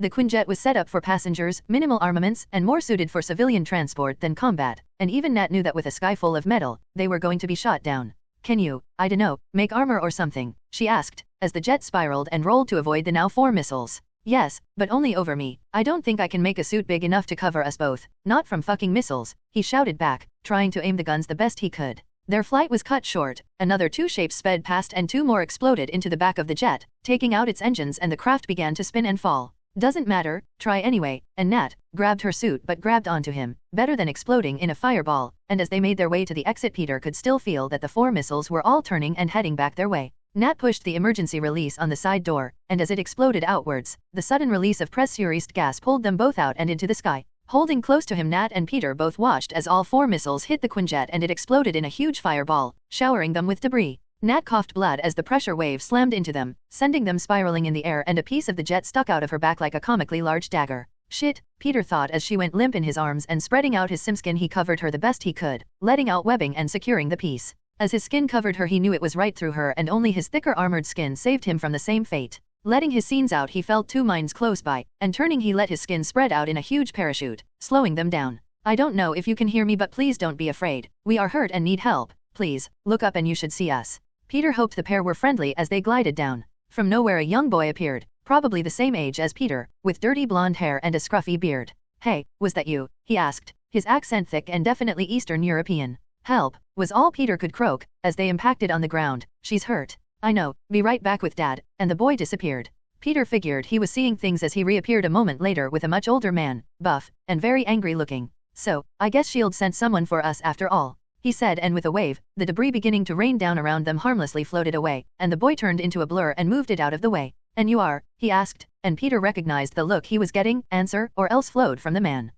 Peter Parker, and you? He asked, picking himself up and brushing away the dirt. Standing tall, a head taller than Peter, the man drew himself up to his full height. He was old, much older than Peter had first thought, but he had the physique of a man used to working the land. Dirt and grime covered both hands as he cast a critical eye over Peter. Eric Lane's hair, but you may call me Magneto. Alright, Magneto, great, more made-up names. So Eric, can we get somewhere safe before those assholes fire at us again? Peter asked, moving over and checking on Natasha. She was bloodied, unconscious but otherwise stable. Peter knew her enhanced physiology would provide her with the means to survive, as long as they got somewhere safe. His concern was the jagged piece of wreckage sticking out of her back. From the blood and lack of smell, Peter knew it hadn't pierced anything major, but it was still a bad injury. Eric humphed and nodded at the boy, who vanished in a blur, returning a moment later with a first aid kit. She will be fine, he said, but you and I are going to have a talk first, Peter, or are you really Raven? He asked, folding his arms over his chest.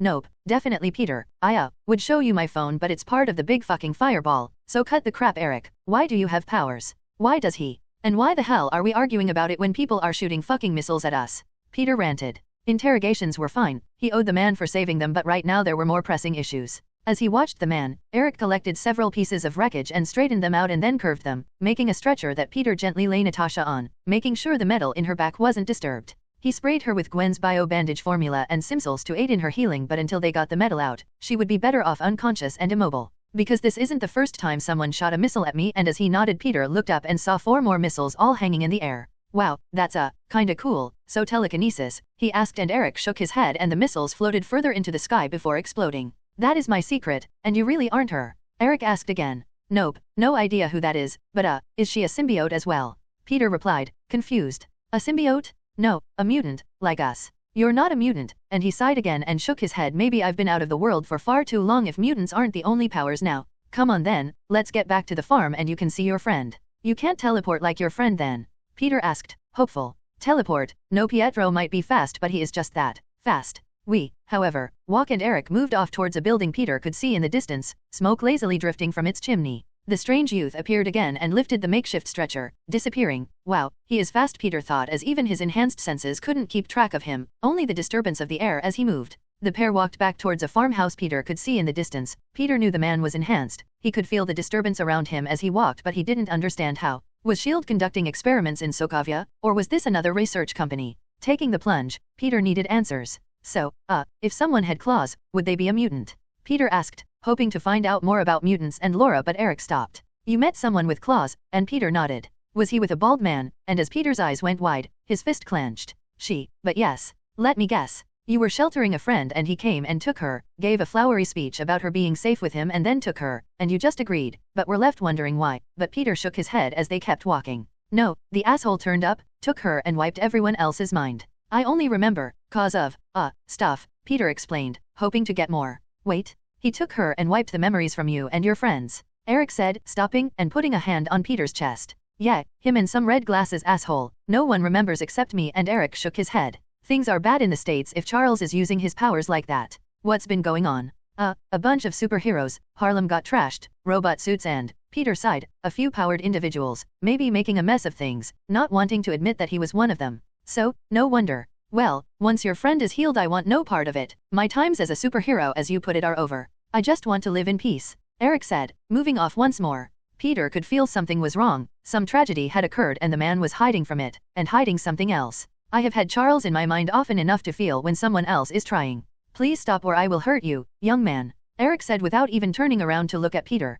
Sorry, I can't help it. It's new and a bit iffy at times. Peter tried to explain. Good, then if you do it again, pain will be an excellent motivator for you to get it under control then, won't it? Eric said matter-of-factly, and at that moment Peter was reminded of Felicia, who preferred to do rather than teach. So, who's Charles? Peter asked, finally getting a name to the face, just a surname and he should be able to find out who he was on his own. Someone powerful enough to erase a person from your mind. Don't even think about it, young man. Charles is someone I respect greatly, and if he did that to you and left you unharmed and only missing a tiny piece, you should be grateful. Eric said calmly, but Peter had had enough. Missiles and being blown up were bad enough, but listening to this pompous windbag was grating his nerves. Grateful? Listen, you dick. I rescued a girl, barely older than me, from a factory, and you know what they were doing? Killing fucking kids, draining their brains to make a drug, and then some bald-headed shitbag comes and takes her from me like he was some fucking messiah. So no, fuck him and fuck you if you don't help me. I'll find him and make him pay with or without your help. And as Eric turned, fully intending on teaching this whelp a lesson, a fist closed around his neck, black and larger than his head. So get off your fucking high horse and help, or I swear to whatever fucking god you believe in, I'll rip your fucking head off. Venom took a breath. He hadn't been this angry over anything since the rooftop and Huntress being hurt. Calming himself, he let the rage slide back and thinking of Nat and the help he needed to let the fire run from his blood. Stupid, he thought, needed more time to adjust. After telling everyone else to take things slow after being bonded and enhanced, he neglected his own advice and was now threatening an old man over something he had no part in. Venom towered over Magneto, and as Eric reached out with his power he realized the boy had nothing metal on him at all. He however was different. 3 ball bearings circled around him. Release me or I will hurt you, he said through crushed lips. Ball bearings. Venom squeezed and one sped at him. He caught it with a sticky tendril and used its own momentum to spin it around and back at Magneto, who caught it. Electromagnetism. Accelerate metals to near ultrasonic speeds. Pity the distance isn't far enough to get good speed. Now do that again and I'll squeeze harder. All I want is a name. Charles who? And I don't give a shit about anything else. He took a girl who had been traumatized. He didn't ask. He took her. So he gets my foot up his ass whether you like it or not. This little act, this pompous asshole bit is tiring. I'm going to let go. You saved my boss and for that I owe you, but I want a name, not a lecture. Venom slipped back and Peter brushed dirt from Eric's shirt. Eric stared at Peter. Nice trick, but next time I will hurt you, and for the record, Charles Xavier is no friend of mine. We were, once, and Eric continued walking, but his little group got a friend of mine killed, got a lot of my friends killed, so no, go ahead, but don't think he'll let you even touch him. Strength alone won't faze Charles, he's more powerful than you can imagine. Eric cried out and clutched his head as images of devouring jaws and rending teeth filled his mind. So am I, old man, and Peter helped him to his feet as Eric glared at him. So am I. He had no right to be angry with Eric, but he was tired of everyone talking to him like he was an idiot, and telling him what he could and couldn't do.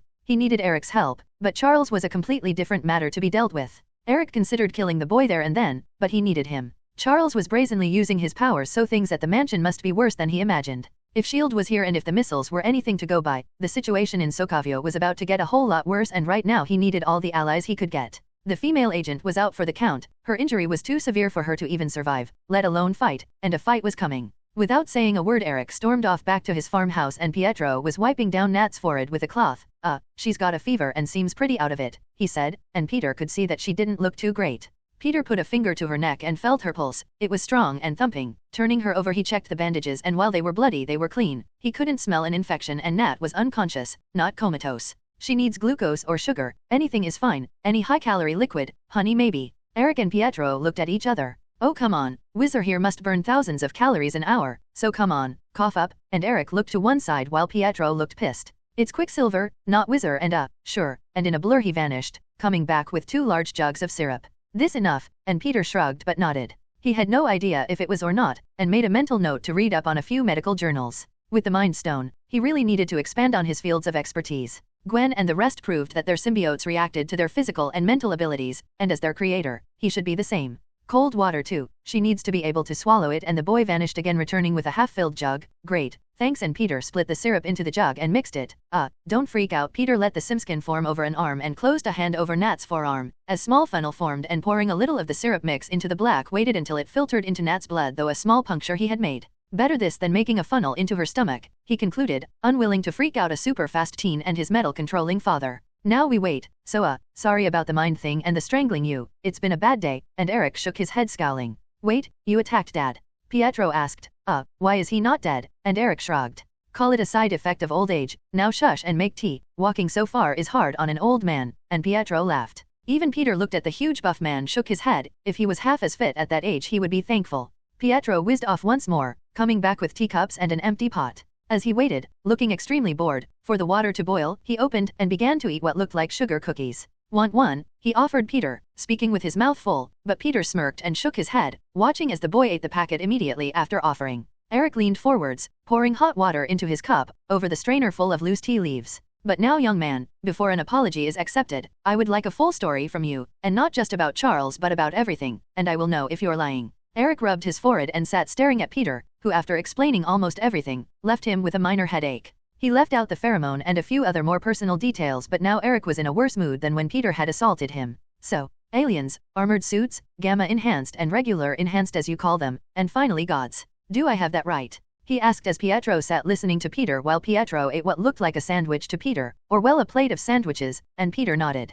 Yup, that about sums it up, plus a whole lot of violence. Eric had shaken his head when Peter had gotten to John's death but had sat still listening to the rest, even when Goblin and Harry attacked. And as it seems you aren't lying, then I also owe you an explanation. While I will not be as forthcoming, another faction exists within these powered individuals. Mutants. We have extraordinary powers, from birth in some cases. I control magnetism, and it is generally considered rude to share the abilities of others without permission. If Pietro or Wanda wishes to tell you their powers, that is up to them. Peter was stunned. Was the Oscorp formula and the super soldier serum based on research into mutants? A small shiver of apprehension ran through him. The 40s were not a good time to be experimenting on a formula that could have been created in a Nazi lab, and with MGH on the rise, he wondered if it was all connected. Without missing a beat, Eric continued. Charles is the leader of one faction within the mutant community, and he may have interfered with you as he is resident in New York. That is all I am willing to share for now. I will share more after you have proven yourself at least to be slightly trustworthy, and attacking me, invading my mind, and that little psychic stunt has not made you any friends, Mr. Parker.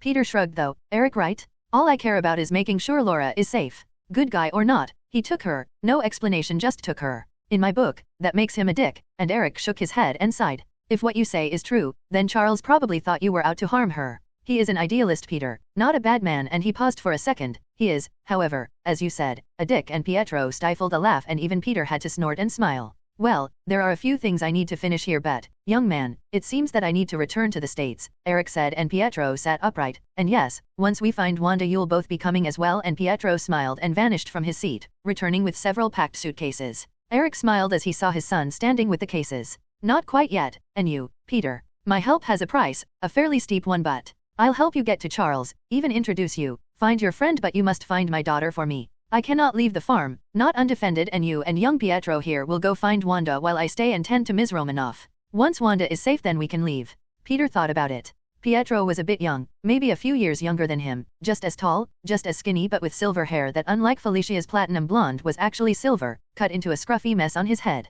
As he zipped around the house, gathering everything into cases, he wore a pair of aviator goggles, and his attire was just as strange as the boy himself. Silver jacket and black jeans, a belt covered in various tools and a Walkman, and to top it all off a band t-shirt from some group from the 70s. If there was a walking fashion disaster, it was Pietro. So, me and the weirdo then? Pietro asked. So, what's your power, haha? Must be good if Dad wants you to save Wanda, but, and Pietro sniffed and leaned in close, hands off. Okay, that's my sister, and Peter smiled and chuckled. He'd missed out the part of the story where he had 4 girlfriends, and doubted very much that either Eric or Pietro would be happy to listen to it. Saving one girl wasn't that big of a price to pay to find out what happened to Laura. He just hoped that Eric kept his end of the bargain. Peter could feel the animosity rolling off of him like a storm, barely contained and thick to Peter's normal and telepathic senses. When Peter attacked him, he offended the man, and he was fully expecting a betrayal at some point. Right now they needed each other, and that was good enough. Natasha would be safe enough here, and as she was healing nicely, she wasn't out of the picture just yet. So, any ideas where Wanda is? Peter asked, ignoring the hyperactive Pietro. Of course, S.H.I.E.L.D. has her, Eric said as if it was the most normal thing in the world. What? Peter shouted and stood. Why the hell does S.H.I.E.L.D. have her? And as he yelled, Natasha stirred. Quiet was all she said before closing her eyes again. It was a good sign that she was healing, and that even if she wasn't able to join him, that she should be up and mobile by the time he got back. What the hell is going on here? Peter asked angrily, but with a more subdued voice. S.H.I.E.L.D. is supposed to be protecting the people here, not kidnapping them, and Eric shook his head. Wanda was in town and saw the flyers and never came home. Pietro saw her enter a S.H.I.E.L.D. recruitment office and never come out. Over the past year, S.H.I.E.L.D. has been very impatient with its recruitment policy. Flyers everywhere, and hints at people going missing. A few days ago, they got a delivery. I could feel the power it radiated from here, and we haven't heard from Wanda since. Eric explained. Other than the usual excuses they give, that Wanda would contact us when she had finished her training, but I know she would never willingly go with those people, not after what happened. Peter rubbed his forehead. So, teenage rebellion, and you think she's been kidnapped? And Pietro snorted, and as Eric glared at him, quickly hid his face. People have been going missing for years since S.H.I.E.L.D. got here, and if there is one thing I am very good at is making connections. I've seen police states like this, and the way they are acting, it's just like the war. Peter frowned and looked at Eric. The war? Like 70 years ago war? Were you even alive? And Eric nodded. Oh, very much so. It's not something you forget. And right now, Wanda is in danger, but... Eric paused. Pietro, sorry, he sighed. I am a wanted man, very much wanted alive or dead, and cannot leave the farm. I need you to find her. I need you to save her. If they're rounding up mutants for experiments or worse, then I need to save my daughter, and after your little outburst, I'm less inclined to help you unless you do this. Fine, I'll go after your daughter. I'm supposed to head out there anyway, so adding in rescuing a damsel in distress isn't too much extra. But I will need Pietro to show me where it is. Natasha was lead on this mission and everything went up in smoke when the Quinjet got blown up, Peter explained, and Eric shook his head. It's too risky, even with his speed I don't want to lose both my children. But Pietro had already run off and came back with a backpack, which Peter could smell was full of food. As Eric stared at the expectant-looking Pietro, fine. He can show you the way to town, but after that, Pietro, please promise me you will stay away from S.H.I.E.L.D. Nah, my sister, I'm helping, and he put a hand on Peter's shoulder, ready, and before Eric could raise a complaint, he moved the pair of them at super speed. Peter never even felt himself move as Pietro dragged him along, and he didn't even realize they were a distance away until he saw the smoke rising from the chimney. It looked like they had traveled 30 or 40 miles, but Pietro was gasping and sweating. How much do you weigh? He said, unslinging the backpack and grabbing 2 large bars of chocolate out of it, unwrapping them and taking a huge bite. I mean, I've moved a car and it wasn't as heavy, he said with his mouth full. It's muscle, plus, yeah, Peter said, grinning with embarrassment. He was used to being denser than a normal person. Even the girls didn't complain as they were the same. Small and wiry hid Peter's true strength. He didn't weigh as much as a car though, the lazy jackass was just weak. So, super speed, neat, Peter said as Pietro emptied the bag of various snacks, Peter wishing he'd been able to grab his own bag with the high-calorie protein bars that Gwen made for them all, super calorie-dense and supposedly healthier than eating a bunch of junk food. Don't try and kiss my ass. My dad is pissed at you. Attacking Magneto? Are you mad? He can control electromagnetism, like ZZZ, suck all the iron out your blood stuff. I've seen him do it, like, for real. He doesn't know, but Wanda and I know, he said, stuffing a handful of potato chips into his mouth. But what's your deal, big badass, hunting drug dealers and flying around in a jet? Must be nice to be that rich. And Peter burst out laughing. Rich? Peter laughed. Nope, just unlucky. S.H.I.E.L.D. grabbed me after a few things went wrong and so, working for them. But your dad, really? Yeah, Soavia got internet a few years back, but as dad doesn't get out to the capital he doesn't know. But Wanda and I looked him up. He killed a senator or something. His girlfriend got killed thanks to that Charles dude, and so he hid here. Mom got killed a few years ago when soldiers came for him. It was really intense. Dad, yeah, dad gets super focused when he's pissed, so really, don't or he'll fuck you up and smile the next day. Pietro was taking a swig of Gatorade. Oh, sorry dude, not enough for 2, but maybe get something when we hit the town, he said, gathering up all the empty wrappers and stuffing them back into the bag. Ready for round 2, he asked, but before Peter could even say no he was grabbed and moved again. Pietro was panting and sweating as they stopped again. Shit, sorry dude, you're just too heavy, gonna have to walk the rest of the way, unless you've got money. And Peter noticed they were close enough to the outskirts of town the lights were visible. No wallet, jet go boom, remember, and Pietro tooted. Always have gas money dude, always, he said, shaking his head. Right, town's about 10 miles, I can run but you're walking. It's fine, I might not be as fast as you but I can still move, and stretching first, Peter began to run towards the town, much slower than Pietro, but even he had to admit that Peter was moving faster than he expected. As the houses became more than just farms and the roads became asphalt, Peter and Pietro both slowed down, beginning to walk. You have a passport, right? I.D. Cause these assholes will throw you in jail for being a bum if you don't, Pietro asked, and Peter stopped and stared at him. You might have mentioned that before we left, you dick, was all Peter could say. Come on, stupid thing, MJ can do this, so I can too, Peter thought to himself. Hello, and he scowled and shook his head. Halo, I am Peter Parker, and he cleared his throat again. Halo, I am Peter Parker, and I am looking for work, and Pietro looked at him. What's with the shitty accent? He asked as he munched on a bar of chocolate. You said they were looking for volunteers, right? So without I.D. and no references, the best I can do is take one of those leaflets and head to a recruitment center. From there, well, it's a work in progress. Peter and Pietro walked down one of the almost deserted streets. Leaflets advertising the new Soavian Republic army were blowing around in small wind funnels. Whoever had meant to hand them out dumped them on the street instead and let the terrible Eastern European weather distribute them through the streets. You, think that'll actually work? I mean, you don't exactly look like a Soavia farmhand. And Peter stared at him. Then tell me, and as Pietro described a much scruffier, rougher-looking outfit, stained jeans, thick woolen hand-knitted sweater and scarf, thick duffel coat. Peter's clothing morphed and changed to match his description. Cool, Pietro said, nodding, and gave him a thumbs up. But I have I.D. and if they match me with Wanda then your ruse fails. Yup, Peter agreed, which is why you're going home, and Pietro stopped and put a hand on his chest. No, that's my sister, so I'm going, and well, you can't stop me. Peter snorted. Yeah, let's not have a dick measuring contest in the middle of the street, but I can. You just said it yourself, if they tie you to Wanda then all of us get caught. So this isn't some bullshit I don't want you here excuse, it's some don't fuck up the one plan I've got excuse. I don't care if you go home or stay here, but you can't come with me. Don't you have some super cool spy stuff you can use, like a hidden microphone or a laser pen? And Peter shook his head. See, I told Nat I needed stuff like that, but no, spies don't get cool stuff, it's all boring stuff like phones and guns. Really? Pietro said, and they both sighed at the same time, looked at each other and laughed. Sucks, they both said, and laughing Pietro said, jinx, and punched Peter in the arm. Fuck dude, what the hell are you made from? He said, rubbing his hand and waving it in the air. Vaticium, Peter said, grinning while Pietro rolled his eyes. Faticium more like, and Pietro laughed at his own joke while Peter shook his head and snorted. Better than Dumbacium, which is what you're made from. Ahem, a voice from behind them cleared its throat, and as Peter and Pietro turned, a pair of uniformed men were stood staring at the pair as they argued. One holding up a flashlight he shone in Peter's face, with the other kept a hand on the holstered pistol by his side. Peter noticed the first man also had a machine gun slung over his shoulder, and that these were the people he was looking for. No patches, name tags, or numbers to identify them. The locals probably knew the uniform well enough to avoid them. Hi. Peter smiled. Papers, and would you like to explain why you are breaking curfew? One of the men asked as his partner kept a hand on his gun.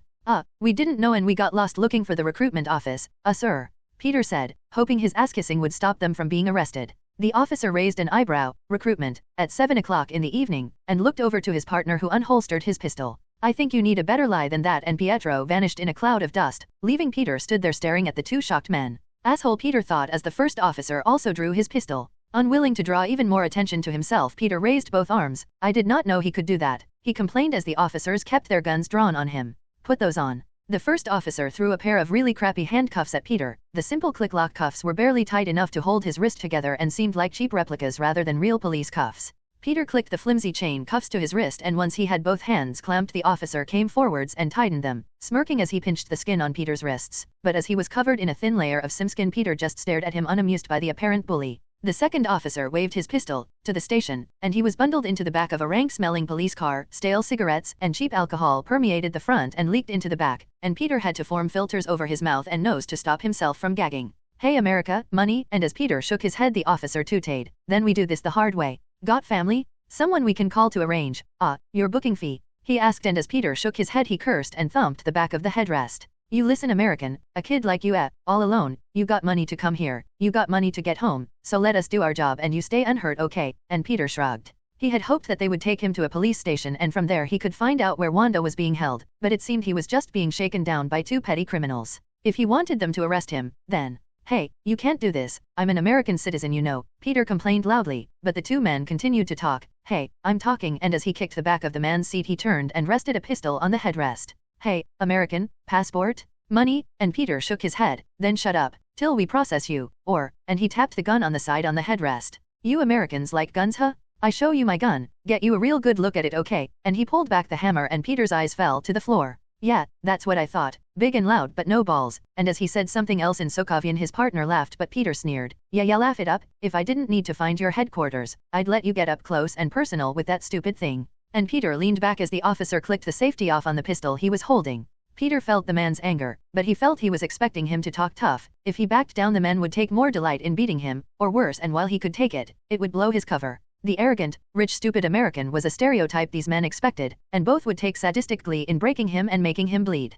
Playing on that and hoping that practicing with MJ was enough, he could use it against them. Yeah, tough guy, how about we ventilate you a bit? The cost just doubled, and accidents happen. The man spoke something that Peter had no idea what it was, the thick Eastern European accent hard enough to decipher, but as his foreign language skills were abysmal it made no difference. My dad's a senator, you touch me and I'll sue. I'll get him to turn you into a fucking traffic cop. Shitty fucking country with its shitty fucking hick assholes. And Peter kicked the back of his seat again. Listen, shithead, we kill you and dump you somewhere if you don't shut that mouth of yours. And Peter figured that was enough, anymore, and he risked them following through with their threats and he would have to do something they would regret. Hey, it was a mistake, okay? So don't, please don't. He tried to sound scared. I got mugged, I don't have any money, they stole my clothes and left me these. If you take to the embassy I can get the money, please, just don't. That asshole, he was taking me to get more money, he stole my wallet, please, just, don't. The officer snorted. Station, so we can process this young man and make sure he pays his fine. Maybe he won't have an accident on the way there.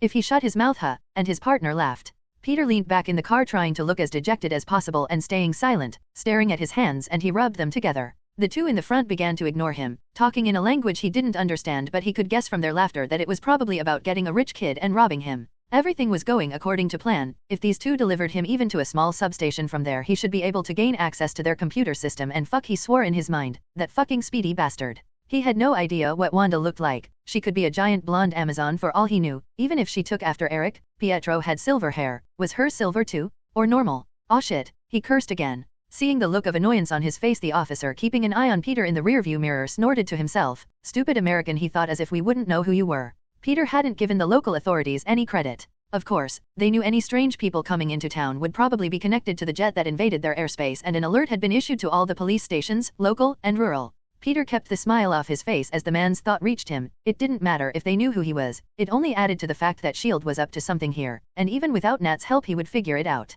They didn't have a picture, but his bad accent and clothing, ignorance of local laws, and bad acting towards the officers pegged him as an outsider to anyone who lived in Soavia for any length of time. Even if he wasn't anything to do with the downed jet, it wouldn't matter. With the ramp up in recruitment, another body wouldn't be missed, and their boss always gave out bonuses to those who met their targets. The girl had gotten them several hundred cigarettes and a dozen bottles of smuggled good scotch, better than the cheap vodka that was probably more gasoline than alcohol anyway. As the pair manhandled Peter into the rundown but at least waterproof station, a camera swung round and caught a good image of his face. Trying to avoid looking at it, Peter could tell just from the noise that it was a high-tech digital model, a stark contrast to the shit-heap office they dragged him through. His phone with more processing power could run most of the office equipment here than the faded yellow, nicotine-stained PC that sat whirring in the corner. Even the jail cell they threw him in was like something out of a medieval movie rather than a prison. Thick bars, coated with years of paint, seemed more rust than actual iron, and the bucket in the corner let him know that he would be lucky to not die of dysentery if the food didn't kill him first. Taking a good look around and stretching out with his other senses, he could feel that this was just a small police station. Only a few officers on the floor he was in, but a larger office was hidden through some doors. He could hear several high-end PCs whirring and the chatter of a radio operator, reporting his capture and possible involvement with the jet. It was several hours before anyone came for him, and when they did he squinted at the young woman who approached him, her hands seemingly covered in red sparkling gloves. Crackling with power, he could smell the ozone, and as his vision blurred he stared at her. Nat. Peter swore as a bolt of red energy flew at him, and dodging to one side he was struck by a second, conjured moments after the first. He felt whatever it was impact against him, and he gasped as the air was knocked from his chest. The force of the blast blew him back into the room and then through the wall of the cell. He groaned as the woman advanced on him, waving her arms and coalescing the red energy into another bolt. "Run," she shouted as the red energy seemed to play around the collar, and it sparked a few times before glowing a bright yellow color. Shit, he thought again, the energy she produces must be interfering with the way the collar works, and he dived to the side as another red bolt flew through the hole he had made. Unwilling to reveal his identity as Venom, he hoped that Peter would be enough to deal with this scarlet bitch or whoever the hell she was. Hope this really isn't Wanda, he thought as he spied a desk in the room. It was probably an interrogation room, judging by the simple desk and chairs. With no other options, he pulled the desk free of the bolts in the floor, and as the woman floated through the hole he swung and batted her back into the cell. "Strike," he yelled before releasing what he had just done. Sorry, he yelled, and looking around the room spotted the door and shoulder barged through it. Uniformed officers scattered as the door splintered, and Peter found himself in the corridor. He had no clue as to which way was out but didn't care. Bash through enough walls and he'd find the exit eventually. As pistols were drawn he shrugged and at least solidified his clothing into sim armor. He'd been hurt too many times to take chances, and he let the clothing morph into a plain black outfit. He was more worried about the crimson energy the woman was using. It hurt, and she seemed like a pretty good aim with it as well. No, stop being dumb, and he let his armor cover him completely. It would only take one lucky shot in an unprotected part for it to be all over. Holding part of the door, Venom charged down the corridor, knocking anyone in his way down, and as another bolt whizzed over his shoulder and tore a new hole in the wall in front of him, he saw his chance. The room was filled with high-tech equipment, much more advanced than the rotary phone and black and white PC monitor facade of the office outside. He could hear her ragged breathing and snapping the door in half. He didn't even look as he spun and threw one piece right at her. Bringing her hands up, the door chunk stopped in midair, and Venom had to dive as it was propelled right back at him. Shit, okay, no throwing things at the scary lady, and he scrambled through the hole and looked for another way out. Yes, he thought, and crossing his arms to cover his face, he dived through the glass window of the room, shattering the thick safety glass and dragging the window shade with him. Tangled up, he was blown from his feet by another blast of the red energy. Whatever it was, his sim armor offered no protection against it, and he was having trouble adapting to it. It was unlike any energy he had felt before. Just a concussive force, as if a giant fist was punching him from a distance. Shaking off the blow, he looked around, and as the whole building seemed to have gone on alert, Venom decided that hoping this wasn't Wanda and that she would go easy on him wasn't worth the risk. Slipping into his more heavily armored black outfit, he readied himself to face the woman once more. If he could stay out of her way, he only had one chance to fight her. He just needed to get close enough.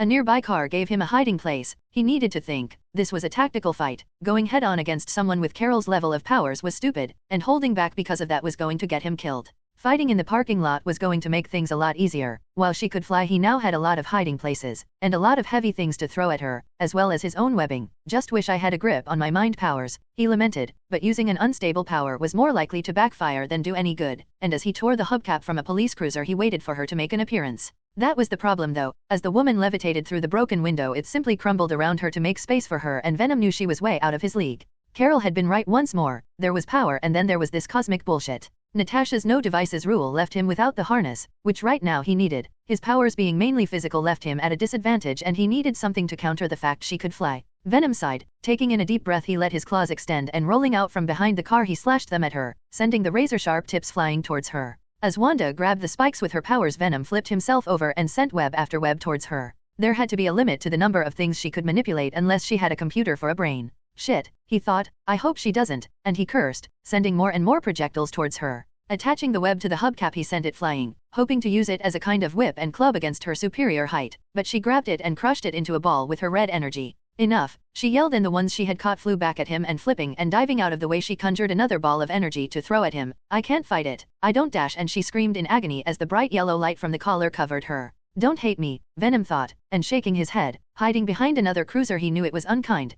Hey, how about, rather than fighting, we go back to the last dream? I mean, I was in, and you seemed pretty into it, and he shook his head, low blow, but anything to tip the scales. If the illusion was broken as she felt imaginary pain, then strong emotions plus her powers might overload the collar. Making her really angry should lessen its effects, and he hoped he could stay out of her way long enough. She started to yell again, and the debris from the ground started to lift up, and Venom smiled behind the mask. He knew what having an anger problem was like, and he just hoped that he wouldn't regret it. If he suddenly discovered she could lift every car here, then he would be in trouble. I mean, nice rack and all, but I prefer to taste what's really underneath. If you catch my drift, sink my meat in, and she screamed again, the debris pelting towards him at high speed. Oh yeah, anger issues. And as he flipped, he avoided the larger chunks but let the smaller pebbles hit off his armor. Bullets were no issue, and unless she could throw things at supersonic speeds, small rocks weren't an issue either. Shit, he thought as the car he once hid behind levitated, crushed itself into a ball and hurtled towards him. Shit lady, cranky because you didn't get to finish, I get it, and rather than avoid it, Venom shot out two thick webs, grabbed at the ball and spun himself around, throwing it back at her.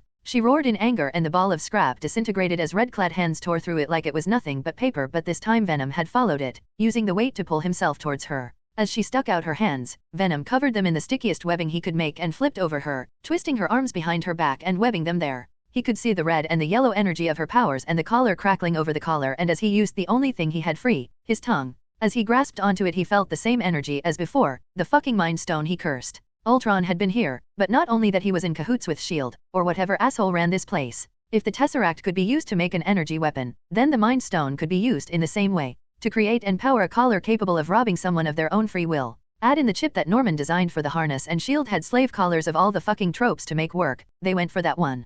Peter was an avid reader, and the slavery collar was well used in fantasy novels, and right now, he was busy wrapping his tongue around a real one, trying to lift it even slightly from the woman's throat. Sorry about this, and as he finished webbing both her arms behind her back, he reached around and grabbed her breasts. She roared in anger, and he felt her powers repulse him from behind her. Webbed on tight though, she had no choice, as could only struggle with his arms around her. And the red finally overpowered the yellow, shorting it out, and as Venom's tongue lifted, the device's teeth extended into two mandibles and bit through the steel choker. He could have tried to initiate contact with the device. He had worn Liv's harness with no issue, but he had no clue if doing so while it was active and actually around someone's neck would harm them, and right now, he didn't want to find out. As it slid free, Venom felt the women relax and they plunged to the ground. With both arms supporting her, he lowered her to the ground gently and let the collar slip into his hand. Feeling the command's pulse around it, he let his simskin connect to the neural interface and was bombarded with the commands she had been given, as well as the intricate design of its circuitry. Growling in anger, Venom crushed the device in his hand and turned to the woman, laying on her side, panting and glaring at him. The collar is gone, she said in a thick Eastern European accent. Can you free my arms? You won't attack me, right? And she glared at him. For what you did, what you said, I should kill you, but no. I have business inside first, then we see, she said, and Venom let out a long sigh. Really, let's not. Okay, and using a finger he wrapped some skin around the bindings and let it dissolve them back into his body. The woman stretched and red sparks covered her hands as she flexed her hands. Wanda, and you. Oh shit, a Venom, Peter, and yeah, your dad sent me. Please don't be fucking pissed at him. Peter really didn't want to fight her again. He doubts the car trick would work twice. She snorted.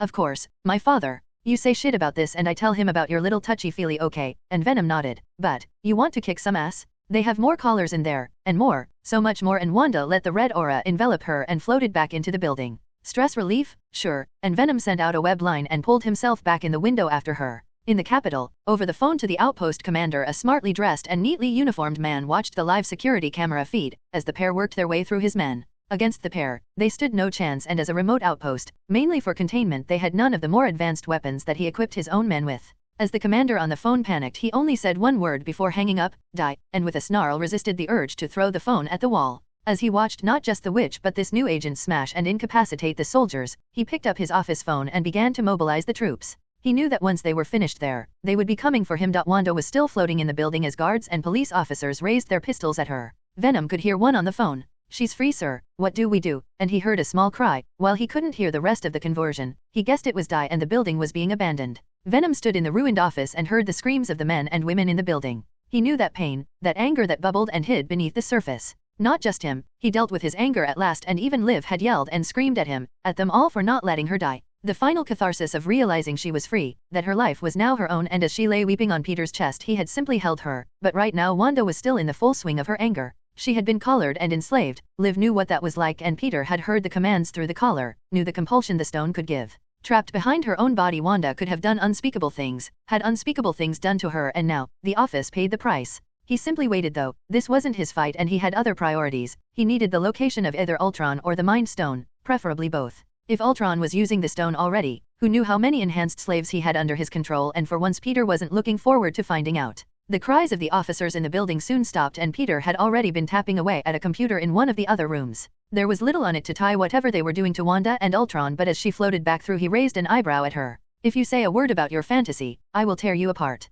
She hissed at him and he shrugged one shoulder. "You made that, not me, so don't get pissy about it now," he replied, idly memorizing as much of the information on the screen as he could. Wanda tightened a fist and red energy crackled over it, ignoring her and concentrating more on the screen. "The collar reached for your deepest fantasy, a way to make you obey, and I was made to go along with it. Don't think for 1 second - but Peter stopped and raised a hand. "Then we're both victims here. I didn't like it any more than you did. It was a delusion, nothing more, nothing less. It was a dream, a fantasy, so don't worry that I'll suddenly push you down and expect a repeat. You were in my head, you saw who I live with. You saw how I treat them. I would never, not unless you wanted to. And I'm sorry." What Peter didn't know was that was part of the problem. Wanda had been raised strictly by Magneto, and the thought of sharing a man with 4 other women was horrifying. Her father would go berserk if he knew what they had done. What image stayed in her mind even as she looked at him? While the collar had made her, and her own power supplied the delusion, she had constructed it as a way to reach him, and it was her own desire and willingness to go along that made it so real, but not just for him but for her. The ache that lingered between her legs was a testament to that.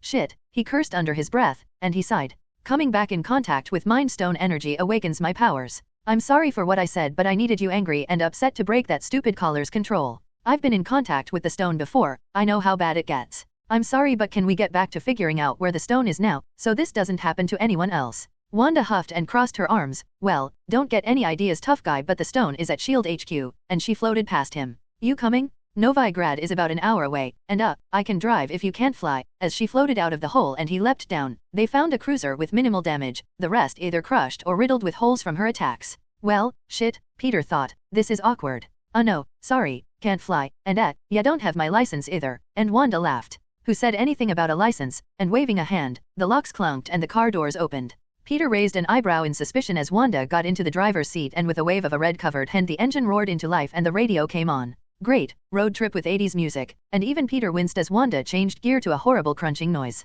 She shrugged, not used to stick, but the car's engine roared once more and Peter and Wanda sped off towards the capital. After a few minutes of Wanda's bad driving, Peter slowly cranked the window down to let some fresh air in. "It's cold, close it," Wanda complained, but Peter shook his head. "Unless you want to be riding more than just a stolen cop car, then no, fresh air is a must," and she quickly looked at him. "One of my powers, makes people like me, especially women, so no, windows stay open, unless you really want to finish what we started," and Wanda responded in something he didn't understand. Fucking American, stupid fucking powers, she said, shivering as the chilly bitter cold seeped into the car. Peter shrugged and went to turn on the AC, but it blasted out warm but foul-smelling air into the car, and even Wanda shook her head. She knew about other mutants from her father. He had been adamant about teaching her and Pietro about the mutant rights movement and its darker side. Magneto had warned her that the powers mutants possess were varied and that some could even control her mind, so a pleasant scent to make a woman lust after him wasn't out of the question, and at least he was. No wait, that bastard wasn't shivering like she was. Are you not cold? She asked innocently, and he shook his head.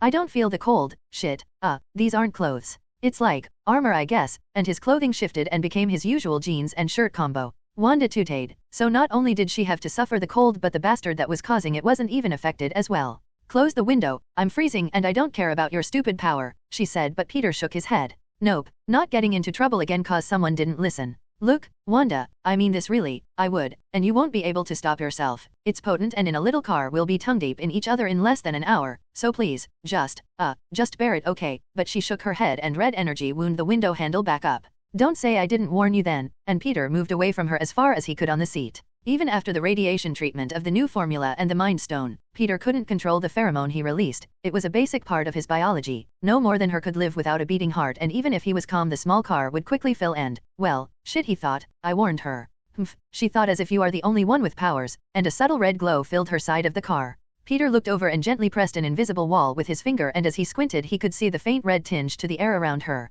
That's pretty cool, he thought, but as she stared at him smugly he decided not to mention it. He did however roll his window back down, even as Wanda glared at him. Use your powers to keep warm then, cause really, it'll get back, barrier or not, and she could only humph at him. We need a plan, we should go get your dad and brother before doing this, he said, trying to break the silence. No, she yelled with a bit more force than she wanted. They would have us hide, have me forgive and forget. My father is a coward, he should have done this a long time ago, and Peter frowned, wondering what she meant. 10 years, my mother was one of the local girls, not a mutant, not like us, and while Peter listened he wasn't going to correct her, and one day your shield came, asking my father to fight, that he could end the war and civil unrest in a few days. All they needed was for him to fight, or help. He refused, of course, he did. After his friend was killed he hid. A trigger-happy recruit, who'd never seen a mutant before, shot at him, and of course, he defected it. It hit my mother, and after that, he stopped using his powers. He would tell me that revenge only creates more revenge and that this is stupid. Wanda shook her head. If you knew what they did to me, you wouldn't stop me either.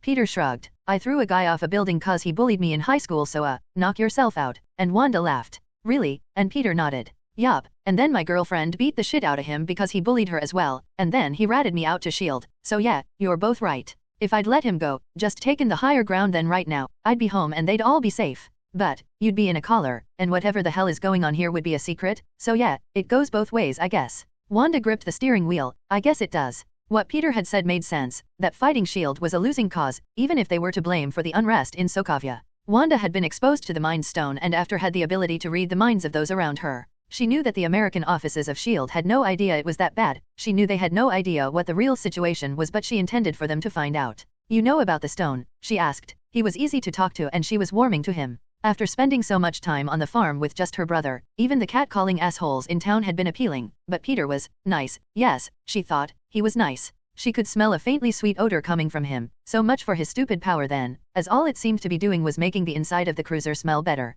Sure, 1 of 6, it's a repository of all knowledge, but not in a good way, like try reading 100 books at once kind of bad. I used it to fix my powers, so I know how bad it gets, the way it breaks you down and makes you feel so small. Peter took a deep breath and let it out. The experience had not been a pleasant one, but it unlocks potential. You had powers before, right? The red energy, and Wanda nodded. My father already told us about mutants. Pietro can access a kind of friction power, and father, well, Magneto isn't just a nickname. I can move stuff, use the red energy to manipulate stuff, and a bunch of other stuff. And a bit more, after the stone. Wanda shifted a glance at Peter, who was sitting with his head against the backrest of the chair with his eyes closed. Hey, it's fine if you don't want to say. I mean, I'm a stranger, so sure, but I was injected with a mutagenic compound and bonded with an alien called a no, a Clintar. It kinda messed things up, as now I've got bio-armor called Simskin and a few other abilities as well. Wanda stuck her foot on the brakes of the car and Peter opened her eyes to look at her. Alien? Aliens are real, and Wanda turned and stared, while Peter shrugged and nodded.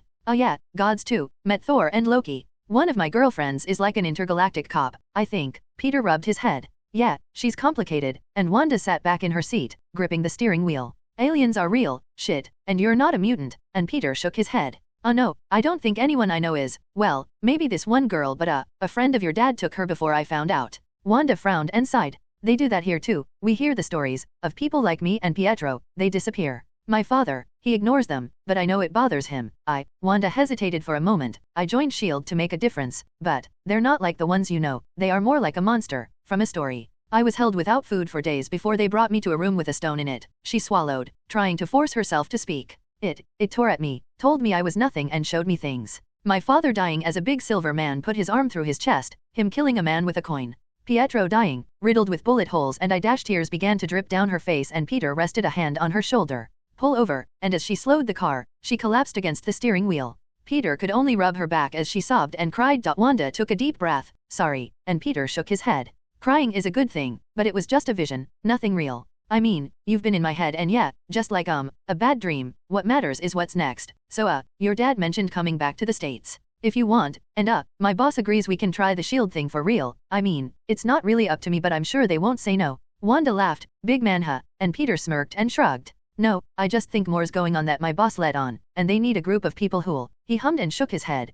who'll maybe not be too upset at the idea of cracking skulls, kinda like you. Do I think you're a bad fit? No, but as I said, it's not up to me. But that means leaving, Wanda said, frowning, and Peter shrugged again. Your dad is anyway. Pietro was packed last I saw him so I guess the only one with an issue is you. But as they drove Wanda was quiet again, and Peter left her to her thoughts to enjoy the scenery. This was the first time he had ever left the States and while the spruce trees and rolling snow-capped hills were nice, it wasn't home. It wasn't until they got closer to Novi Grad that the first obstacle appeared. There, and Wanda pointed. Peter could see the roadblock ahead. A line of soldiers with strangely shaped rifles were hiding behind the barbed wire-covered barricade. Might as well stop, you know it's us they're waiting for, and Wanda pulled over. Hey shitheads, want to surrender now? And the answer he got was a cloud of blue energy shot at him. Wanda conjured a red energy shield and it deflected harmlessly away but she looked pained. Her powers could stop the blasts but not easily. Can you not antagonize the soldiers, she said, wrapping red energy around herself and Peter laughed. It's kinda my thing. His simskin armor solid out and now as he towered over Wanda as is this. Venom lifted the car and taking aim threw it as the barricade. Pulling back he sprang forwards and landed amongst the scattered soldiers. He skillfully avoided the blue blasts the more capable soldiers were firing at them but with Wanda deflecting them away, their actions were futile. Sending out web after web, anyone stupid enough to move was webbed down and contained. Rifles were grabbed and pulled from hands, uncaring if the soldier wielding it was dragged along with it. Venom systematically took out each soldier one by one. Venom stood as the last soldier groaned on the ground, Wanda floating over. They both paused as they heard the sound of someone clapping. Very well done, Mr. Parker. Monarch was correct. You are indeed a great specimen. However, I am disappointed in you, Ms. Maximov. Did we not keep our end of the bargain, and yet here you are, with the enemy? The voice echoed out of a speaker on the soldier's APC, and Wanda and Venom approached it cautiously. But Venom frowned. Who the hell is Doc? Or does this guy just have a really bad accent? Of course, the men were merely a distraction, and as the speaker crackled and went silent, two hatches hissed and opened. From within the vehicle, several drones flew straight up. Well, shit, Venom said. Drones. Oscorp used them to hunt me before, and as he shot out a fine net of webbing they spun and the webbing was shredded, and I guess they learned. Drones? You send drones against me? And as Wanda floated up the red energy on her hands flew forwards in a cloud, wrapping itself around the drones and as they whined and squealed she crushed them all. Of course not, and a blue bolt of energy shot out from the vehicle. A hidden sniper remaining out of the pair's reach. As it hit the red energy of Wanda's shield it dissipated, and she tumbled towards the ground. Venom dived forwards and uncaring where his hands ended up, stopped her from hurting herself and shot out a dart of web at the now open hatch, covering it partially. As another hatchway opened with another sniper, and more drones flew from the top of the vehicle. Shit, Venom thought. He recognized the energy weapons as the same type Carol described, made from the Space Stone energy. Using the Mind Stone they knew it was the safest bet to neutralize Wanda if she ever got free. He wondered if even her power could stop the molecular disintegration effect they had seen. A shield was one thing but she needed to remain vigilant to deflect the attack. A hidden bullet or blast could end her life, and now Venom knew that whoever was in command here wasn't playing to capture. This was now life and death. You okay? He asked her and even as she blushed, his hand resting awkwardly between her legs he put her down and then leapt at the drones. With sniper and flyers they would be quickly overwhelmed. Take out the drones, Venom yelled, and as he flew through the air he shot out a large stream of sticky web fluid at the truck, covering as many apertures as he could see. As he flipped away the drones buzzed around him, razor-edged blades designed to slice through his symbarmor and Wanda weaved and waved her hands as she grabbed them and pulled them away. As he sprayed another vent he made sure the webbing was toxic. The soldiers outside could be checked for a collar but those in the ATVs were too dangerous to let live. This didn't make sense to Venom. They should know that she could defeat the drones and that he could take out the snipers, so why? Shit, he cursed. Wanda, can you sense anyone nearby? As he extended his senses, even as he strained he couldn't feel anything and even Wanda shook her head. This is too easy. I think we're being watched. Analyzed for a much harder fight. He tooted, wrong senses dumbass. Venom had expected a soldier but he found a drone, laden with cameras, and to his technopathic abilities lit up like a Christmas tree. He could see the various emissions it was given off and he realized that this was just like Huntress. He was seeing the electromagnetic spectrum and if he could see that, then he could see it all. Wanda, right there, he sent to her and as she narrowed her eyes at the psychic link she squinted and a bolt of red shot from her hands, the drone exploding in a small ball of red and blue energy. I would prefer you stay out, Wanda sent back, understanding now why her father hated telepaths so much. The contact was personal and overly familiar. Peter or whatever he was not just sending thoughts but feelings as well. His frustration at the spy camera, the anticipation of a fight, the worry about his loved ones, and his arousal at the thought of seeing them again, and something she didn't expect, concern that Wanda was okay, that she was unhurt and more importantly, safe. You send too much, not just a message but everything, stay out. Venom felt a door slam as she erected some kind of barrier against him, rude but cool, he mused. Wonder if she'd teach me? He let out a breath and pondered what exactly to do with the men in the ATV. The soldiers on the ground were all still but he couldn't feel the stone's influence on them. Sorry, he whispered and let his newfound ability wash over them. As he touched their minds he felt their hatred, fear, anger, and a prominent thought, kill us and another will take our place. These men were indoctrinated, a cult of some kind existed within S.H.I.E.L.D. but no matter how hard he pushed he couldn't find out more. As he tested his powers the men screamed and twisted. Stop, Wanda grabbed him by the arm and pulled him away. You can't. Even they don't deserve torture, but Venom shook his head. They aren't S.H.I.E.L.D., there is something else going on here. The war, the riots, everything is connected. I only got bits but it's been planned, this is a setup. These men aren't innocents Wanda. Plus we already killed those guys, and Venom pointed at the ATV, covered in a thick layer of webbing. Whoever was in there had slowly choked as they fought the drones. Wanda stared at him and then at the ATV. She tried to sense the men within and there was nothing.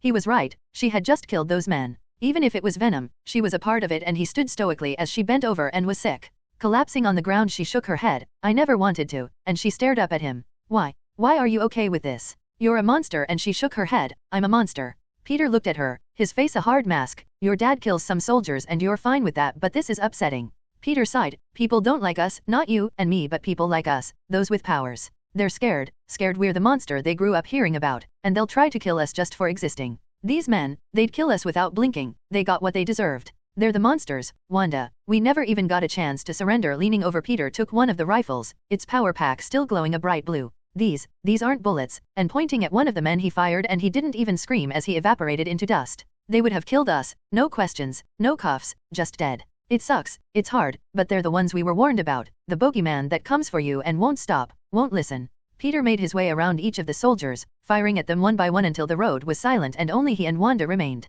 This is war, your dad hid but I don't get that choice, I've been outed. I've got family and loved ones to protect, I'm not the monster here, they are? Venom let his simskin envelop the weapon and as the energy touched his cells he felt a rush, like a drug, as he drained the battery dry. One by one each weapon was neutralized and Wanda stared at him, unmoving, watching him as he went about his work. Go home Wanda, your dad and brother are worried about you. Venom shook his head. I made peace with killing a long time ago. Some people won't stop until the blood runs and locking them away doesn't cure that. The hate doesn't end until they do. Venom rested a hand against the web-covered ATV and as his webbing touched the solidified mass it began to melt and shrink back. I'll face my reckoning when I'm done, but it'll be alone and no one can share that burden with me. And he shrugged. Not today, pulling open the hatch at the back of the ATV. Inside he saw the two snipers' bodies, webbing them and pulling them from the vehicle he took their rifles and shot both bodies, evaporating them. Today I go fuck up some maniac with a fetish for ray guns and killer robots and he let his armor slip back into his regular clothing. Peter bundled the drained weapons into the ATV and searched for the keys. Wanda lifted herself up and brushed the dirt from her legs. Her eyes and hand glowed red for a moment and a set of keys flew towards her. You can't drive idiot, and she unlocked the driver's side door and sat adjusting the seat. Plus, who else will listen to those speeches? If you ever stop being an ass you should write birthday cards for assholes and he laughed. I can learn to drive, not write cards, Peter said, chuckling, and he motioned to the locked passenger side. Wanda rolled her eyes at him and waved a hand. As the red energy lifted the lock Peter climbed in. So, music. And Wanda just shook her head as she got the ATV into gear and the pair drove off, heading towards whatever trap had been set for them in Novigrad. Peter and Wanda were sitting silently, driving down the main highway to the capital city of Soavia, Novigrad. The main HQ of the Allied Shield and Defense Force of Soavia was almost in the main plaza of the city and it was constantly surrounded by busy protesters, even at night. A civil war had been raging in Soavia for over 15 years, and once S.H.I.E.L.D. turned up the situation took a downward turn. Rather than helping, their efforts only seemed to inflame the population, and not just protests but riots and violent terrorism sprang up in response. It was a widely talked about situation, even in America where talk of invasion was on everyone's lips. This time, as Soavia had no oil or strategic importance, the higher UPS were willing to let SHIELD and the World Security Council deal with it. Now of course Peter knew exactly why. Someone was using Soavia as a staging area, testing, or hiding new weapons tech. The energy rifles had the same power source as the Goblin Hammer and Carol had identified them as Tesseract and Nazi tech. So Nazis ran Soavia, great thought Peter, probably get some limp-dicked fucking weirdo with a stupid mustache and a limp. What was worse was that Peter knew it was Oscorp tech, and that Osborn was a bigger shitbag than anyone knew. He made a vow to investigate Tony once they got back. If Osborn was hiding here to test out experimental weapons, then why was Stark's name all over the news? Was he also involved, or was it the smokescreen to cover the illegal tests? Wanda laughed. You need to learn to control your thought more, Peter. Limp-dicked Nazi, huh? And Peter blushed a bit. He had never spent time around someone with the same power set as him before, and it was turning out to be harder than he thought to control his thoughts. It's easy, just think of something simple, like a door, and then push that to the front of your powers. Once the thought is there, you don't think about it, just use it to send out your powers. Peter imagined opening a door, a stupid door, a door. Not, doors were dumb. How did telepathy work? Impulses. So the mind reading and telepathy were like his normal senses. Rather than temperature or air pressure, it was electrical disturbances. So he was touching the flow of power through the person. Peter closed his eyes. Wait, if he could see the electromagnetic spectrum. Oh, what a fucking idiot, he thought, and Wanda smirked. Yup, an idiot all right. Oh yeah, Peter sent her the last image from the vision they had shared and then slammed down a curtain of white noise, making the radio squeal and the lights in the ATV flicker. Damn, sorry, he said. Projected rather than shut off. Unamused by the image of her straddling him, Wanda tooted. Don't project. If you short the wiring out, we'd be walking to Novi Grad, and I'm not carrying you, she huffed. If he got a grip on his powers, then good, but fooling around and making things worse was. Wait, she thought. How long have you had your powers? She asked, dreading the answer. Telepathy? Maybe a few weeks. The rest, about a year, and Wanda sighed. No wonder, he's a stupid man, baby. Well, then stop playing around with them and focus. Training is only good when you can learn, and killing us both before we start isn't training. So stop doing what you're doing. Oh, and for the love of God, stop thinking about Felicia and live in. Oh, I swear, I will hurt you if that's a riding crop she's holding. And Peter shrank in his chair. He couldn't help it that strong, domineering women were his type. Focusing, he felt the flow of energy around him, and like his enhanced senses, he cut it off. No longer feeling the buzz around him, he looked at Wanda, eyebrows raised. There, better, and she nodded. Practice once we get somewhere safe. Don't make me regret this, but I'll help. Just, if you think about sex once more, then I'll make you a eunuch. I swear it. Wanda looked at an approaching sign, and Peter stared as well. How far? He asked, and she translated. Another 30 minutes or so. We should be seeing the city soon enough. The rocky terrain hid the large city from them, but as the road wound and twisted around the tall mountains, Peter soon realized that while Soavia was small, the capital was not. We should ditch the van and make our way on foot. Well, me on foot. We can't be caught driving a stolen police car into the capital, and Peter slid into the back of the ATV and began to web the equipment he wanted to take back to the US. Down. Leave the keys in it and hide it somewhere. I want to see if we can take the whole thing back with us. Plus we'll need it to get back to the farm. Wanda nodded and pulled off the main road, parking behind a distance sign. Are you well known? Peter asked, and she frowned. If we walk into town, will someone recognize you? And she shook her head. I don't have ID though. But Peter snorted. We're telepathic. Who needs ID? Plus, you can fly. Just go up, and he was going to take a trick from that asshole Charles's book. If he could make someone forget he was there, why not do the same? Once we get into town, I want you to fly straight to the headquarters and I'll meet you there. Peter had seen enough, and once they were in the city, there were plenty of high-rises he could use to swing around with no problems. He doubted Novi Grad had the same high-tech security street cameras New York did, and he could really let loose. Okay, the plan is to get to the main building. You know your way around, so we need the main lab where you think the stone is being held. Once we have it, we leave. I know you want revenge, but we can't stay too long. We're powered, but there are only 2 of us and a lot more of them. Wanda scowled but nodded. I know, but sometimes hit and run works better than hit. Plus Peter wasn't about to mention the possible army of killer robots that could be waiting for them. Do you know if the stone affects your powers? I mean, a friend of mine was powered up by another stone, and she said that they reacted to each other. So just remember, if your powers suddenly go kaput, to see if some asshole has the stone nearby. Wanda shook her head. I'm a mutant. I didn't need the stone. It just made me better at using my power. And it was Peter's turn to frown. Wait, the red energy isn't from the stone. And Wanda shook her head. I'm the Scarlet Witch. It's my magic. Come on, magic's real too? That's just bullshit. Peter complained. Great, another power to keep track of. And staring at Wanda, he made sure she heard him. Wanda just grinned at him. Magic is more than real, Peter. It's the only real power in the world. And as the red energy covered her, she grinned and flew off towards the city, leaving Peter stood watching as she sped off. Could have at least given me a ride, he lamented. You did enough of that earlier, she joked back, and he rolled his eyes, huffing. Looking at the number on the road sign, he shook his head. Seeing that it was still at least 20 kilometers to the city, he let his simskin cover him and took off after her. As he ran, he began to examine his own senses and the energy in his body, the energy around him and how they were interacting. He could hear the noise coming from the city. An indistinct chatter, as if he was tuning into 100,000 different radios all at once. If his powers allowed him to see and manipulate the electromagnetic spectrum, to see ultraviolet and infrared, then his telepathy was an extension of that, a way for him to tap into the subconscious flow of electrons that made up a mind, and whatever strange energy made up consciousness. Now he knew how he could shape the method. Rewiring his simskin was as simple as recreating a circuit or connecting to the device. As long as it wasn't a dense or radioactive mineral, he could copy it, and if he could copy it, he could recreate its effects. Seeing into the electromagnetic spectrum was as simple as making armor. Watching Wanda manipulate the red energy had clicked with his own power, but rather than a form of energy, he had a form of matter. It was simply a different method of manipulation. Once the higher buildings began to populate the capital, Venom shot out a web line, climbed to the top of the tallest building, and his simskin shimmered and he vanished. Wanda, I'm coming up on your position now, and he saw her floating above on the high-rises nearby. It was broadcasting way too much information for a simple tenement block, and he figured that this was the real headquarters, the other a fake office to distract the rioters. Even now, as he stared at the crowd gathered, he could see several of them all carrying high-tech communications equipment, its signals bouncing back and forth between what appeared to be at least 20 people in the crowd and the building across from them. They were moles, sent in to rile and control the crowd, and Peter knew even more that he needed to either report or put a stop to this. Finally got a handle on it. Wanda asked and Venom nodded. You still need to hide your mind better, was all she said, and as she did, the small candle of his mind flickered and vanished.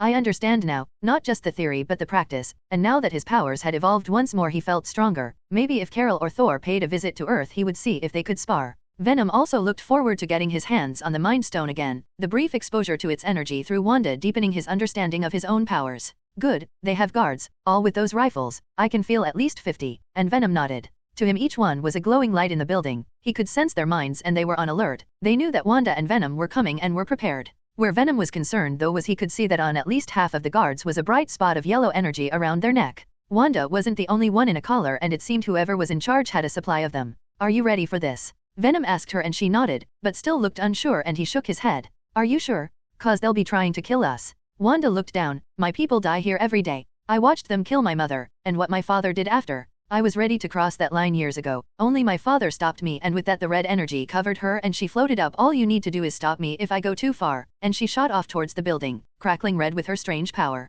Damn, she is fucking hot, Venom thought to himself, and he felt a sliver of annoyance coming from Wanda. If she didn't like his thoughts, she should stop reading them, but it was also good practice for his own control. With a smile and a nod of approval, as he focused on Wanda's behind, he shot out a web line and followed her down towards the building. Unseen by him though, she had a small smile on her face, and as she grinned stupidly, she floated towards the building, ready to take back her life. Stealth was never going to be an option here. They knew they were coming and it was only a matter of time. The ATV probably had a LoJack on it, and all that Venom and Wanda had control over was where in the building they entered from. Take your pick, he thought, and Wanda simply screamed and blew a big hole in the side where the most people were. Smirking, Venom had his own plan and, copying poison, released a cloud of fine webbing into the air. As it drifted down, it began to burn and sting the throats and noses of everyone not wearing protection. Spicy, he thought as the crowd panicked but, as he wanted, began to disperse. While stealth in the building was out of the question, the last thing he wanted was Wanda and himself to be identified, and getting the civilians to disperse would help with that. As Wanda flew into the building, the shots began to ring out. The soldiers below were firing into the air, and now the soldiers in the building were beginning to fire at Wanda. Bolts of blue energy were being pushed to one side as she quickly learned to deflect rather than absorb the energy. If it wasn't for the fact the blue energy could disintegrate anything and the red was like a truck hitting you, Venom thought the fight was pretty, but shaking his head he shot out a line, spun and feet first crashed through the floor below the one Wanda was on. Keep them busy, the largest blue glow is here and but he never got to finish that thought. Is air, said a suspiciously French accent, and a huge gloved fist thudded into Venom, driving him through a thin partition wall. A large muscular man, chiseled jaw and shaven head, shrugged as Venom shook his head. He immediately thought of Captain America when he saw him. The build, the haircut and the blue eyes are all the same. Great, super soldier guy, and sprung to his feet. The man swung and Venom ducked under the fist and came up behind him, grabbing him by the collar and threw him to the ground. The man rolled and backflipped to his feet, crouching in a well-practiced martial arts stance. As Venom swung out, he pushed himself back, pressed his hands against the wall and leapt forwards, driving a knee into Venom's crossed arms. I get the French thing, but leaping around?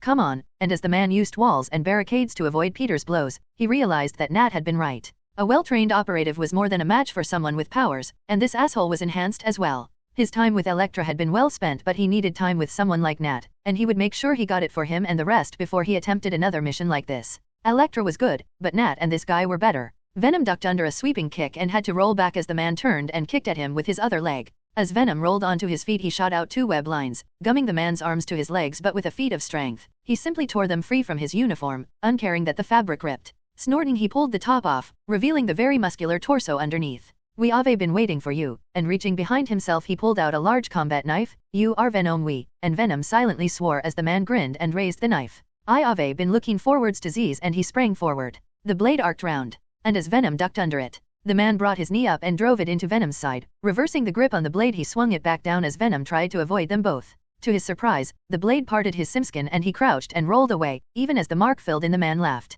"You like? I have these just for you," and he advanced again. As he swung the blade out, Venom sent out a web line, gummed the back of the man's hand and twisted it. Leaping over him, he heard a small pop as the arm bent unnaturally, and bringing the arm up behind the man's back, he webbed it there and pushed him forwards. As he stumbled, Venom sent out another line, catching his feet, and as the man fell he webbed him to the floor, grabbing his other arm and twisting it up behind his back as well. As he reached out, he could feel the collars around each person's neck, and unsure if they were willing volunteers or victims as well. Venom was unwilling to kill, not unless he had to. As he grabbed his neck, he ripped the collar free. He could see one on most of the men here, only 2 at the back seemed to be free, and as the Frenchman groaned he shook his head. "Thank you," but Venom wrapped a cord of simskin over his neck and squeezed until the man fell unconscious. Quickly searching through his memories, he found that the man in charge, Captain von Strucker, was on this floor, hidden in a panic room that doubled as his office. Once he had dealt with the rest of the man's squad, he would find Wanda and they would deal with him. Seeing their comrade manhandled had no effect on the collared soldiers. They had orders, and it seemed threats of violence wouldn't dissuade them. Heightened hearing could pick up the screams and cries of soldiers on the floor above, and like his partner, Venom got to work dismantling the resistance shield was putting up. Blasts of blue energy punched holes in office furniture as Venom leaped from divider to divider, using them, not as cover, but as a way to hide his presence from the soldiers. With the effect of the Tesseract weapons well known, Venom doubted that even he could survive being hit by one, and unlike bullets had no desire to find out. Stealth was pointless, as in the cramped office environment his large frame knocked over cups and slid chairs from behind desks. Instead he kept low, almost to the ground, and used speed and agility. There was no point in throwing anything to get close, the energy blasts would simply dissolve them. "I'm an idiot," Venom thought. He had been obsessed with making a ranged weapon that utilized energy, which as Venom he didn't have. He should have been relying on his webs, and as he formed a small but solid ball of webbing he let out a small but stretchy line, sticking it between his forefinger and thumb. He took aim and let it ping through the barricade the soldiers had set up. "Ha, take that you old shit, not the only one who can use ball bearings." As he slid across the floor he took aim at the bottom of the barricade, knowing the soldiers' feet and shins would be less protected than their torsos, but having bashed his legs against plenty of junk, tables, and other leg-high objects in the past, no less painful to be struck.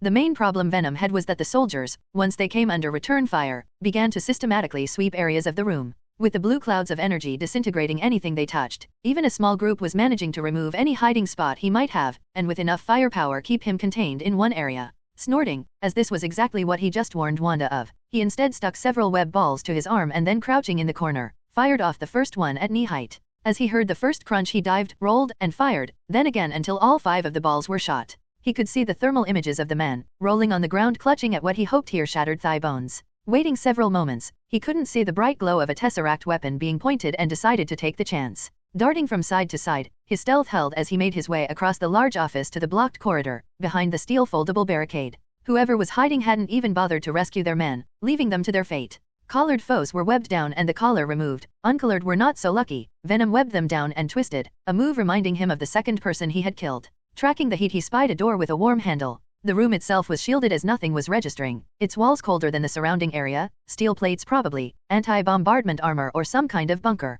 Venom was about to send a mental message to Wanda when he heard a sickening crunch noise, a gargled scream, and a pile of something rolled down the stairs to the floor above. Wanda had been merciless. As soon as the first soldier fired on her she had lost all pretense of kindness to even those that Venom told her were collared. Her control over her powers was greater now. She had been able to conjure several shields at once, each capable of absorbing a blow from the energy rifles, while her other hand conjured whips and nets of her own energy, capturing and crushing anyone who fired at her. She had been kind though, and only those who attacked her had been dealt with. The dead lay in pools of their own blood, and she was uncaring to those who had murdered her own people, to those who were responsible for the waves of violence and destruction that plagued Soavia every day. Peter might be capable of seeing past the collar, but Wanda knew that these people were not innocent, and each of them paid for their betrayal of Soavia with their lives. The words he had spoken echoed in her head, more of an influence than she realized. She had great power, and with that came great responsibility. Her father had great power, and he hid. Her brother had great power, and he fooled around. Venom had great power and he stuck his neck out, used it to do what was right. Even if he was judged wrong after. She was not going to hide like her father. She would find those responsible for her mother's death and make them pay. Peter would not be alone when he faced his judgment. She would be there with him, equally as guilty, and when the dead rose up to accuse her of murder, she would point to their own hands, she would point to the blood they had spilled. She would be by his side no matter what, she would do whatever she needed to aid him, and if he went too far, she would be there to stop him. Unseen, the last remnants of the yellow energy danced around her, and for a brief second her eyes flashed bright yellow and then faded, hidden by her own aura. Red energy crackled around her like a cloud of fire, burning with a deep hatred of those who had killed her mother, of those who had enslaved her. Stretching out her senses, she felt that her floor was clear. She had killed every person, and now it was time to find the man truly responsible. She floated down the stairs and saw the webbed bodies and the smashed collars. Soft, she thought, but if that was his choice then she respected it. As she floated down the corridors she felt for his mind and smiled as she saw him, standing in front of a seemingly well-reinforced door. With a grunt and a flick of her hands, the red energy encapsulated the entire wall, door, and all, and with a heave, it was pulled free and crushed into a ball, which she simply rolled down the corridor. "Captain von Strucker, you owe me a debt," she said menacingly at the cowering man in the room. Strucker cursed in his mind. Monarch had sent instructions on how to adjust the collars to work on anyone with powers, and they had taken Wanda to test it. He had sent over a strange gem that at first killed anyone exposed to it, but once Wanda had been bathed in its light she was stronger. Now, after interference from whatever that black-clad man was, they were now a giant headache that would cost him his base. The collars had been a success, the stone was not. It took 10 men for them to realize it just killed anyone they exposed to it, and it wasn't until he saw a girl being dragged in he stopped them. It wasn't out of any kind of sympathy for the girl. He remembered an old file, one left by the last base commander before von Strucker had removed him for incompetence. It warned that a family, one adult male, one young male, and a young girl were to be left alone. They were practitioners of old magics, and the last unit they sent had been killed. After Monarch's report, he now knew about enhanced and that they had been hiding in the forest to avoid the authorities, but with the girl here it provided an opportunity. Once collar later, and a brief but fruitful exposure to the stone, he finally had what he wanted. A super weapon. His master back in New York had been ecstatic, and von Strucker had expected to get a promotion away from this pile of shit called a country. As Wanda stood, red energy crackling around her like an angry lightning storm, he knew it was over. "Hey, shithead, where's the stone? Tell me and I'll let you live. Don't tell me and I'll let Wanda here recite the alphabet by pulling your organs out one by one." The black costumed man spoke, a thick American accent betraying his origin. "Shield, von Strucker though, they finally found us." The eyes on the man's mask narrowed. "Found who?" he asked, but Strucker remained quiet, knowing if he was like Wanda then reading his mind was a possibility. If I give you the stone, what guarantee do I have that you won't kill me?" Von Strucker stuttered. He was under no illusion that his life could be coming to an end. "Just my word, I won't kill you, I'll leave, all I want is the stone," the man repeated. "I'm not even supposed to be here, this isn't my fight." Von Strucker hesitated. He could hear the sincerity in the man's voice and he knew he had a chance. "You're not supposed to be here? This isn't your fight." "That's right, all I want is the stone." As he moved closer he repeated his words, "I'm not supposed to be here, this isn't my fight," and von Strucker nodded. "You're not supposed to be here, this isn't your fight," and the man nodded. "All I want is the stone, I'm not supposed to be here," he repeated. "It's in the safe," and he turned to pull a painting away from the wall. Venom watched as the man twisted the knob and eventually it sprang open. In the safe were several stacks of money, a lockbox, and a pistol, one of the Tesseract designs he had been collecting. Venom tensed as von Strucker moved his hand over it but pushed it to one side, taking out a smaller box from the back. "The stone," he said, offering the box over. Venom took the box and opened it slightly. Feeling the energy coming from it he snapped it shut before it overwhelmed him and the other two. See, that wasn't so difficult. Now, Venom shot out webs and snagged everything else in the safe, including the pistol. "I am a man of my word, and I was right, this isn't my fight." Nodding at Wanda, she shook her head and smirked. "But it is mine," and Wanda circled her hands, letting the red energy encapsulate von Strucker, crushing him and reducing the man to nothing more than a ball of bones and torn flesh. As she released her powers the ball fell onto the desk with a splash and Venom and Wanda made their way back to the corridor. The giant ball of brick had crushed the men Venom had webbed to the floor. He felt guilty about it but now there was nothing he could do. Wanda had taken care of that. "We can head back to the farm, let your dad do whatever he needs to, but then, I want out of this place." Venom had had enough of Soavia. Whatever Fury had intended him to do, other than search for Ultron, it had gone sideways as soon as they got here. Venom couldn't guess if this was Fury's plan all along. It seemed strange that he'd send a rookie to S.H.I.E.L.D. headquarters, even if they had a, oh shit, he remembered, the facility. In all the excitement he got so wrapped up that he had completely forgotten why he and Natasha were actually here. The S.H.I.E.L.D. storage facility outside the capital where all the now scrapped goblin armors and weapons were being held. Looking at the pistol Venom imagined that the weapons had been repurposed. He saw no mention of Harry's sabotage on the weapons systems, only the armor itself, and Strucker mentioned MODOK but no Ultron, and a walking suit of barely functioning armor should have been a fresh and prominent thought in the man's mind. Venom groaned. Do you know if there is a shield warehouse outside town? That was why I was here, and Wanda nodded. There is another secure facility, heavily guarded. That one, and Venom had to shrug. Honestly, I've got no clue, that was Nat's job, but Wanda frowned. Nat. Oh, I came with another agent, but she was hurt when they shot missiles at us, and Wanda frowned. Dad let them hit your plane, and it was now Venom's turn to frown. What do you mean, he let them? Wanda swore. Even if Venom didn't recognize the language, he definitely recognized the look. Dad doesn't let the army or the bombardments hit the farmlands, not our farm, not any of them, they are off limits. If he did, then, that old shit knew who we were. Wanda laughed. Don't let him hear you call him that, Dad is already done, and worse. Venom shrugged and Wanda stared. And he didn't kill you, and he nodded. Pietro said the same thing. Wanda took a deep breath and let it out slowly. If Dad didn't do anything, then he might be madder at you than we thought. Is that why you are here, to rescue me from my dad? And Venom nodded, at which Wanda swore again. Let me talk to him first. If he knows I'm safe, then he'll be willing to back down. I hope, she added in her thoughts, keeping them closely guarded, but he probably saw your jet and didn't care if they hit you. He really doesn't like S.H.I.E.L.D. Wanda had seen her dad angry before. It had been at least 10 years and she was just a little girl when the soldiers first came to the farm. Her mom and dad made her and Pietro hide in the house while they went out to talk. When she heard the gun go off, she heard the most inhuman scream. When her father walked back into the house, blood dripping from his hands, he was shaking, not with grief but with anger, and the whole house vibrated as hidden nails and ball bearings floated free. An hour later, her father returned, and it wasn't until many years later that she found out what he did. He killed them all. Every Soavian army checkpoint he found was obliterated. Every soldier, innocent or not, was dead. Over half of the standing army had been killed. It was hailed as a terrorist attack and was the spark that ignited the civil war that was raging today. Magneto dealt in quiet rage. It bubbled and simmered under the surface, and without warning, he killed without mercy. It was okay though. He had trusted him to find her, and to rescue her. She knew she could talk him out of hurting her new friend, and she smiled. Yes, my new friend, she thought to herself. Figured out what to say to your dad? Venom asked, knowing full well that was why she was being weird. No, and from now on, talk like this. Dad hates telepathy and won't have anything to do with it. Fine, but no complaining if you see anything you don't want to. Too late for that. MR can't keep it in his pants, and Venom snorted. I live a full and fulfilling life, everyone's happy, and he mentally shrugged. It seems it's everyone else that takes issue. Ah, shit, I was just teasing you. Venom laughed. I know, little miss, tell me what you want. And as they landed, Peter noticed her face had gone bright red. Doesn't stop you from leaking your own thoughts on the matter though. Peter had gotten hints of surprise, anger, and a little bit of jealousy all from her, and he understood.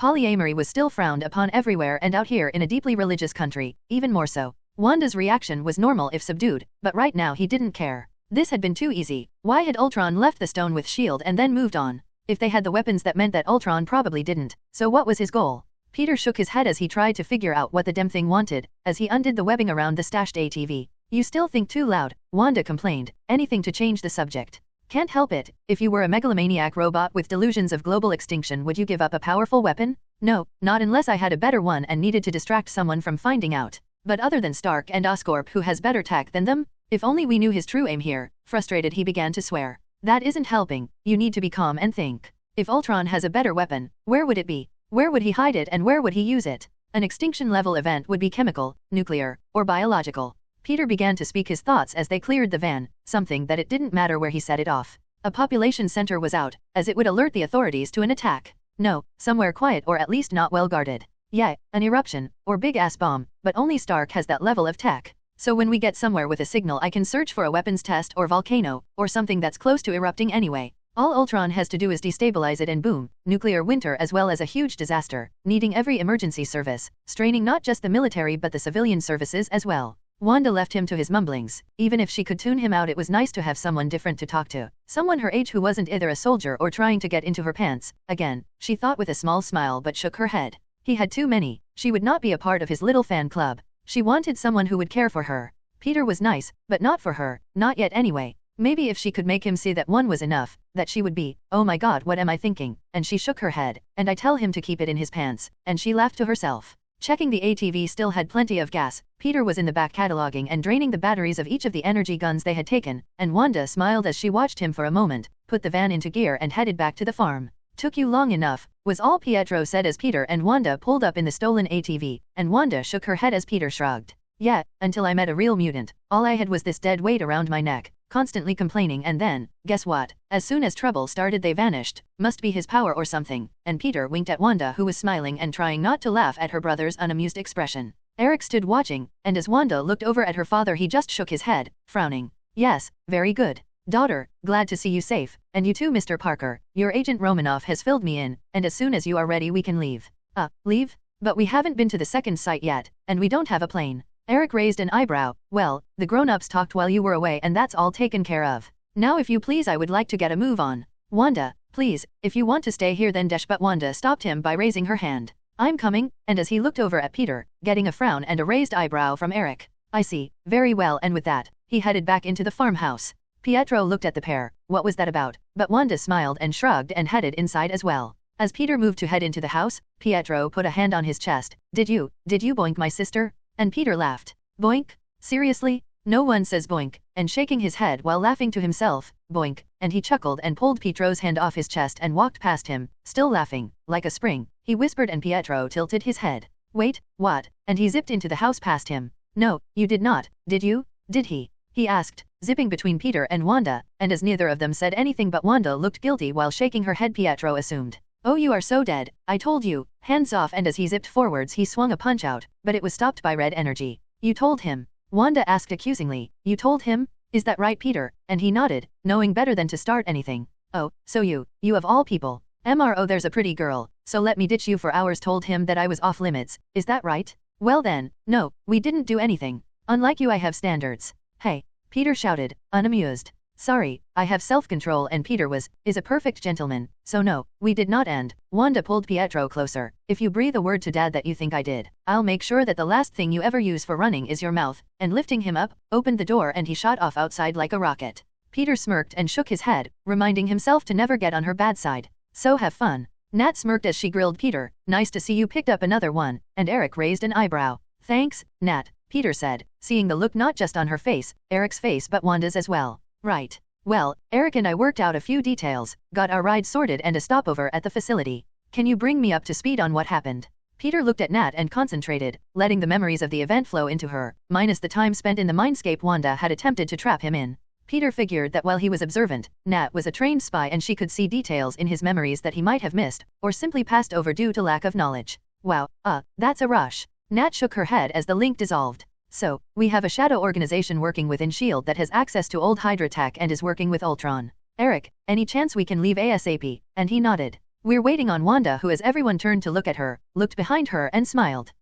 Oops, and darted off to her room. Nat shook her head. Eric agreed to help us with the facility, and I'm authorized to order its destruction depending on the situation. Well, I think this warrants destruction. Peter had nothing to say to that. Even if he had an opinion on this, he had to defer to her authority as a S.H.I.E.L.D. agent as well as his boss. He already figured he would get in trouble over the little stunt at the headquarters, and opening his mouth now might land him in worse trouble. Eat, get ready, we leave in 10, well, once Wanda packs, and Natasha motioned to Peter, can we talk outside? And he nodded and followed after her. Right, now tell me what really happened. There was a gap, and Peter shook his head. No, not relevant, and definitely private. Nothing was compromised, not her or me. You saw everything you needed to. And if I make it an order, she folded her arms and sighed. Then I tell you and you lose the one bit of trust you'd built. He shrugged. It's really not relevant. It was the mindscape Wanda constructed, and Nat smirked. Private and not relevant, huh? Fine, this time, but in future, anything, and I mean anything, gets reported. And Peter stared at her. What, you think your little escapade in the toilet isn't sitting in a report on Fury's desk?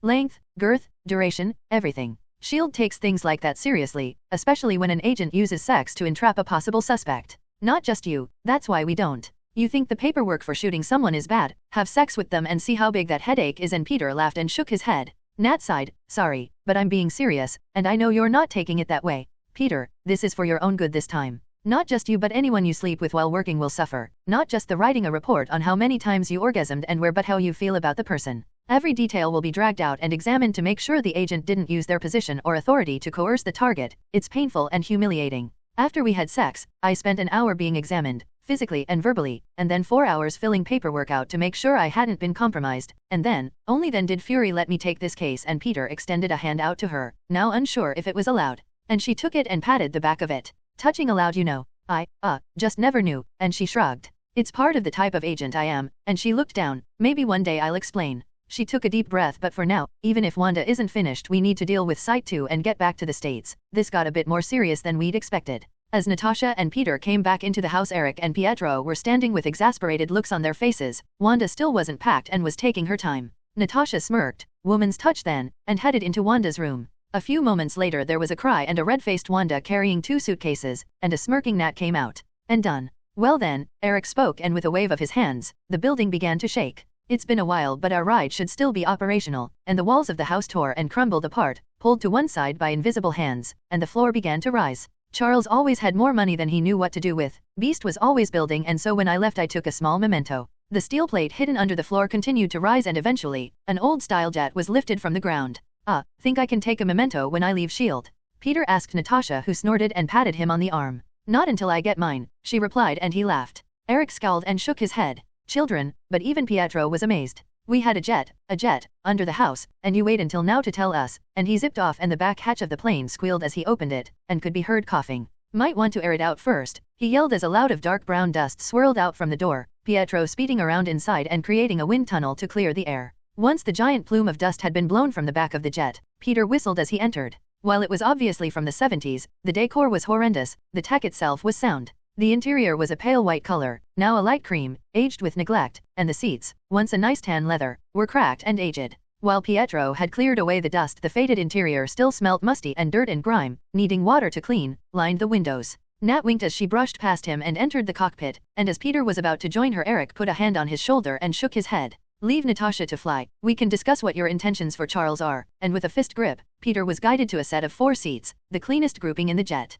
Charles isn't about to sit and let you invade his mansion, and if he's actively using his powers to stop people, then you face an uphill battle. While I am unimpressed with your little temper tantrum, Natasha persuaded me not to make an issue of it, and in fact, where we are going will demonstrate that people like myself, and definitely people like Charles, are not to be underestimated. Natasha's voice came over the PA system, crackling. Wheels up in 5 minutes, pre-flight is shaky at best, and some systems are dead, good enough to get us home but will be a bit bumpy, and as if to highlight her concern as the system shut down, it emitted a high-pitched whine and squealed before cutting off completely. The announcement ended their conversation, and the 4 sat in an uncomfortable silence. As Pietro was the only one without some kind of control over his thoughts, Peter could tell he was dying to ask if Wanda and him were actually in a relationship, but even Eric must have guessed as he kept giving him strained looks. Thankfully, in a jet, the journey to the second site was short, and the intercom squealed into life once more. We're hovering. Eric, do your thing, and slipping a helmet over his graying hair she smiled. This, young man, is where I show you that mutants are not to be trifled with, and undoing the door hatch, he floated out as the tang of ozone filled the air.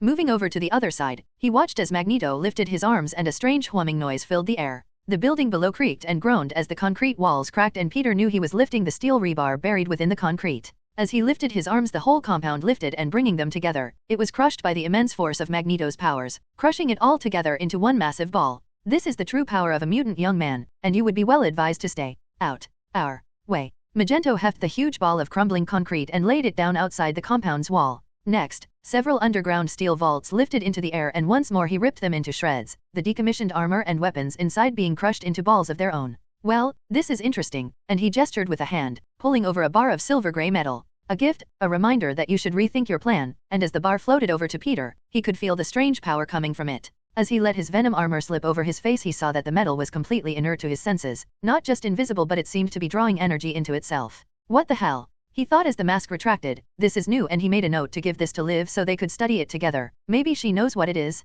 As Peter watched, Magneto crushed and destroyed the entire base with simple gestures of his hands. Peter watched him with lens-covered eyes and noted the electromagnetic spectrum going mad as he wielded his powers. He was now aware of beings that could manipulate energy, and one that could manipulate a fundamental force of the universe was unimaginably terrifying, and even Peter admitted to himself that maybe pissing him off was a bad idea. Okay, I get it, but that doesn't change the fact that that asshole came in with no warning and took a traumatized girl away. No asking, no talking, just took her. Scary powers or not, he needs to make amends for that. And as Eric floated back over to the jet and landed softly back inside, he stared at Peter. And you think that you are the one to do that? But Peter nodded as he stared back. Using magnetism is dangerous, and using your powers like that is reckless and irresponsible. You're just as fucking bad, so no lectures or you will find out exactly what I'm capable of. And Eric laughed as Peter scolded him. It's just magnetism, young man, just magnetism. But Peter shook his head. Atoms are held together by electromagnetism. The Earth is protected by a huge electromagnetic shield.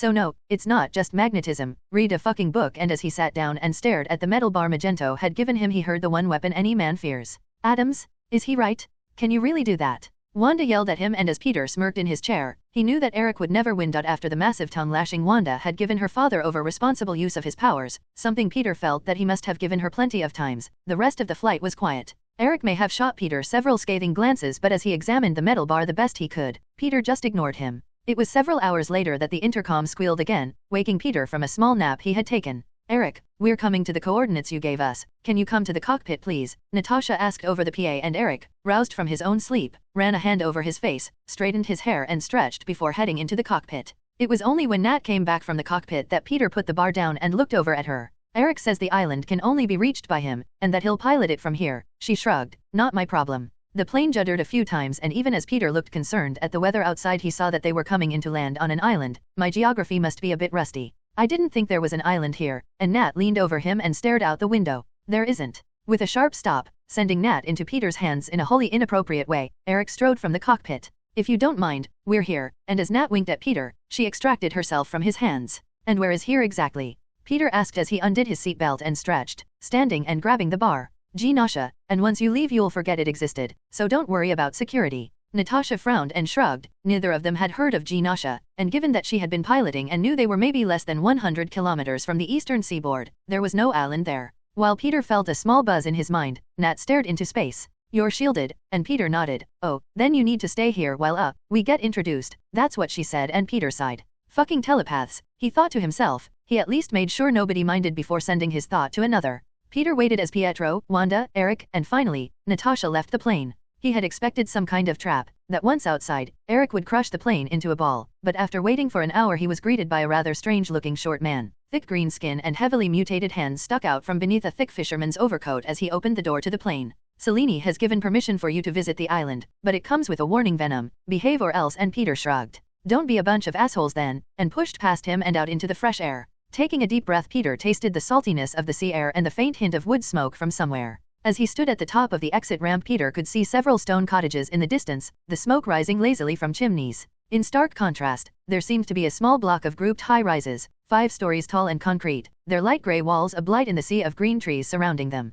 Peter watched as a single woman approached him, tall, dark brown skin with thick black hair, tied up on a ponytail. She had on a simple tan dress, and she walked with the confidence of someone used to having their orders followed. As he watched her, he noticed that she was invisible to his telepathic senses. Even the small buzzing he got from the others was missing. The telepath, he figured. No further, Venom. I am here to make sure you are not a threat to my island and its people. She stood before him and he could feel the power radiating from her. Even at the top of the ramp he felt it. Whoever that was not someone to be messed with. Then why let me off the plane? Or just another power play? You mutants seem to like those. Stand there, letting me know where my place is, letting me know you can crush me, so crush me or get off my back, cause it's tiring and cliché. Peter walked down the ramp and stood in front of her, and she shifted ever so slightly, tensing up for a confrontation. The woman stood, eyeing him up, staring as if to look through his soul before bursting out laughing. My name is Selene Gallio, and may I call you Peter? And he nodded. She smiled. I see why Eric likes you, and the others. You know I am over 200 years old, with powers that would make you piss your pants, and yet you stand there, unafraid, and as you said, wait for me to crush you, and yet, I am actually impressed. I can't feel your mind, but the power you radiate is amazing. And she walked around him, taking him in. May I touch you? And he shrugged, and as her fingers touched his simskin they were transported to a new mindscape. Oh, not this again. What is it with you guys and imaginary dimensions? Well, for one, we may talk freely, even on the island. Charles has influence, and second, I like handsome young men, and after seeing exactly what you and Wanda did in hers, well, Selene's clothes rippled and she was stood naked before Peter, her toned slim body showing years of training, reminding him of Nat's, with just as many scars. Where Natasha was larger in the chest department, Selene was smaller with large dark chocolate nipples, and Peter let his eyes wander over her. She was beautiful, and like most others, she knew exactly what buttons to push to get a rise from him. You know it is rude to compare a woman to someone else while she is coming onto you, and as she smiled and her eyes sparkled, Peter shook his head. Like stripping and offering yourself to someone. She shrugged, gave him a seductive smile and ran her hand over his chest. As she moved closer, he could smell a sweet perfume and her hands moved down his chest and he gently gripped them before they reached his zipper. I guess you figured this was the best way to get what you want? So just ask. I'm not doing this. Selene had taken what she thought was his weakness, and while she was attractive, the lesson Nat had been pushing onto him was finally starting to stick. Selene tooted and her clothes slithered back up her body, a shame, but no matter. Wanda is my student. I taught her to control her powers, to harness her magic, and from her, I saw your little escapade. From Natasha, I saw your file, 4 women, plus her, and then an incident with Wanda. Do I need to lock you up, Mr. Parker, or are you going to behave while here? Peter sighed. I produce a pheromone, so yeah, in small spaces I can be a danger, and as for reading minds?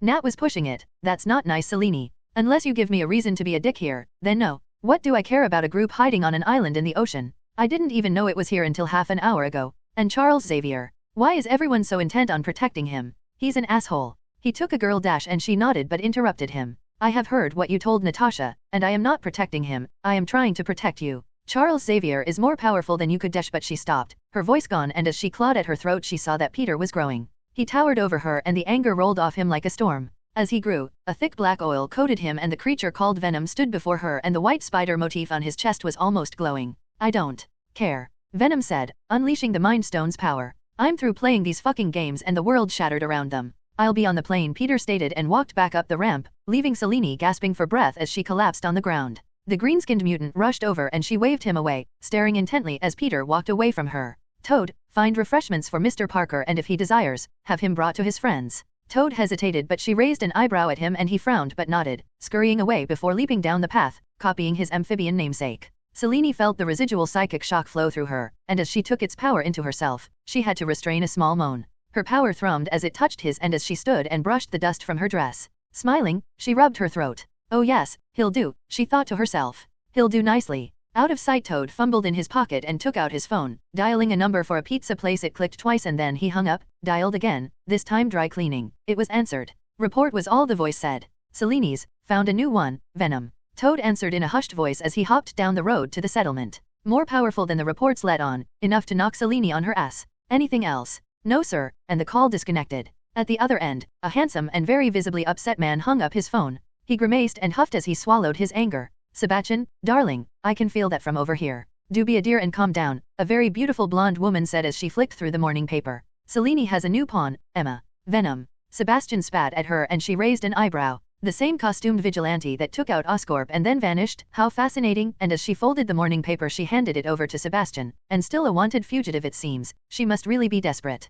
The headline was the usual J.J. rant. Now focusing on Huntress as well as Venom, he was spewing vitriol about the crime rates in Hell's Kitchen, and while they were lower it was pushing the rates up in the rest of New York. Sebastian shook his head. No, he's more than we realized. Toad said he knocked Selene on her ass. I don't like it. Not one bit, Emma. Open an invite to the club for him, see if his woman will join too. If not, well, remove them from the board. Just me, darling? I don't think so, and he sighed and shook his head. Then take Azazel and Sabretooth. If you need more then we need to rethink your position as queen and Emma Tutade. My position is more than earned, and you know it. It never hurts to be cautious, especially with one of Selene's toys, and especially if he took on a whole army. You know you can never be too careful and Shaw had to agree there. As Emma stood she took out her phone, dialing a number. 4 Seasons? This is Emma Frost, usual suite please, and this time make sure the maid can clean. I found dust on a shelf and that simply won't do. As Sebastian ignored Emma to focus more on the newspaper he tapped on his computer, calling up earlier articles on this costumed hero. If Selene was interested in him, there would be more than just what was in the reports, and as he sent out message after message, a picture of the man and his habits grew, and Sebastian knew he wanted him, and his power. His visit to Natasha was brief. Eric had only intended it to be a pit stop for them to illegally enter the US. While Peter and Nat were both granted entry as S.H.I.E.L.D. agents, Eric, Pietro, and Wanda would all be illegal aliens, and Natasha would be their home while Eric took Peter and Natasha to see Charles. Nat was getting comfortable in a chair while Eric prepared the jet for takeoff. Peter was sat across from her, noticing the smirk on her face. What? Why is it every time you meet a powerful woman you end up pissing them off? Nat asked innocently, but the twinkle in her eye betrayed her intentions. Just so awesome I guess, Peter deflected. He knew that during dinner Selene was giving him glances, Wanda was giving him and Selene glances, and Eric was glaring at them all. Nat had to contain her laughter as the group ate in silence. Wanda looked through the jet door and seeing Peter and Nat there, walked in with a small bag over her shoulder. Frowning, Nat shrugged, and Peter asked, are you coming too? And Wanda nodded. It's not like I will walk around with a giant sign that says illegal immigrant, plus aren't you some big shot secret agent anyway? Can't I just hide with you? And Nat laughed and shook her head. Only if I can watch the conversation with your father and then his, housemates. Wanda Tutade, I already know about them, I have been in his head, and Natasha shrugged. You didn't tell her, and Peter shook his head. Want me to? And Nat watched as Wanda looked down at her feet, with a slight blush on her face and shook her head. Tha tells me enough, so her too, and Peter made a chopping motion over his throat. If Eric thinks that he might stop helping, so no, we never did anything. Please Nat, weren't you telling me about professionalism not too long ago? And Nat laughed. Fine, no teasing. Sorry Wanda, I know how, and a look of sadness crossed her face, I know how bad it can be, and Nat smiled and sat down. It's okay, we never did anything to be ashamed of. Him and the rest however, I had never seen such things, and she said a few words in Soavian and Nat laughed and said something back. Wanda stared at her wide-eyed and said something else to which Nat nodded, winked at Peter and continued. With no clue as to what they were saying, and even if he could use the Mind Stone it would be rude to eavesdrop, he settled in for the short flight. Peter was practicing getting used to his powers, using them to extend his telepathy while keeping his own mind closed, but the flight was too short for any real practice. Soon enough, "We're here," sounded over the PA, and after a few minutes landing and letting the jet's engines cool and spin down, Peter stood and took a breath. You two, stay here, this might turn ugly, and Eric shook his head as he opened the cockpit door. I'll be coming. Charles knows it's me and why I'm here, he's agreed to meet with you but only you. Peter looked out the jet window and saw that a small group had gathered around the basketball court where Eric had landed, and with them was a man in a wheelchair and the other short hairy man he had brought with him. There were others, a couple of young girls, one, in particular, had flame-red hair and she looked apprehensive as the door to the jet opened. A man with a red ruby visor put a hand on her shoulder and touching it Peter felt he recognized them but couldn't place where. If you are finished, Eric said, heading out. Charles, I would say it's nice to see you but let's be honest, that ship sailed years ago, but, while I wait. I don't think this will take long. The man in the wheelchair, Charles, pushed the control on his chair and rolled forwards shaking his head. I knew you'd get desperate Eric but to recruit a monster like him, you've been out of the world too long my old friend. Monster. Peter snorted, at least I don't kidnap little girls you bald-headed asshole, and there seemed to be a collective intake of breath. Charming Venom. I rescued her from a monster, even if they don't see it. We both know what you are, and as he spoke he touched his head and Peter found himself in a mindscape once more. Oh come on, really? He was getting sick of telepaths dragging him to whatever hellish landscape they could think of, and there was the young Charles Xavier, with hair, walking and Peter just ignored the scenery. No doubt it was a memory or another trick. You took a scared girl, no negotiations, no asking you took her, so stop being a fucking hypocrite. Yes I took a scared girl, and what had just happened moments earlier, what was going to happen before you realized what your powers were doing. Charles stopped and pointed a finger at Peter. What did you think was going to happen? You forgot, the one power you have no control over, that affects women and you forgot.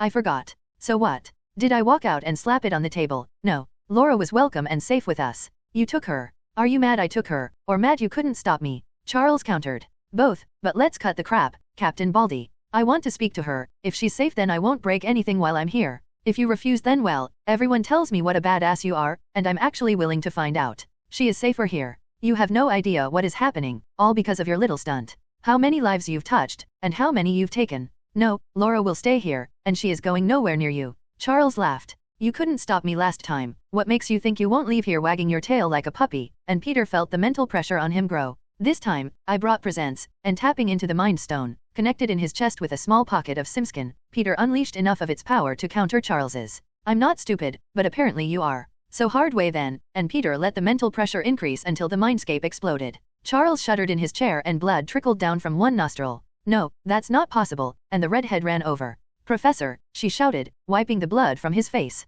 What did you do? She turned and yelled at Peter, who shrugged. He wasn't playing nice so I spanked him, but that was the wrong thing to say. The redhead growled at him, and Peter found himself being lifted from the ground and slammed into the jet, crumpling its side. Shouts could be heard from inside and as Peter shook his head to clear it he snorted, bad idea, and his armored simskin slipped over him. We asked to play nice but unruly children get punished, and pushing himself free from the jet dropped to the grass onto all fours. A beam of red energy streaked towards Venom with a thrum, and he rolled to one side and sprayed webbing over the redhead. While they had attacked him, his purpose here was to prove a point, not to create a body count. He jumped in as he sailed over her, he coated her head and arms with a sticky webbing, not as bad as the tar web he used on Sandman but enough to blind and contain her. The red beam streaked out again and having to continually move Venom danced and weaved his way around the gathering.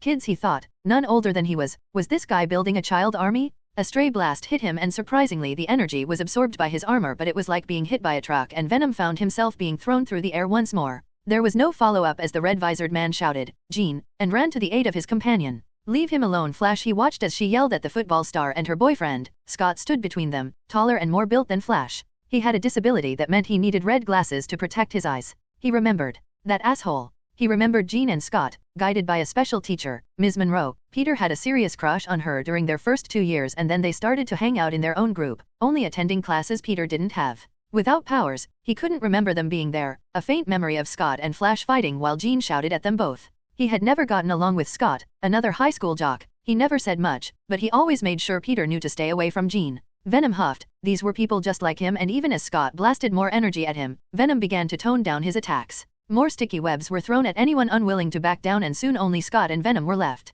So, was this such a good idea, Charles? Eric asked, and Charles shook his head. You have no idea how bad it's been, and to leave anyone with him. I did what I needed to, and Eric laughed. Really? Bad enough you're using your powers on children, and Eric patted him on the shoulder. Call off Cyclops, Charles, before he gets himself hurt. Charles sighed and shook his head. Scott, stand down, go help Jean. Venom, please, I'm sorry. May we talk? And Venom stopped, shaking his head. Bring out Laura and we can talk, and if I sniff any mind control bullshit I'll make this more than just webbing. Scott moved slightly, to touch his visor once more, but as Charles shook his head he moved over and began to help pull the webbing from Jean. Wait, Venom spoke, seeing that all he was doing was grabbing and pulling it. Even if they had attacked him first, he wasn't about to be a dick. Stay still, and he gently let more dissolving fluid coat her. The webbing softened and she glared at him. Thanks, I guess, and Venom shook his head. You're welcome, Jean, and she frowned at him saying her name, but Scott moved her away from him, keeping his visor trained on him. Monkey, he heard Laura shout and she dove at him, wrapping herself around him, sniffing and rubbing her hands over his chest.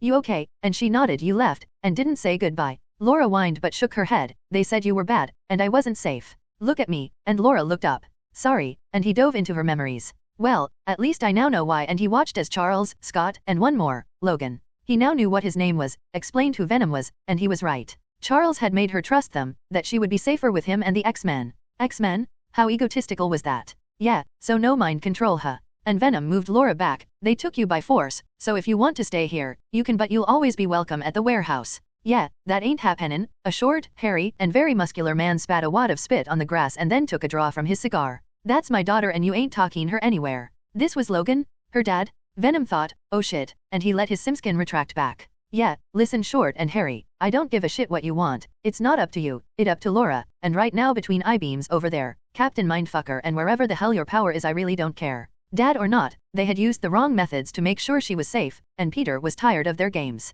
Extending his thoughts, Peter stripped away the residual trust me interference that Xavier was giving off, and Laura shook her head, monkey, and she hugged close to him. Want to come with me? And Laura looked over at Logan. Dad, boyfriend, Dad, Laura said, looking between them. What? They both shouted, Wolverine's claws sliding out and Peter kneeling down to stare at Laura. You can't call me that. Jean said, like a boy, make boyfriend, do things, like her and Scott, and he heard Scott cough as the group looked over at them, Jean going red and hiding her face while Scott shrugged.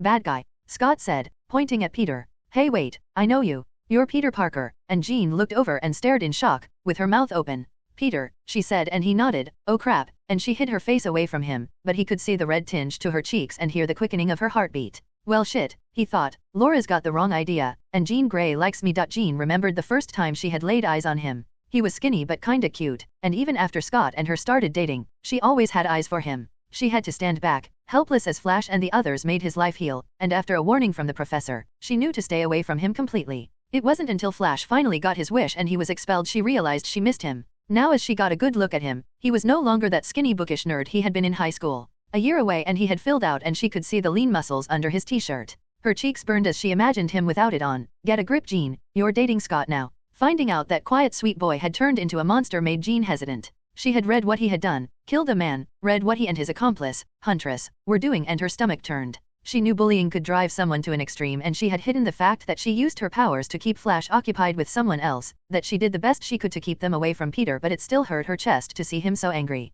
Charles and she had both sensed the massive amount of mutant minds being snuffed out that night, and once they investigated they found the warehouse. Wolverine was ready to simply smash into the place and take Laura back until Charles stopped him. Rather than alert Venom to their existence, they would simply vanish Laura and cover up the lab. Yeah, still does not change the fact that you killed someone, Scott said, standing in front of Jean and holding his hand at the visor control switch. Yeah, I remember you were always a bit of a dick, Scott. So now you believe J.J? I didn't kill John, and still, kidnapping, so fuck off. Peter walked towards Laura and Logan, seemingly unaware of the danger the man posed. Laura came of her own free will, Peter, Charles explained. Yeah, then she can leave of her own free will, but as he said that Logan growled again and took a step forwards. And they called me overprotective.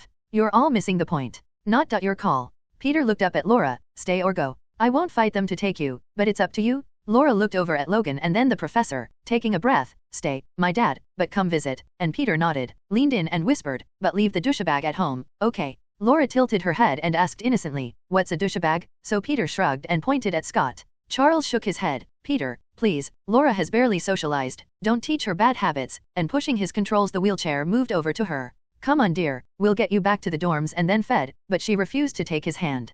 Peter didn't lie, made me trust you, Bad Baldy, and Laura huffed at him, stood, and walked over to Logan. Be nice, he's mine, and she stalked off to where Peter guessed she lived. Well, that went better than expected. Care to explain why you're helping him, Eric, and then kindly fuck off back to Soavia and out of our dash hair? Peter asked, and while he got a few stares no one laughed. Oh come on. Charles sighed. Lives? Peter, out of our lives, he said, absent-mindedly running a hand over his head. Looking over at Eric, we have a lot to discuss, and the sooner you leave Peter, the better. Eric and Charles headed back into the main house while Peter stood with the group watching him. So, hey Jean, how's life? Even at school he had hardly spoken to her, or had he? Hell with the professor, they could have 6 kids and he might not remember. The only reason he was sure his mind had been tampered with was the regenerative and enhancing effects of the Mind Stone, but as it had been over a year since meeting Jean he had no idea if it could repair any damage that old. The more he thought about it, the more he realized that he had no idea if this was the first time he had ever really thought about Jean. He hadn't seen her since school and his memories of her were fuzzy. Scott walked forwards. Don't bother Parker, you're not welcome here, and a group gathered around Scott and he and the rest of the students walked away.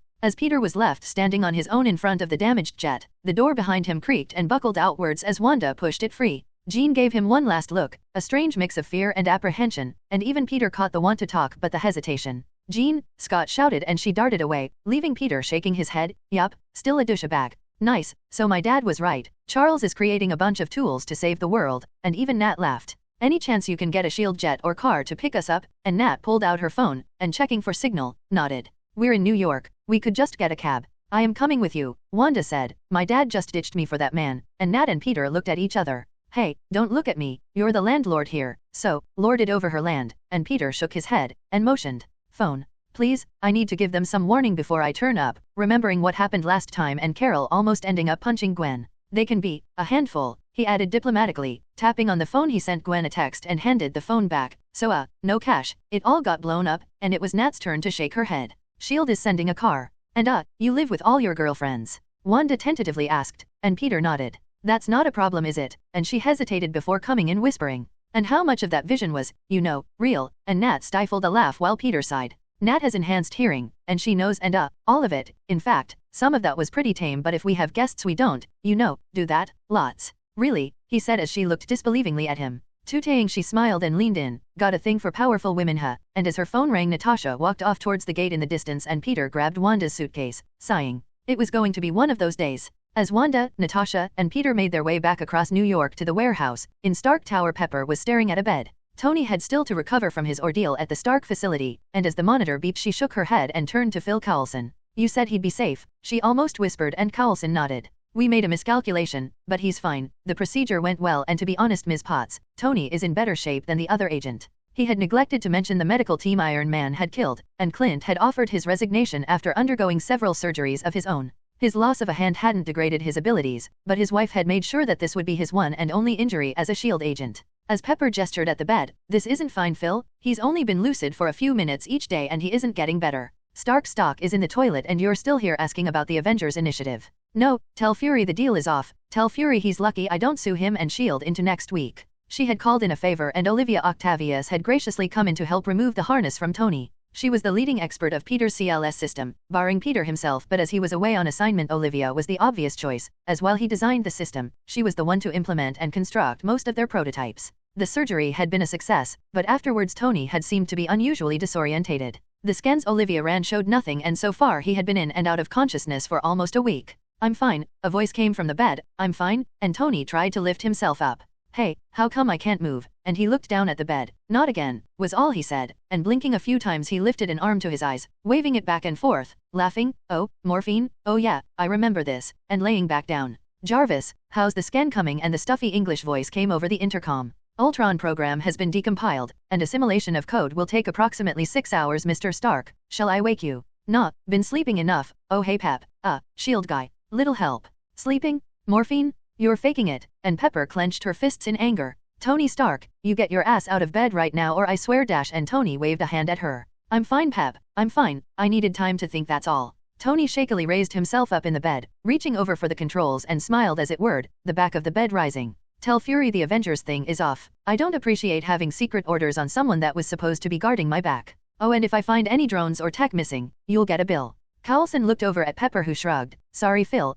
We can still do some of the list though, and she patted Coulson on the arm. It's okay. Tony's profile suggested he might be a bit belligerent. We can still negotiate for an advisor role. Maybe look at some upgrades for our equipment. He nodded at Tony and then Pepper, Mr. Stark, Pepper, before walking away and out of the room. Tony, pissing off S.H.I.E.L.D. is not a good idea. Even with the loss of military contracts, they still make up a large chunk of our revenue. This isn't the time for a hissy fit, she said as she sat on the end of his bed. Tony shook his head. Pep, look, they lied. Ultron wasn't made by some kid in his garage. This is way beyond even something I could code. Being lied to got, and Tony balled his fists and clenched his jaw. Being lied to got me this, and he tapped his chest reactor. Being lied to almost got Jebediah the company and an army of ironmongers. So no, never again. And Pepper rubbed a hand over the bottom of his leg. Tony sighed. Look, Pep, it's fine, I'm fine. So we don't take part in Fury's little scheme. I've got a better one that'll keep everyone safe and there doesn't need to be any casualties. Tony scratched his head. But I need to take a longer sabbatical. Can you maybe take over as CEO for me? Pepper laughed. Take over? Whose did you think's been taking care of the mess you left? Pepper lifted her tablet and handed it to Tony. Sign. And as Tony frowned and stared, confused, at the tablet, he nodded. You already knew, but Pepper shook her head. Took a guess that the world's most irresponsible man would dump his work on me? Not a difficult guess. And Tony snorted. Not completely irresponsible. I mean, I did stop Ultron. Who else did that? Pepper shook her head while grinning. You've still got the movie Walk On, and then Rhodey wants to see you, and you owe Olivia Octavius a huge thank you, and then dash. But Tony raised his hands in surrender. Okay, I get it. Send me an itinerary and see what I can do. Just get dressed first, okay? We've got enough scandals without adding a nurse or two to them. And as Tony looked away, Pepper missed the look on his face, the one that said it was already too late for that. Wanda had taken a bit of time to get used to being in the warehouse. At first, the foursome looked over her with a wary eye, and once more Peter was unceremoniously thrown from the warehouse so they could talk. So, Gwen asked, putting a coffee down in front of Wanda. Spill everything. And Wanda grabbed the cup, looking apprehensive. But we did nothing, and she held it to her chest as if the small cup would shield her from the gazes of the four women. Peter told you, and yet you're still sat here. So it's either you weren't willing or Peter was distracted, so spill. Wanda sighed. In a dreamscape, we might have, a little, but nothing in the real world. Felicia sighed. Boring. Well, I'm out. Work beckons. Gwen, fill me in later if she admits anything juicy. And with that, Huntress covered her, and leaping to the roof she dived out of the hatchway and into the city. Wait, are you all like Peter? And the group nodded. This was definitely not like the dreamscape. Oh yes, and more, Gwen said, laughing. But first, if you and Peter, then there are rules. And Wanda wondered if she was in over her head as Gwen and the rest began to rather graphically describe, not just their own sex lives, but who else Peter had spent time with. With Peter away, Wanda admitted to the group what happened, what they had done, and they were fine. With MJ away filming, Peter would move into her place temporarily, Wanda would get Peter's home, and as she was a fugitive they would provide for her, as long as she helped around the warehouse. While Wanda was being grilled over her time in Peter's mind, Pietro was getting an interrogation of his own. So, Wanda gets to shack up with some stupid guy and I'm stuck here, babysitting, is that it? Pietro zipped around the room, complaining. Wanda is keeping tabs on a possible threat, and you need to learn to control your powers, so yes, that is, Selene explained to him, for what felt like the 100th time. You know they're boinking right. Pietro said, looking as innocent as he could, and Selene just sighed and shook her head. Even if they are, she is old enough and no one complained when you and Angel disappeared for an hour yesterday, and stopping briefly Pietro stuttered. She was giving me a tour, before vanishing again, disappearing off to the rest of the group he hung out with. You told? He asked Angel and she grinned and nodded. You can't keep secrets from Selene, P. She knows what goes on, it is her island. But you didn't tell her, you know everything. Angel gave him a look. Oh, about you lasting 5 seconds and giving me a friction burn. I needed to go to the infirmary, so of course she knows, and she shrugged a shoulder, but she doesn't care. But if you get a grip on your powers, then we can do it again. And she traced a finger up his chest, stopping at his lips, but only if you get a grip on them. Man, I am not letting the doc squish my lady parts with anesthetic for anything. I couldn't feel my ass when I sat down, and the pair shared a laugh. Fine, I'll join those stupid classes, but I'm not promising anything. As Pietro and Angel decided that while his powers needed training, his lips were just fine. While Pietro was locking lips with his new girlfriend, Peter was stuck in an office, locking horns with Director Fury. Peter needed to head out and buy the materials needed for refurbishing the offices lining the back wall, a task he had been putting off for a while now, and Wanda's appearance gave him the final push. Before that, he needed to face Fury and give a full report, one that Nat had helped him with. He had just missed out a few details. Wanda's current location and the small visit with Charles had no need to be on Fury's desk, and as he headed to S.H.I.E.L.D. HQ, he hoped it was enough. You realize that I could just have the whole thing classified and then throw you in jail, right? Fury asked, leaning back in his chair. I got the armor destroyed, even if it was slightly not me, and we found out that S.H.I.E.L.D. has a problem. S.H.I.E.L.D. always has problems. What I don't get is the blatant murder of several high-level S.H.I.E.L.D. operatives, including a well-known and well-respected one. I might not have known the man personally, but Alexander Pierce, one of my bosses, recommended him for the Soavia position. So right now he's on a warpath, trying to figure out who exactly made this giant mess and then have them shot, and I don't intend for that to be me. Peter could only shrug. Sir, Director Fury, sir. They were using mind control on several people, including the one who did all this, and he swept his hand over a pile of reports, photos, and after-action mission report, one he had filed out himself. Wanda and her father were national Soavian citizens, known fugitives, and well, my report says everything I'm willing to admit. Peter sat back in his chair and huffed. Sure, his report was mostly lies, but there was still a grain of truth in there, enough to pass inspection when the shit hit the fan. Fury rubbed his head, and that's the problem, Parker. You need to be honest when you fill out a report, as Agent Romanoff was. Lying gets you in a world of trouble as well, even if it's not the same level. So, please, for me, can you redo your report and this time, include everything? I'll make sure that no one other than me sees it. Peter paused for a second.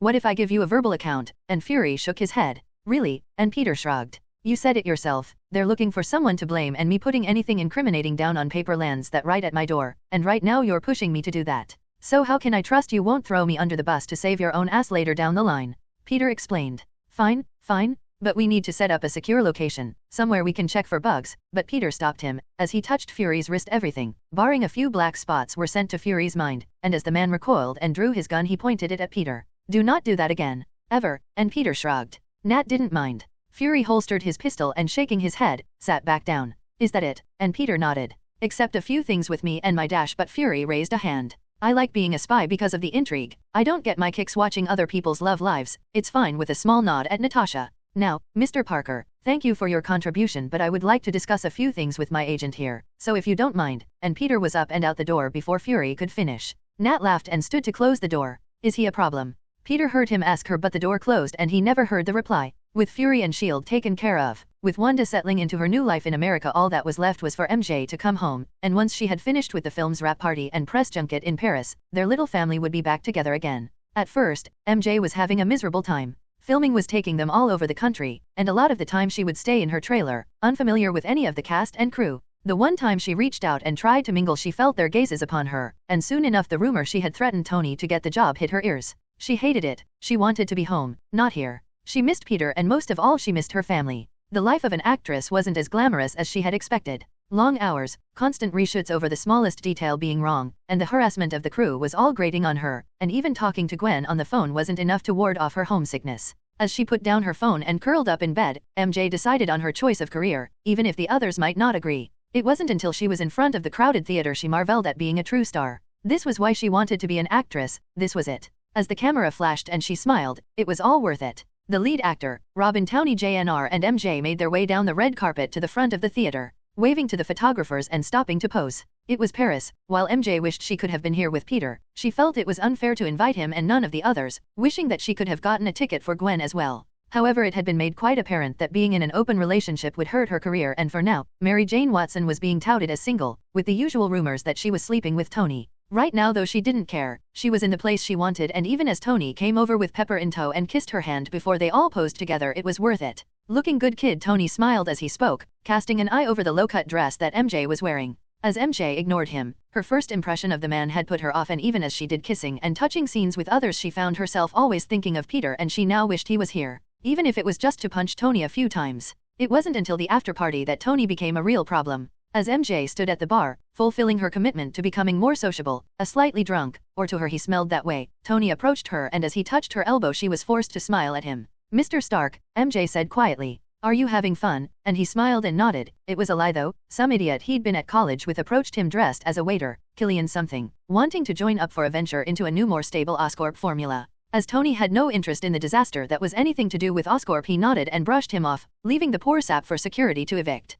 But, I had an idea for something even more fun, and to MJ's shock he pulled out a small tin of Gwen's cream. I scored this in New York. Some backstreet hack makes it, but damn, it's good stuff. MJ panicked. Muse, close off my sense of smell now? She yelled, and as Tony brandished the tin between two fingers, MJ knew that as soon as she smelled that it would be over. Even if she didn't understand the chemistry behind it, a small amount made the symbiotes go wild, and even the low-strength stuff would make her accept Tony's advances. I hear it makes any kitten purr. Sorry, Mr. Stark, I have a boyfriend at home, and I won't cheat on him. Tony smiled, but he's not here, and opening the tin he smeared a little between 2 fingers, and I am. As he moved to rub it on the back of MJ's hand she flinched, and even with her sense of smell closed off the pheromone still invaded her scenes. Muse, help, and inside her, the symbiote growled, but not in anger. Even Muse was succumbing and MJ fled in a panic. Tony looked at her as she fled, and frowned, sniffed his fingers, and then the cream in confusion. You owe me, a redhead texted a number in New York and dressed in her waitress uniform made her way over the Tony. Sorry sir, but the use of illicit substances at the party is forbidden, no matter who you are, and as she took Tony's hand she felt the rush of the warmth through her.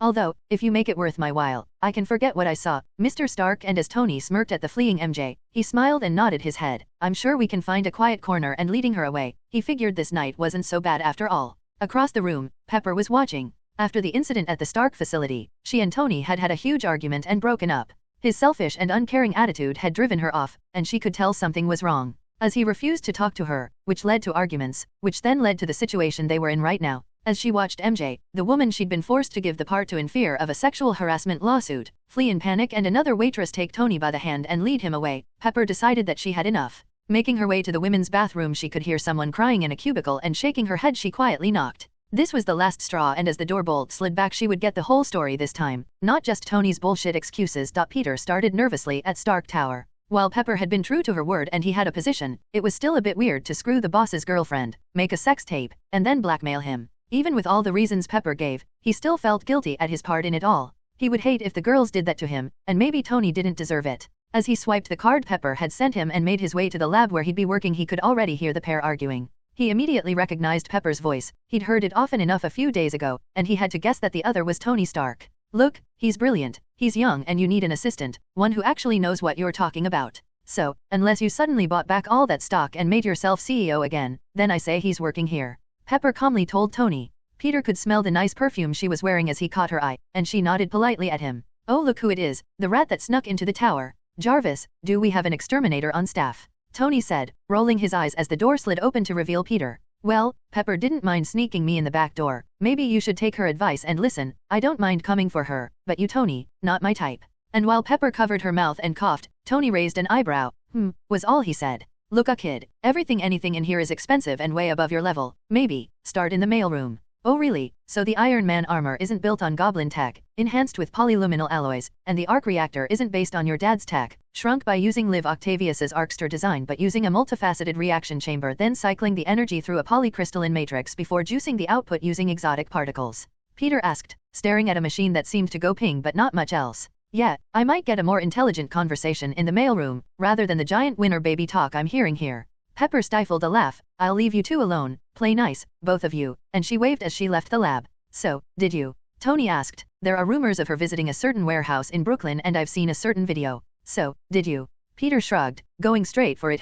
You pissed her off, and yes, I did. Tony looked down at the Iron Man gauntlet right in front of him. It was wired to the power and if he fired it he could claim the kid set it off without realizing it. But boo fucking who, you were on a break, and you screwed Natasha. So what if I fucked her, you cheated on her, you hit on my girlfriend and oh, you fucking stole about $250 million worth of patents. So really, go ahead, I can feel the anger coming from you, I can hear the thought of you attacking me. Peter had moved in front of the gauntlet, he recognized the repulsor tech and he knew it wasn't anywhere near powerful enough to hurt him. He stood and spread his arms. Look, I'll stand right here, in its path, go ahead, fire it, but once it hit me I going to get back up and ass fuck you with it, and you won't enjoy it as much as Pepper did. For a moment Tony just stared at the gauntlet, and as Peter's powers grew, even without the stone, he could feel the mix of emotions pouring from Tony. But you know as well as I do, that it'll just add to the nightmares, just add to all that guilt I can feel gnawing at you. Tony stared at his hands, shaking as they always did now, when he was tense, when he was pressured. You're a mess Tony, and you took that out on her, and she hates you for it was all he said and as Tony stared at the repulsor he shook his head and powered it down.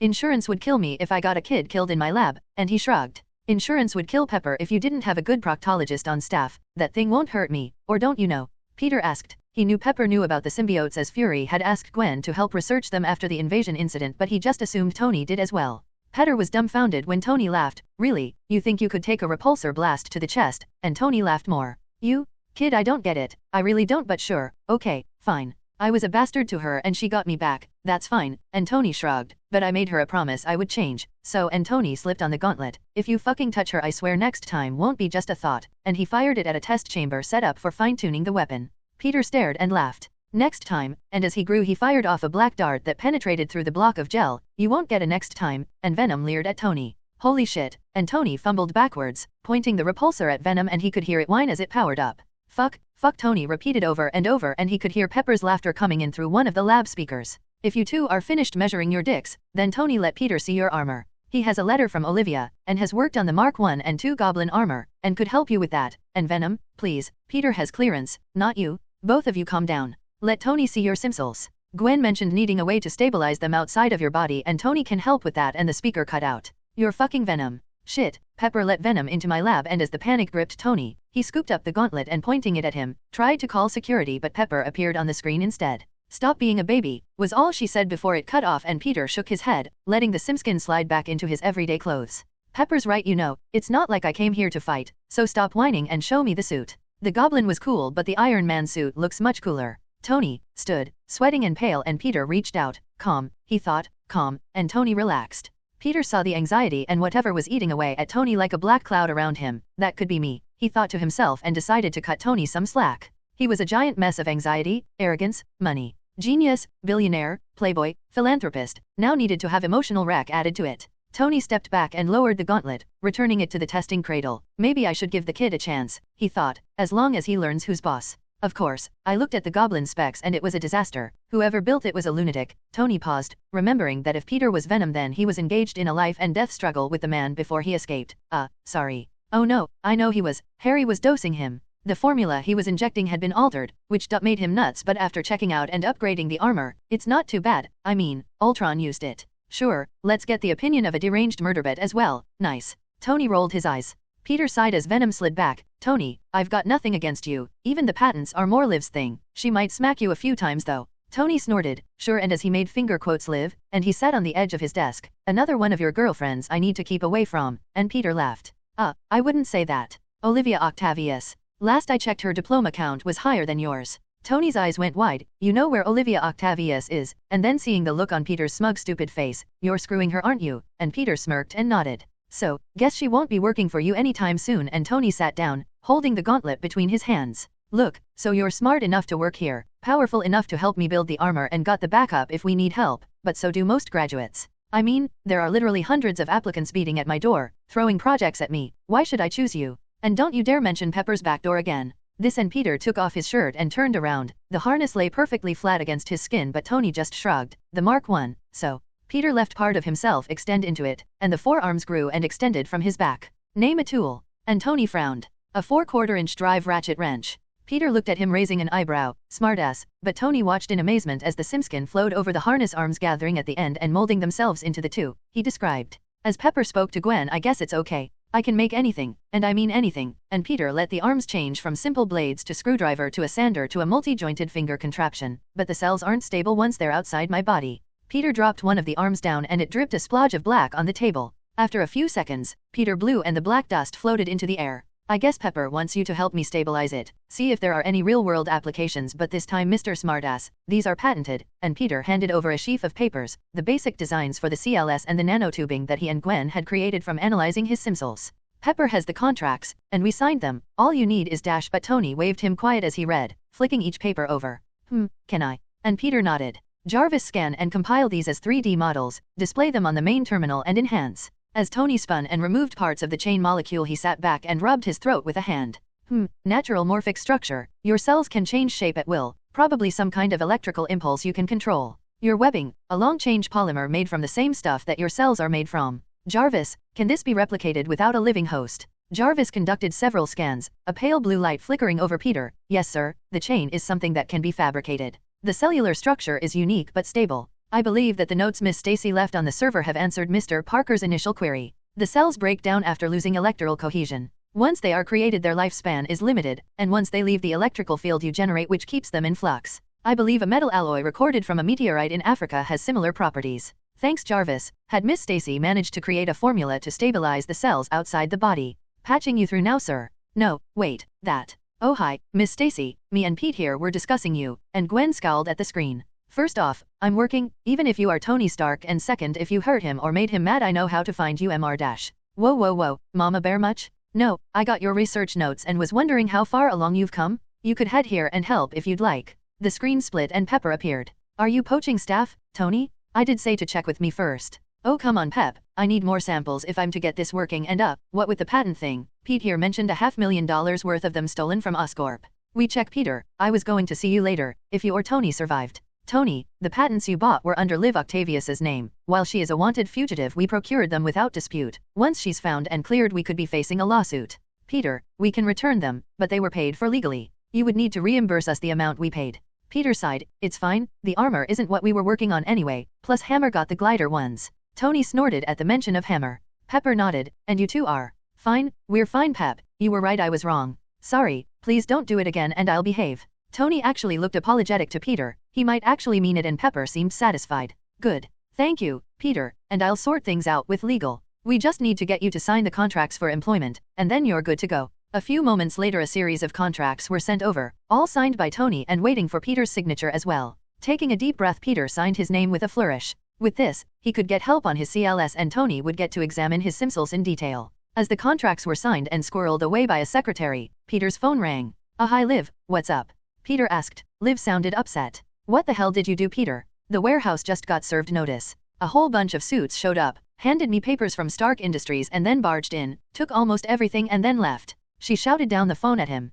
Nothing, I just signed the contracts with Tony, and looking over he saw the smug grin on Tony's face. I don't like it when people touch my stuff, so I took yours, and he shrugged. Peter swore, fuck. Liv, I'll fix it, honest I'll fix it. Peter hung up and called Pepper. Tony altered the contracts, and Pepper sighed. I know Peter, I know, but it's too late. Parker Industries is shut down and the CLS belongs to Stark Industries now. Unless you take us to court we can't do anything. Hearing her voice, while Pepper might not have known about it, she wasn't about to go out of her way to fix it either. Are you going to help? He asked her and she sighed. We will reverse them in good faith, but you'll need to pay the lawyer fees. Other than that, no. Tony has every right to change a contract and I don't see what benefit it brings to change them back. Sorry Peter, but that's business. Peter hung up his phone, the anger bubbling in his chest. The small amount of pity he had for Stark just evaporated. Anxiety, PTSD, or whatever the hell Tony was suffering from was no excuse to be that much of a jerk, not when it was his life's work at stake. You know Stark, the CLS is based on the makeup of my simsels, and without the manufacturing method they're useless, but you missed one thing, my cells, they let me do some neat things, and slamming a hand on one of Tony's control panel the black leached out and the light flickered. A video began to play on one of the monitors. A very obvious blonde-haired CEO was busy performing a very intimate sex act and Tony watched as Peter and Pepper kissed while his hands touched and teased her front while he occupied the back. It played out at high speed, repeating over and over. Jarvis, shut that down, Tony yelled as he watched Pepper being filled repeatedly. Oh sorry, he can't hear you, Jarvis is busy, Peter said menacingly. He was busy fighting off Peter's control of the tower. Even with a few cells Peter had learned to control and dominate a simple program. His time in the goblin armor, with the glider and the harness, had taught him how to properly use his powers. Even a complex program like Jarvis couldn't stop him. You touch my stuff and I touch yours back, Peter said, and as his simskin leached over him, Venom towered over Tony. Liv was unhappy and angry. Not only had she been invaded by those Stark Industries idiots, but when she had read through the paperwork she knew Peter wouldn't have signed it without good reason, or that he had been tricked. As Stark had already taken away a lot of her own patents she knew it was probably the latter and her ire at the man grew. But she knew that Peter's dream of owning his own business had just been shattered. What made it worse was the uniformed man stood at the main gate to the warehouse. As Peter hung up the phone, after promising to deal with the mess he made, the intercom buzzed and staring at the man in uniform she recognized him as General Ross. He had visited Oscorp before, trying to recruit any wayward staff for his Gamma project. As Harry and Norman had a tight leash around her neck, even if she had wanted to she was unable to leave. She'd seen the news reports and he was quite vocal about the New York Accords and she shook her head knowing full well why he was here. Sighing, she looked over at the new harness she and Peter had been working on and slipped it over her skin. She hoped she was wrong. She was also glad Peter and her had a little talk before. Seeing the mess that Ultron had created made her realize that she was a weak link in the group once more. After some discussion with Peter and Natasha, it was agreed and as she sat in the warehouse to recover and look over a new training schedule the buzzer had gone. General Ross, what brings you here? She asked as she walked out the gate of the property. The last thing she was going to do was let him inside the warehouse.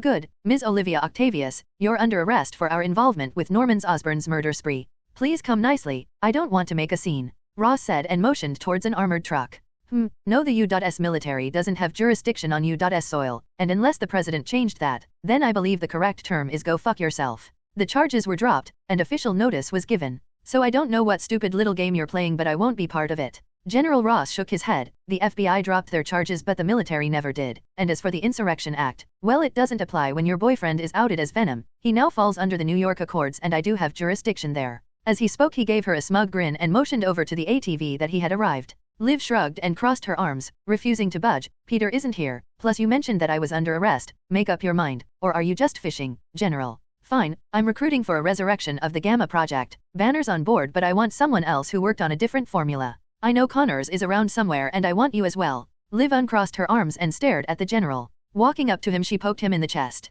This conversation had gone on too long and now Ross was moving past gentle persuasion into blatant threats. I will offer you one piece of advice before I head back inside, General. Kurt Connors is engaged to Peter Parker's aunt. She is the only family member that he had left, and if you touch her or Kurt you will witness a shower of shit so big you'll wish the Osborn didn't miss. General Ross snorted. I'm not intimidated by a pile of goop, Doctor. Slime aliens don't scare me and Peter Parker certainly doesn't scare me. Liv shook her head. He should. Not just on his own but you should contact Fury and see what he tells you. I said it before and I'll repeat myself. I have no idea what game you're playing but you won't like it when Peter starts to play. I've spoken to Fury, and his opinion on a child has no weight with my own assessment. This isn't over, Doctor. No, you see it is. Peter got tired of shitbags as he called them trying to get into the warehouse. Liv took out her phone, smiling as she dialed the emergency number Felicia had given her. Ah yes, Mr. Murdoch, thank you. I have footage here of General Ross trying to arrest me. Yes, at home. Oh no, I have footage. I can send it to you. Yes, dear. Thank you. Now, General, you were saying. As General Ross stared at her, they both heard and then felt the explosion that rocked Stark Tower. Liv laughed. Well, I guess his first day didn't go so well after all. A smirk crossed General Ross's face. If the attack on Stark Tower was because of Peter Parker, then as an associate of his I think you should come in for questioning. Liv shook her head and took a step back into the warehouse grounds. Oh, give it up, you pencil-dicked moron. You have no jurisdiction here, no cause, no nothing. If I refuse to go with you you can't even walk onto the property without breaking so many laws you'll be washing privates for the rest of your miserable career. So why don't you take that stupid crew cut and that stupid mustache and get the hell out of here? General Ross clenched his fist. Now listen here, Doctor. If I want to drag that skinny white ass of yours to jail nothing will stop me, and the key won't just get lost.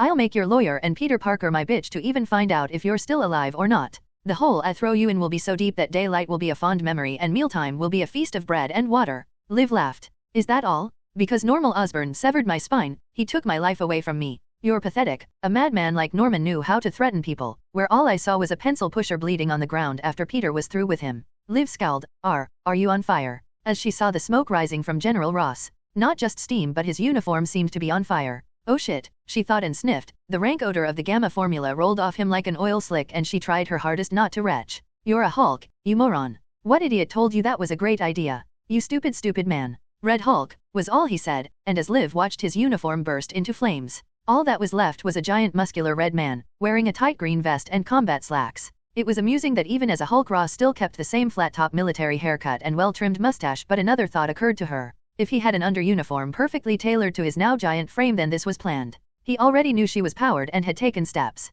Whatever plan Ross had for Liv she doubted it was to help make a new formula, and he had come prepared to take her, willingly or not. I think I'll just take you, I ain't got time for this shit, and as he tore the chain-link fence surrounding the property Liv laughed. The formula makes you stupid I bet, cause anyone with a brain and a nose would have stopped right there. I got no idea what you mean, Doc, but you're coming with me, and as he leaned forward to grab her with a giant meaty hand it was batted away, and blood dripped from it, hissing as it hit the ground. As I said, anyone with a brain and a sense of smell. I am disappointed that the Banner formula only seems to enhance strength and stamina, it's pathetic. An arm weaved itself behind Liv's back as she extended and then retracted it back. Leave, General, you won't win, not against me, not against Peter. Red Hulk roared and leapt at her, Liv sidestepped and two arms stretched out, striking the Hulk on the back of his knees. Some dinky toy harness ain't gonna save you from me, Doc. Now get your ass in the van before I beat you and stuff you in the trunk. As he picked himself up from the ground he shook his head and stretched. That ain't enough to take me. So it makes you stupid as well. Being a fugitive means a lot of free time and recovering from a spinal injury means lots of exercise. The arms darted out and struck again. As Red Hulk tried to stand, the arms hit pressure points over his body and he felt himself unable to rise off the ground. Add in a genius-level intellect and a good understanding of human anatomy and it makes one rather good at fighting. I promised myself that when Harry tried to take Peter away from me that I would never let anyone hurt him, so General, stand down. Red Hulk roared and steam rose from his body, the asphalt under his hands bubbled and darkened as the gamma energy from his body heated up the air. You think that 4 toy arms are enough to beat me, to beat the Red Hulk? I'm gonna eat you for breakfast and show Parker what messing with the Thunderbolts gets him. Ross stretched and his bones cracked as he knelt and wound up another charge. Liv shook her head. Heat and anger won't save you, General, and the arms darted out again. As he tried to charge her, Red Hulk was thrown back as the arms struck, but Liv pulled back. Peter will be mad if I damage the warehouse, she said as she spied the 2 palm prints in the path leading to the warehouse, and I will be billing you for those, General, but come on, seeing as you want to fight, the street will be better. And as he roared and leapt at her, she simply grabbed both of his arms and threw him at his armored car. Really? What did I just say? You're too slow and too stupid to beat me. As Red Hulk stood and shook his head. Maybe, but I ain't stupid enough to come here without help. He banged on the side of the armored car and another soldier appeared. He was small and looked unimpressive, and he sneered as he looked over at the mess Ross was in, and then over at Liv, the 4 arms waving behind her, poised to strike if he dared to make a move. Her? You got beaten up by her? Shit, Ross, if I knew it was this bad I would have stayed in jail, but, sure, whatever, and he grew. Unlike Ross, his skin was still flesh color, but his size was much larger and inhuman. Abomination stood, bone spikes jutting out from his spine and elbows, tearing and ripping away his uniform until he was only wearing a pair of black shorts. Now, listen, girly, Ross got me out of jail, so I promised to behave and be a good little soldier if he fixes me, so come on. I ain't fightin' a little, oh fucking hell. While Blinsky was talking, Liv, knowing that 2 Hulks are a problem, let Octave cover her. The dark blue symbiote's maw splitting apart, not just that but she grew, thickening her simskin into the heaviest plating she could manage. Knowing this would be a brutal fight, the now covered simskin arms grew razor-sharp blades at their ends while her own fingers elongated and glinted wickedly in the sunlight.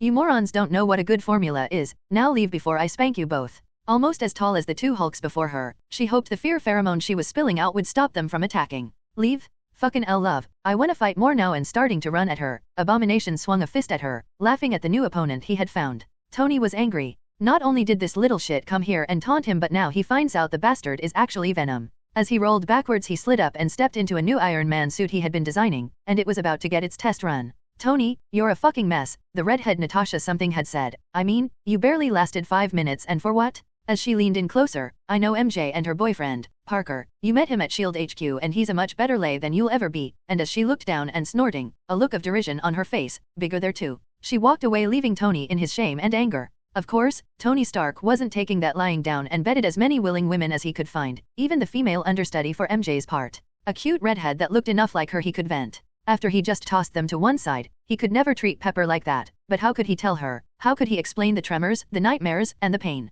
Nobody would understand what he had been through. In the end, it was watching Pepper being abused by that asshole that boiled his blood, not because of what she was doing, but he saw something on her face for the first time. Ecstasy, and as she came over and over again, he smashed the screen until his knuckles were raw and bloody. Jarvis, bring the weapon systems online and activate the Iron Legion protocols and the armor word into life, the repulsors at each palm lighting up. Iron Man had gone past angry, but now he knew that Parker shit was Venom. He could kill him no problem. Hell, they'd give him a medal for offing the turd. As the armor closed around Iron Man and it whirred, several suits next to him also activated, their helmet lights coming on, flickering as they connected to the Iron Legion network, and Venom stood and watched as they stepped forwards from their cradles. You touched something you shouldn't have, and as the repulsors whined on 3 suits of Iron Man armor, Venom crossed his arms as they blasted him through the lab wall and out into the corridor. The usual workers that filled the halls of Stark Industries screamed and panicked as the fire alarm and the sprinkler systems all went off. Bodies filled the corridors as Venom shook himself free of the foam-filled plasterboard walls. Stark Tower might be future-proofed, but it still used regular construction designs, if more modern.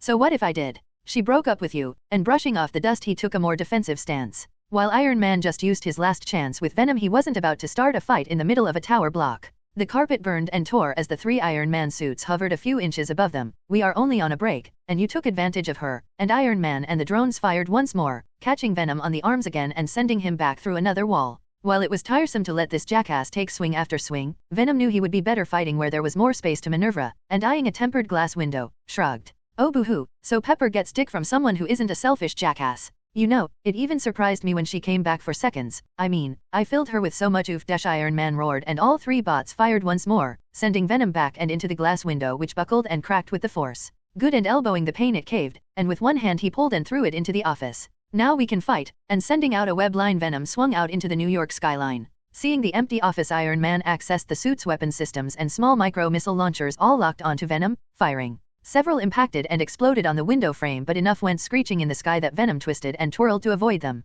Sending out a blanket of webbing, he caught them, and as the air filled with dust and debris he swung away, heading towards Times Square, hoping he wouldn't fight down there, but Iron Man proved him wrong. Following, Iron Man flew at full speed into Venom, catching him around the waist, and as he grabbed on, Iron Man flew straight up, taking them both into the lower atmosphere. Having been in the bay, even the lower oxygen count and the freezing temperatures didn't faze Venom, and instead, as Iron Man pushed them further and further up, he began to coat him in a thin layer of sticky but watery webbing, knowing the freezing temperatures would gum up the armor. While it was definitely a much higher class and make of suit, it still suffered the same problems as any armor. Joints needing mobility and flexibility. As Venom aimed for vulnerable areas, even Iron Man began to panic. Jarvis, give me a report on the suit. Iron Man had never been up this high before. Jarvis, but he got no reply. Even the connection to the Iron Legion system was offline, its icon flashing red in the corner of his vision. And as his systems began to flicker red and the sensors for the suit's integrity began to flash a warning, he had no choice but to give Venom one last push and then stop his ascent. Venom flipped him the bird and sent out a web line, tying himself to Iron Man. As he pulled, his considerable strength acted against the thrusters in the armor and Iron Man found himself being pulled further into space.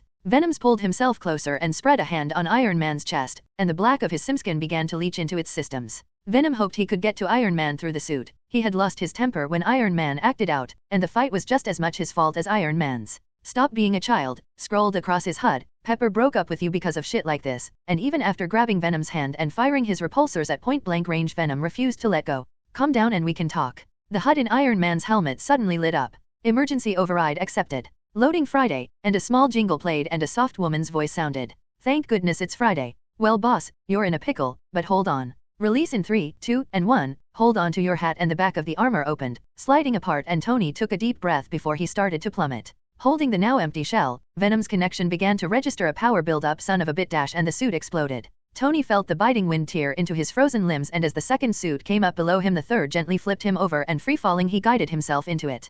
As it pressurized around him and warm air began to circulate. I gotcha boss, don't worry. What the hell Friday, where's Jarvis? Tony spluttered as the suit began to return feeling to his limbs. Iron Legion protocols are being assimilated into Jarvis' core program, so he's offline boss. Damn it, Iron Man swore, flexing his fingers. Are any other units available? Talk? He didn't want to talk to that asshole, he wanted to smear him over the sidewalk. Nobody made a fool of him, and if Venom wanted a fight, he would get one. Sorry boss, only these two were online before the crash, it's all you've got. It's fine, and the repulsors fired up and Iron Man leveled out. Active scan, find that son of a bitch for me Friday, and a small reticule began to scan over the cloudy sky. Venom was not having a good time. The explosion had taken off most of the simskin around his arm and the cold wind had turned it to a dark blue color. With no feeling in his hand, even Venom knew that the explosion coupled with frostbite was going to take a while to heal. Of course, falling for several thousand feet wasn't going to make that easier either, and as he spread out a simskin wingsuit he tried to orient himself to land at least somewhere near New York. There you are, you bastard, and as Iron Man locked onto Venom he watched him gliding down beneath the clouds and then fired.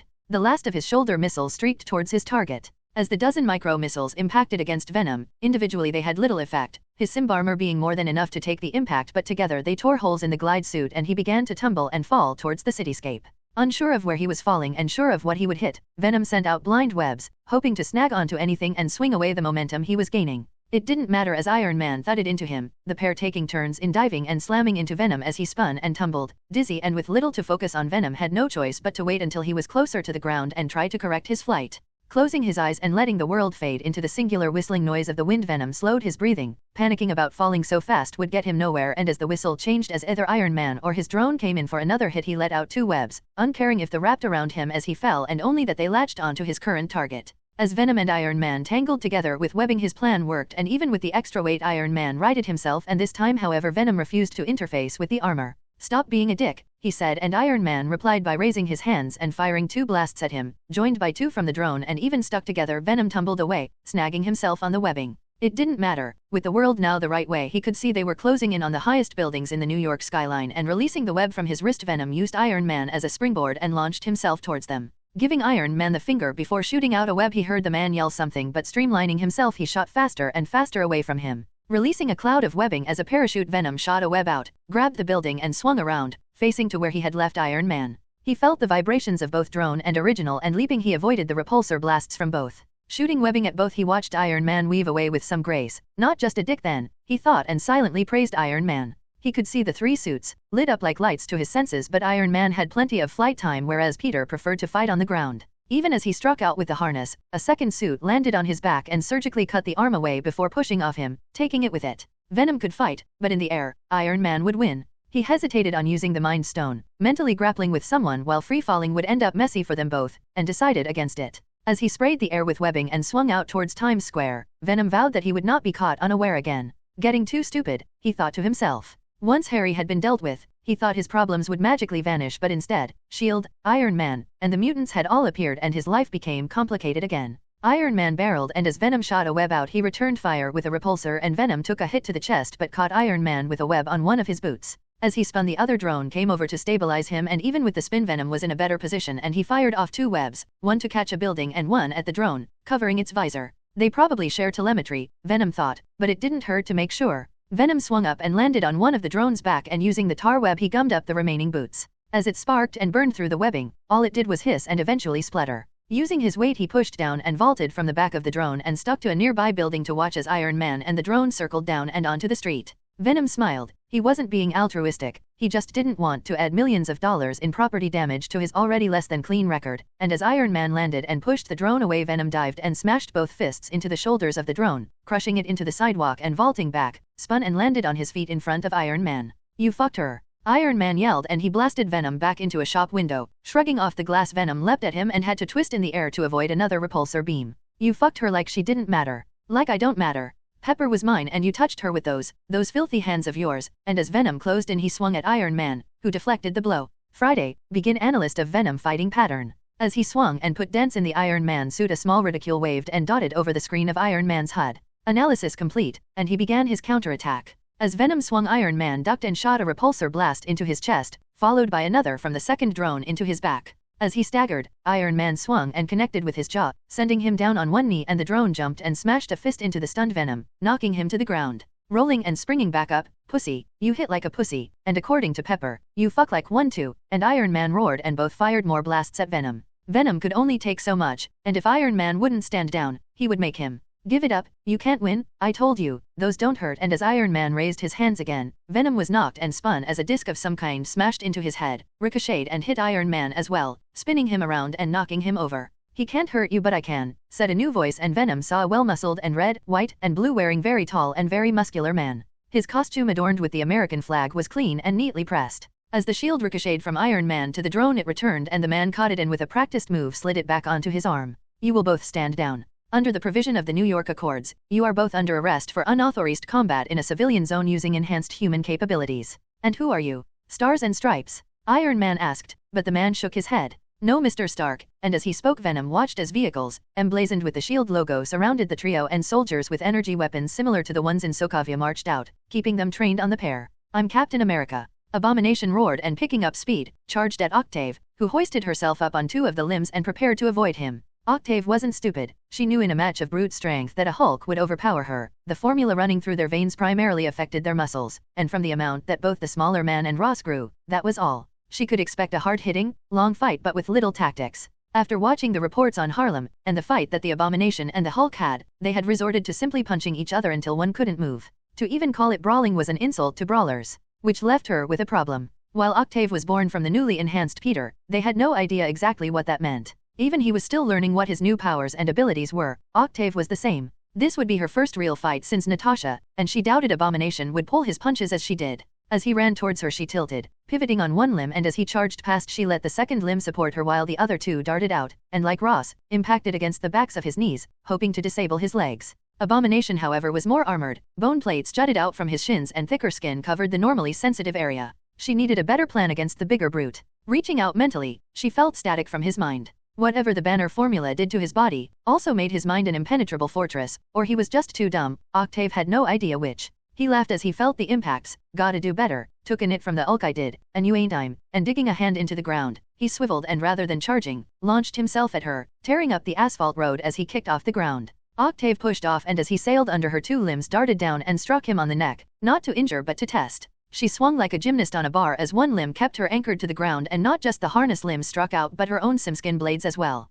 Octave knew if her strength was unable to penetrate this mutated Hulk's hide, then she would have no choice but to either flee or surrender, and as Wanda was currently hiding in the warehouse, fleeing was not an option. Octave noticed that on his forearms and sides were small cuts, oozing green blood, and while it wasn't perfect, it was better than nothing. As she backed away from the Abomination, she felt the air move behind her and tilted to one side as a giant red fist swung past where her chest had been moments ago. "Oi, my fight, Ross, back off," Abomination complained, but Ross admonished him. "This isn't supposed to be a fight, idiot. Grab her and stop playing around." "Sorry, Peter," Liv thought to herself, and pacing back she spotted, grabbed, and swung a parked car at Red, who crossed his arms, still went flying with the impact. As Abomination stepped forwards to swing another punch, Octave lifted herself on one limb and spun, letting the razor-sharp blades of not just the harness but her simskin slash out in a pirouetting dervish of steel and symbiote. Even reaching out to Ross, she felt nothing but hate and anger from him. She would have to warn Peter that using telepathy against a Hulk was pointless. Sorry dear, I think we're a bit outmatched with these two. Octave growled, the Liv needs to train more and stop with the Frenchy fries.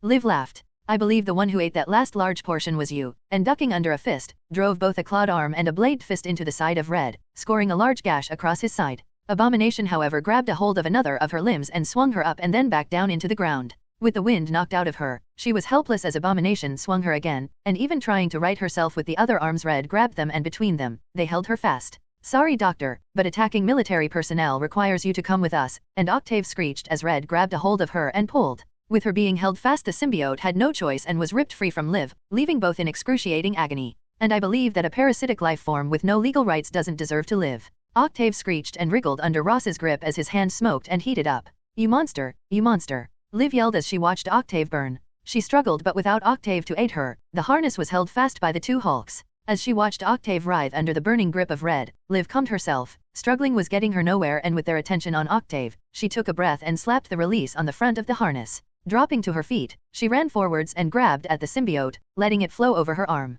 Fuck you, she screamed in Ross's mind, an unusual fit of rage taking her over, and as Octave, hurt but alive, swung up her arm, she kept a hold of Ross. How fucking dare you, she screamed, pushing herself forwards. Octave enveloped her hand, slithered around her body and coated her arm. She formed a blade and stabbed Red Hulk in the side, digging a hand into the cut and sending tendrils into Ross's body. Move a muscle you big mutant shit and I gut him from the inside, Octave yelled at Abomination who paused, but Red Hulk was silent, his eyes fluttering as she assaulted his mind. Well, Peter did say that a physical connection made it easier. He raged as he saw young Bruce kissing his daughter, and he vowed then that once Bruce had outlived his usefulness, that he would have a small accident. He roared in rage as every attempt to capture Bruce and wring the formula from him was thwarted. Even his latest recruit, Blinsky, was reduced to a pile of broken flesh. His last favor from Pierce, a shipment of super soldier serum, was now his only hope at containing the Hulk. In his mind, General Ross watched as Banner destroyed his tanks, sending the men running across the battlefield. Even the enhanced Blunksy was useless, they were all useless. There was one bottle left after Abomination had left to find Hulk. One single bottle of Stern's formula amongst the ruined laboratory, and as he shook his head, he still rolled up his sleeve and injected himself. Setting the machine to click on and off, it followed the same preset that Blinsky had just used. Finally, he felt the raw power of the Hulk as it burned within him. He stared in awe as Bruce held up a bottle of formula, and with his blessing injected the rest of the newly formed thunderbolts. He still gave Bruce the stink eye as he found Betty and Bruce in a closet, the newly enhanced daughter of his ignoring his orders to keep away from Bruce. He had forgiven him for almost destroying his career. He was still sore about him taking Betty from him. Pathetic, you're a worm, a nothing. Building your career on the backs of others, and we will make you suffer for the wrongs you have committed. You love your Hulk so much, then we will take it from you. Octave had the advantage the others never knew. She had been born from the new Venom, enhanced by the Mind Stone and powered by the complete Peter. She was a new symbiote, whole and with all the powers of the rest, and more. With her hand digging to Ross's side, she extracted it, formed a syringe and then stabbed him once more, letting the anti-venom formula flow into his body. We will never forgive those who invade our home. Octave spat at Ross, his body beginning to overheat as the depowering formula spread. Octave watched as Gwen was proven right. It started small, the wound on his side began to smoke and flicker as his cells met the anti-venom. As they reacted to the AV, they returned to normal, releasing all the stored energy within, and as the gamma energy stored within his cells was released, he burned. General Ross screamed as his side caught fire and spread across his body. The smell of burning flesh of barbecue was abhorrent, and his screams of pain and terror added to the scene. Octave stood and watched. He deserved this, and even as Ross shrank, his body continued to cook. Please, help me, he begged, falling to his knees and reaching for Octave. Shaking her head, she looked over at Abomination, who shrugged. I ain't touching that. But it wasn't until the red energy enveloped Ross and the burning flesh stopped that Octave turned. Peter would not like you to kill a man outside his home, Wanda stated, walking forwards, weaving her hands and stopping the anti-venom from killing Ross. I can stop it, but you should, doctor, even if it is to stay with Peter for longer. Octave sighed. Damn conscience, she muttered and formed a new syringe full of simsals. She knew the same cream they used to heal Natasha and themselves would stop the anti-venom from burning him from the inside, and she stabbed the frozen Ross again, injecting it into his side. There, happy, and she crossed her arms and huffed. Peter would be proud, and Wanda patted Octave on the shoulder, but I think it might be too late anyway, and looking around, Wanda watched as a convoy of black armored cars surrounded the group. Do we fight? She asked Octave, who shook her head and slipped back to live. No dear, we don't fight, we behave, and let the grown UPS talk. Liv pointed to an agent, well-dressed, with a serious look on his face. Agent Coulson, S.H.I.E.L.D. I'm afraid that this little party has to break up, ladies, and well, Hulks, and he motioned to a group of agents, positioned behind the car, pointing the same energy weapons that Wanda had seen in Soavia. Are we under arrest? Liv asked, and Coulson shook his head. Not right now, maybe for the car, but I'm sure we can blame him for that. Oi, Abomination had shrunk back down to normal. I didn't smash that up, but Coulson shrugged. No cameras. Harlem was pretty bad, Sergeant Blinsky. I'm sure you'll have a hard time convincing anyone it wasn't you, and Blinsky shook his head. It's Colonel, fucking Secret Service, and what about I'm? He asked, pointing to Ross, still unconscious and badly burned by the anti-venom. One whole half of his body was charred, and even at this distance the smell of cooked flesh was abhorrent. Coulson shrugged. Can't touch him, he's a general. Maybe see if you've got a radio and call your HQ, maybe just walk away, and we'll finish cleaning up, and Blinsky nodded, dropping the harness on the ground. Good fight, love. Pity Dick Ed here interfered, and as Coulson raised an eyebrow, not you, and as he threw the unconscious Ross over his shoulder, this Dick Ed, he slapped the groaning Ross on his ass. Right, have fun cleaning this mess up, and ungracefully dumping Ross in the back of their ATV, Blinsky fished around in the driver's compartment until he found the keys, and waved as he drove off. Coulson watched as the van left. Sorry though, we do need to take you to S.H.I.E.L.D. HQ, Ms. Octavius, and, I'm sorry, we don't have a file on you, MS. Wanda looked over at Liv, who shrugged. They'll find out if they fingerprint you, dear, might as well. Maximov, Wanda Maximov, and for once the agent's stoic face cracked. Well, shit, Liv heard him whisper. As they were vastly outnumbered and both Peter and Iron Man knew that Captain America was not just for show, they peacefully surrendered. As Tony was stepping out of his armor, several agents wrapped it and the two drones in a strange metal cable, and they both whined and powered down. Tony was about to voice some complaints when Captain America shook his head at him, and another agent handed him papers, which after reading and scowling, he signed. You know my lawyers are going to have a field day with that. Seizing my armor is still theft, no matter how well you wrap it up, but Cap shook his head. I'm only here to make sure you behave, Mr. Stark, the rest is up to the suits, and motioning to one of the ATVs, the pair were led away. Tony and Peter were sat in cells next to each other, and while Peter was laying on the soft as a rock bed, Tony was sat glaring at him. As Fury walked in, bringing behind him a guilty-looking Liv, he motioned to a cell and she meekly walked inside. Well, thanks to you three, as I can't throw Ross in here as well, the WSC signed the last of the accords and you're all now criminals. Liv sat down while Fury closed the jail door behind her, and Peter moved over from his bed and held her hand through the bars. Liv, are you all right? I'm fine, dear, just dealing with pests at home. Fury cleared his throat, but Peter glared at him. Yeah, you're in a cell, Parker. That won't work, but Peter still shrugged. It's not a very good cell, so what do you want? I doubt that this could hold either me or Liv, and while he is a jackass, Tony Stark in jail? Yeah, that'll hold until Pepper Potts hears about it, and then you're in the shit. Nick smiled and pulled out a folding chair from behind the guard station. Unfolding it, he sat backwards in it, leaning his arms on the backrest. This is how it's going to go down. Mr. Stark, the drone you so kindly donated to us,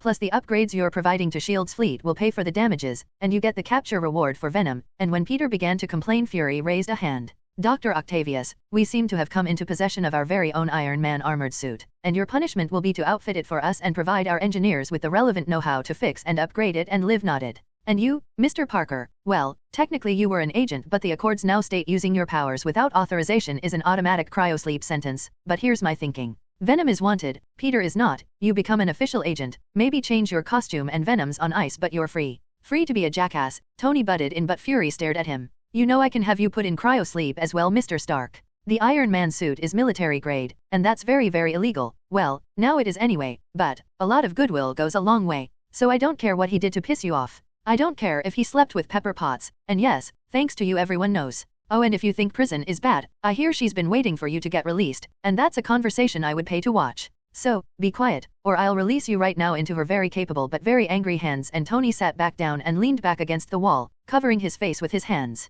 If Pepper had heard what he said, he knew that he might not be able to sweet-talk his way out of this. Change your costume, and Peter Parker is free. Nick leaned back and spread his arms with a smile. But not Venom, and Fury shook his head. But I'm Venom, it's, you know, like renaming Iron Man, Tin Can Man, it's just not right. And Tony snorted and rolled his eyes in the cell next to his. Fury shook his head. I don't care, I really don't. I don't care if you put a paper bag on your head and call yourself the bombastic bagman, but if you don't want jail time, then Venom dies, right here, right now. Your call, but let me remind you, Mr. Parker, if Peter is outed as Venom, your aunt and Dr. Connors become very public figures. As Fury spoke, Peter stood and walked to the bars. I'm playing nice, director. Don't make me angry. You won't like me when I'm angry. Fury laughed. Come on, kid, change your dim name and it all goes away. Shit. And he shook his head. Look, it's not forever. Venom has a sentence. Once it's over, you can go back to the black and white. Just let it blow over. Here, even I'll sweeten the deal. Wanda Maximoff. She was picked up at the warehouse with Dr. Octavius and is being held here in a separate part of the building.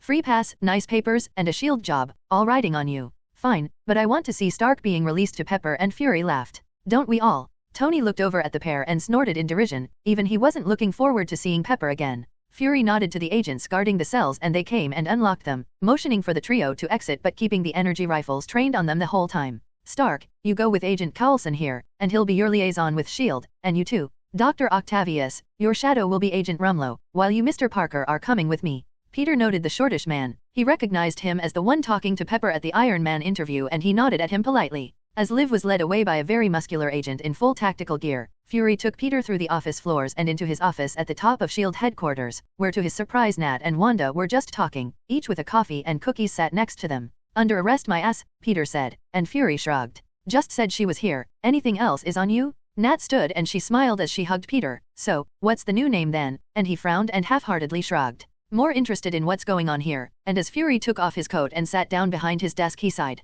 Didn't get me one huh, but Nat shrugged and sat back down. How was I supposed to know you'd drag Liv down to a cell and then release her, just for show, and Peter scowled. Sighing and hitting the intercom, 2 coffees please, Fury leant back. To answer your question Mr. Parker, you're going to S.H.I.E.L.D. Academy. While brawling in the street isn't exactly the behavior we look for in an agent, you'll get a pass this time, but only this time. Natasha gave you a glowing report and while Ms. Maximoff and you did destroy several $1 million worth of equipment, you did also discover a small problem that needs to be taken care of. All in all, other than the little show with Stark, I'd recommend you both for agent right now, but the Security Council has a bug up its butt about it. So instead it's the Academy for a year or 2, and then field work. Natasha here is being assigned as your supervisor, so, pass the course, that's it. And as Fury smiled and gestured open arms, Peter shook his head. All that for this? You could have just asked and Fury laughed but leaned forwards, a serious look coming over his face. I did, and you were supposed to behave yourself, but your fight was uploaded to the internet, so we can't use Venom as a public figure anymore. Someone uploaded that little rant of Tony's as well, and now Pepper Potts is an internet celebrity, and Tony Stark going off the rails over it is almost as popular. You fucked up, and now, you have to pay. Fury leaned back and almost reached for his secret stash, remembering that Peter and Wanda were both only 19. In fact, you fucked up so badly that not it's just you on the WSC's radar. Dr. Octavius is now under contract with S.H.I.E.L.D., and the only reason Ms. Stacy, Ms. Hardy, and Ms. Watson aren't in here with you, is that they weren't at the warehouse when it was attacked and but Peter shot to his feet interrupting him. What? Peter spat through gritted teeth. Who the fuck attacked my home? And as his fist clenched Natasha lay a hand on his shoulder. It wasn't us. The military found Dr. Octavius and pulled their own bullshit to drag her in, but it's fine. We were already monitoring you all just in case another Oscorp situation arose and we got our agents there in time. There were no casualties and the damage was minimal. Liv was impressive, you should be proud.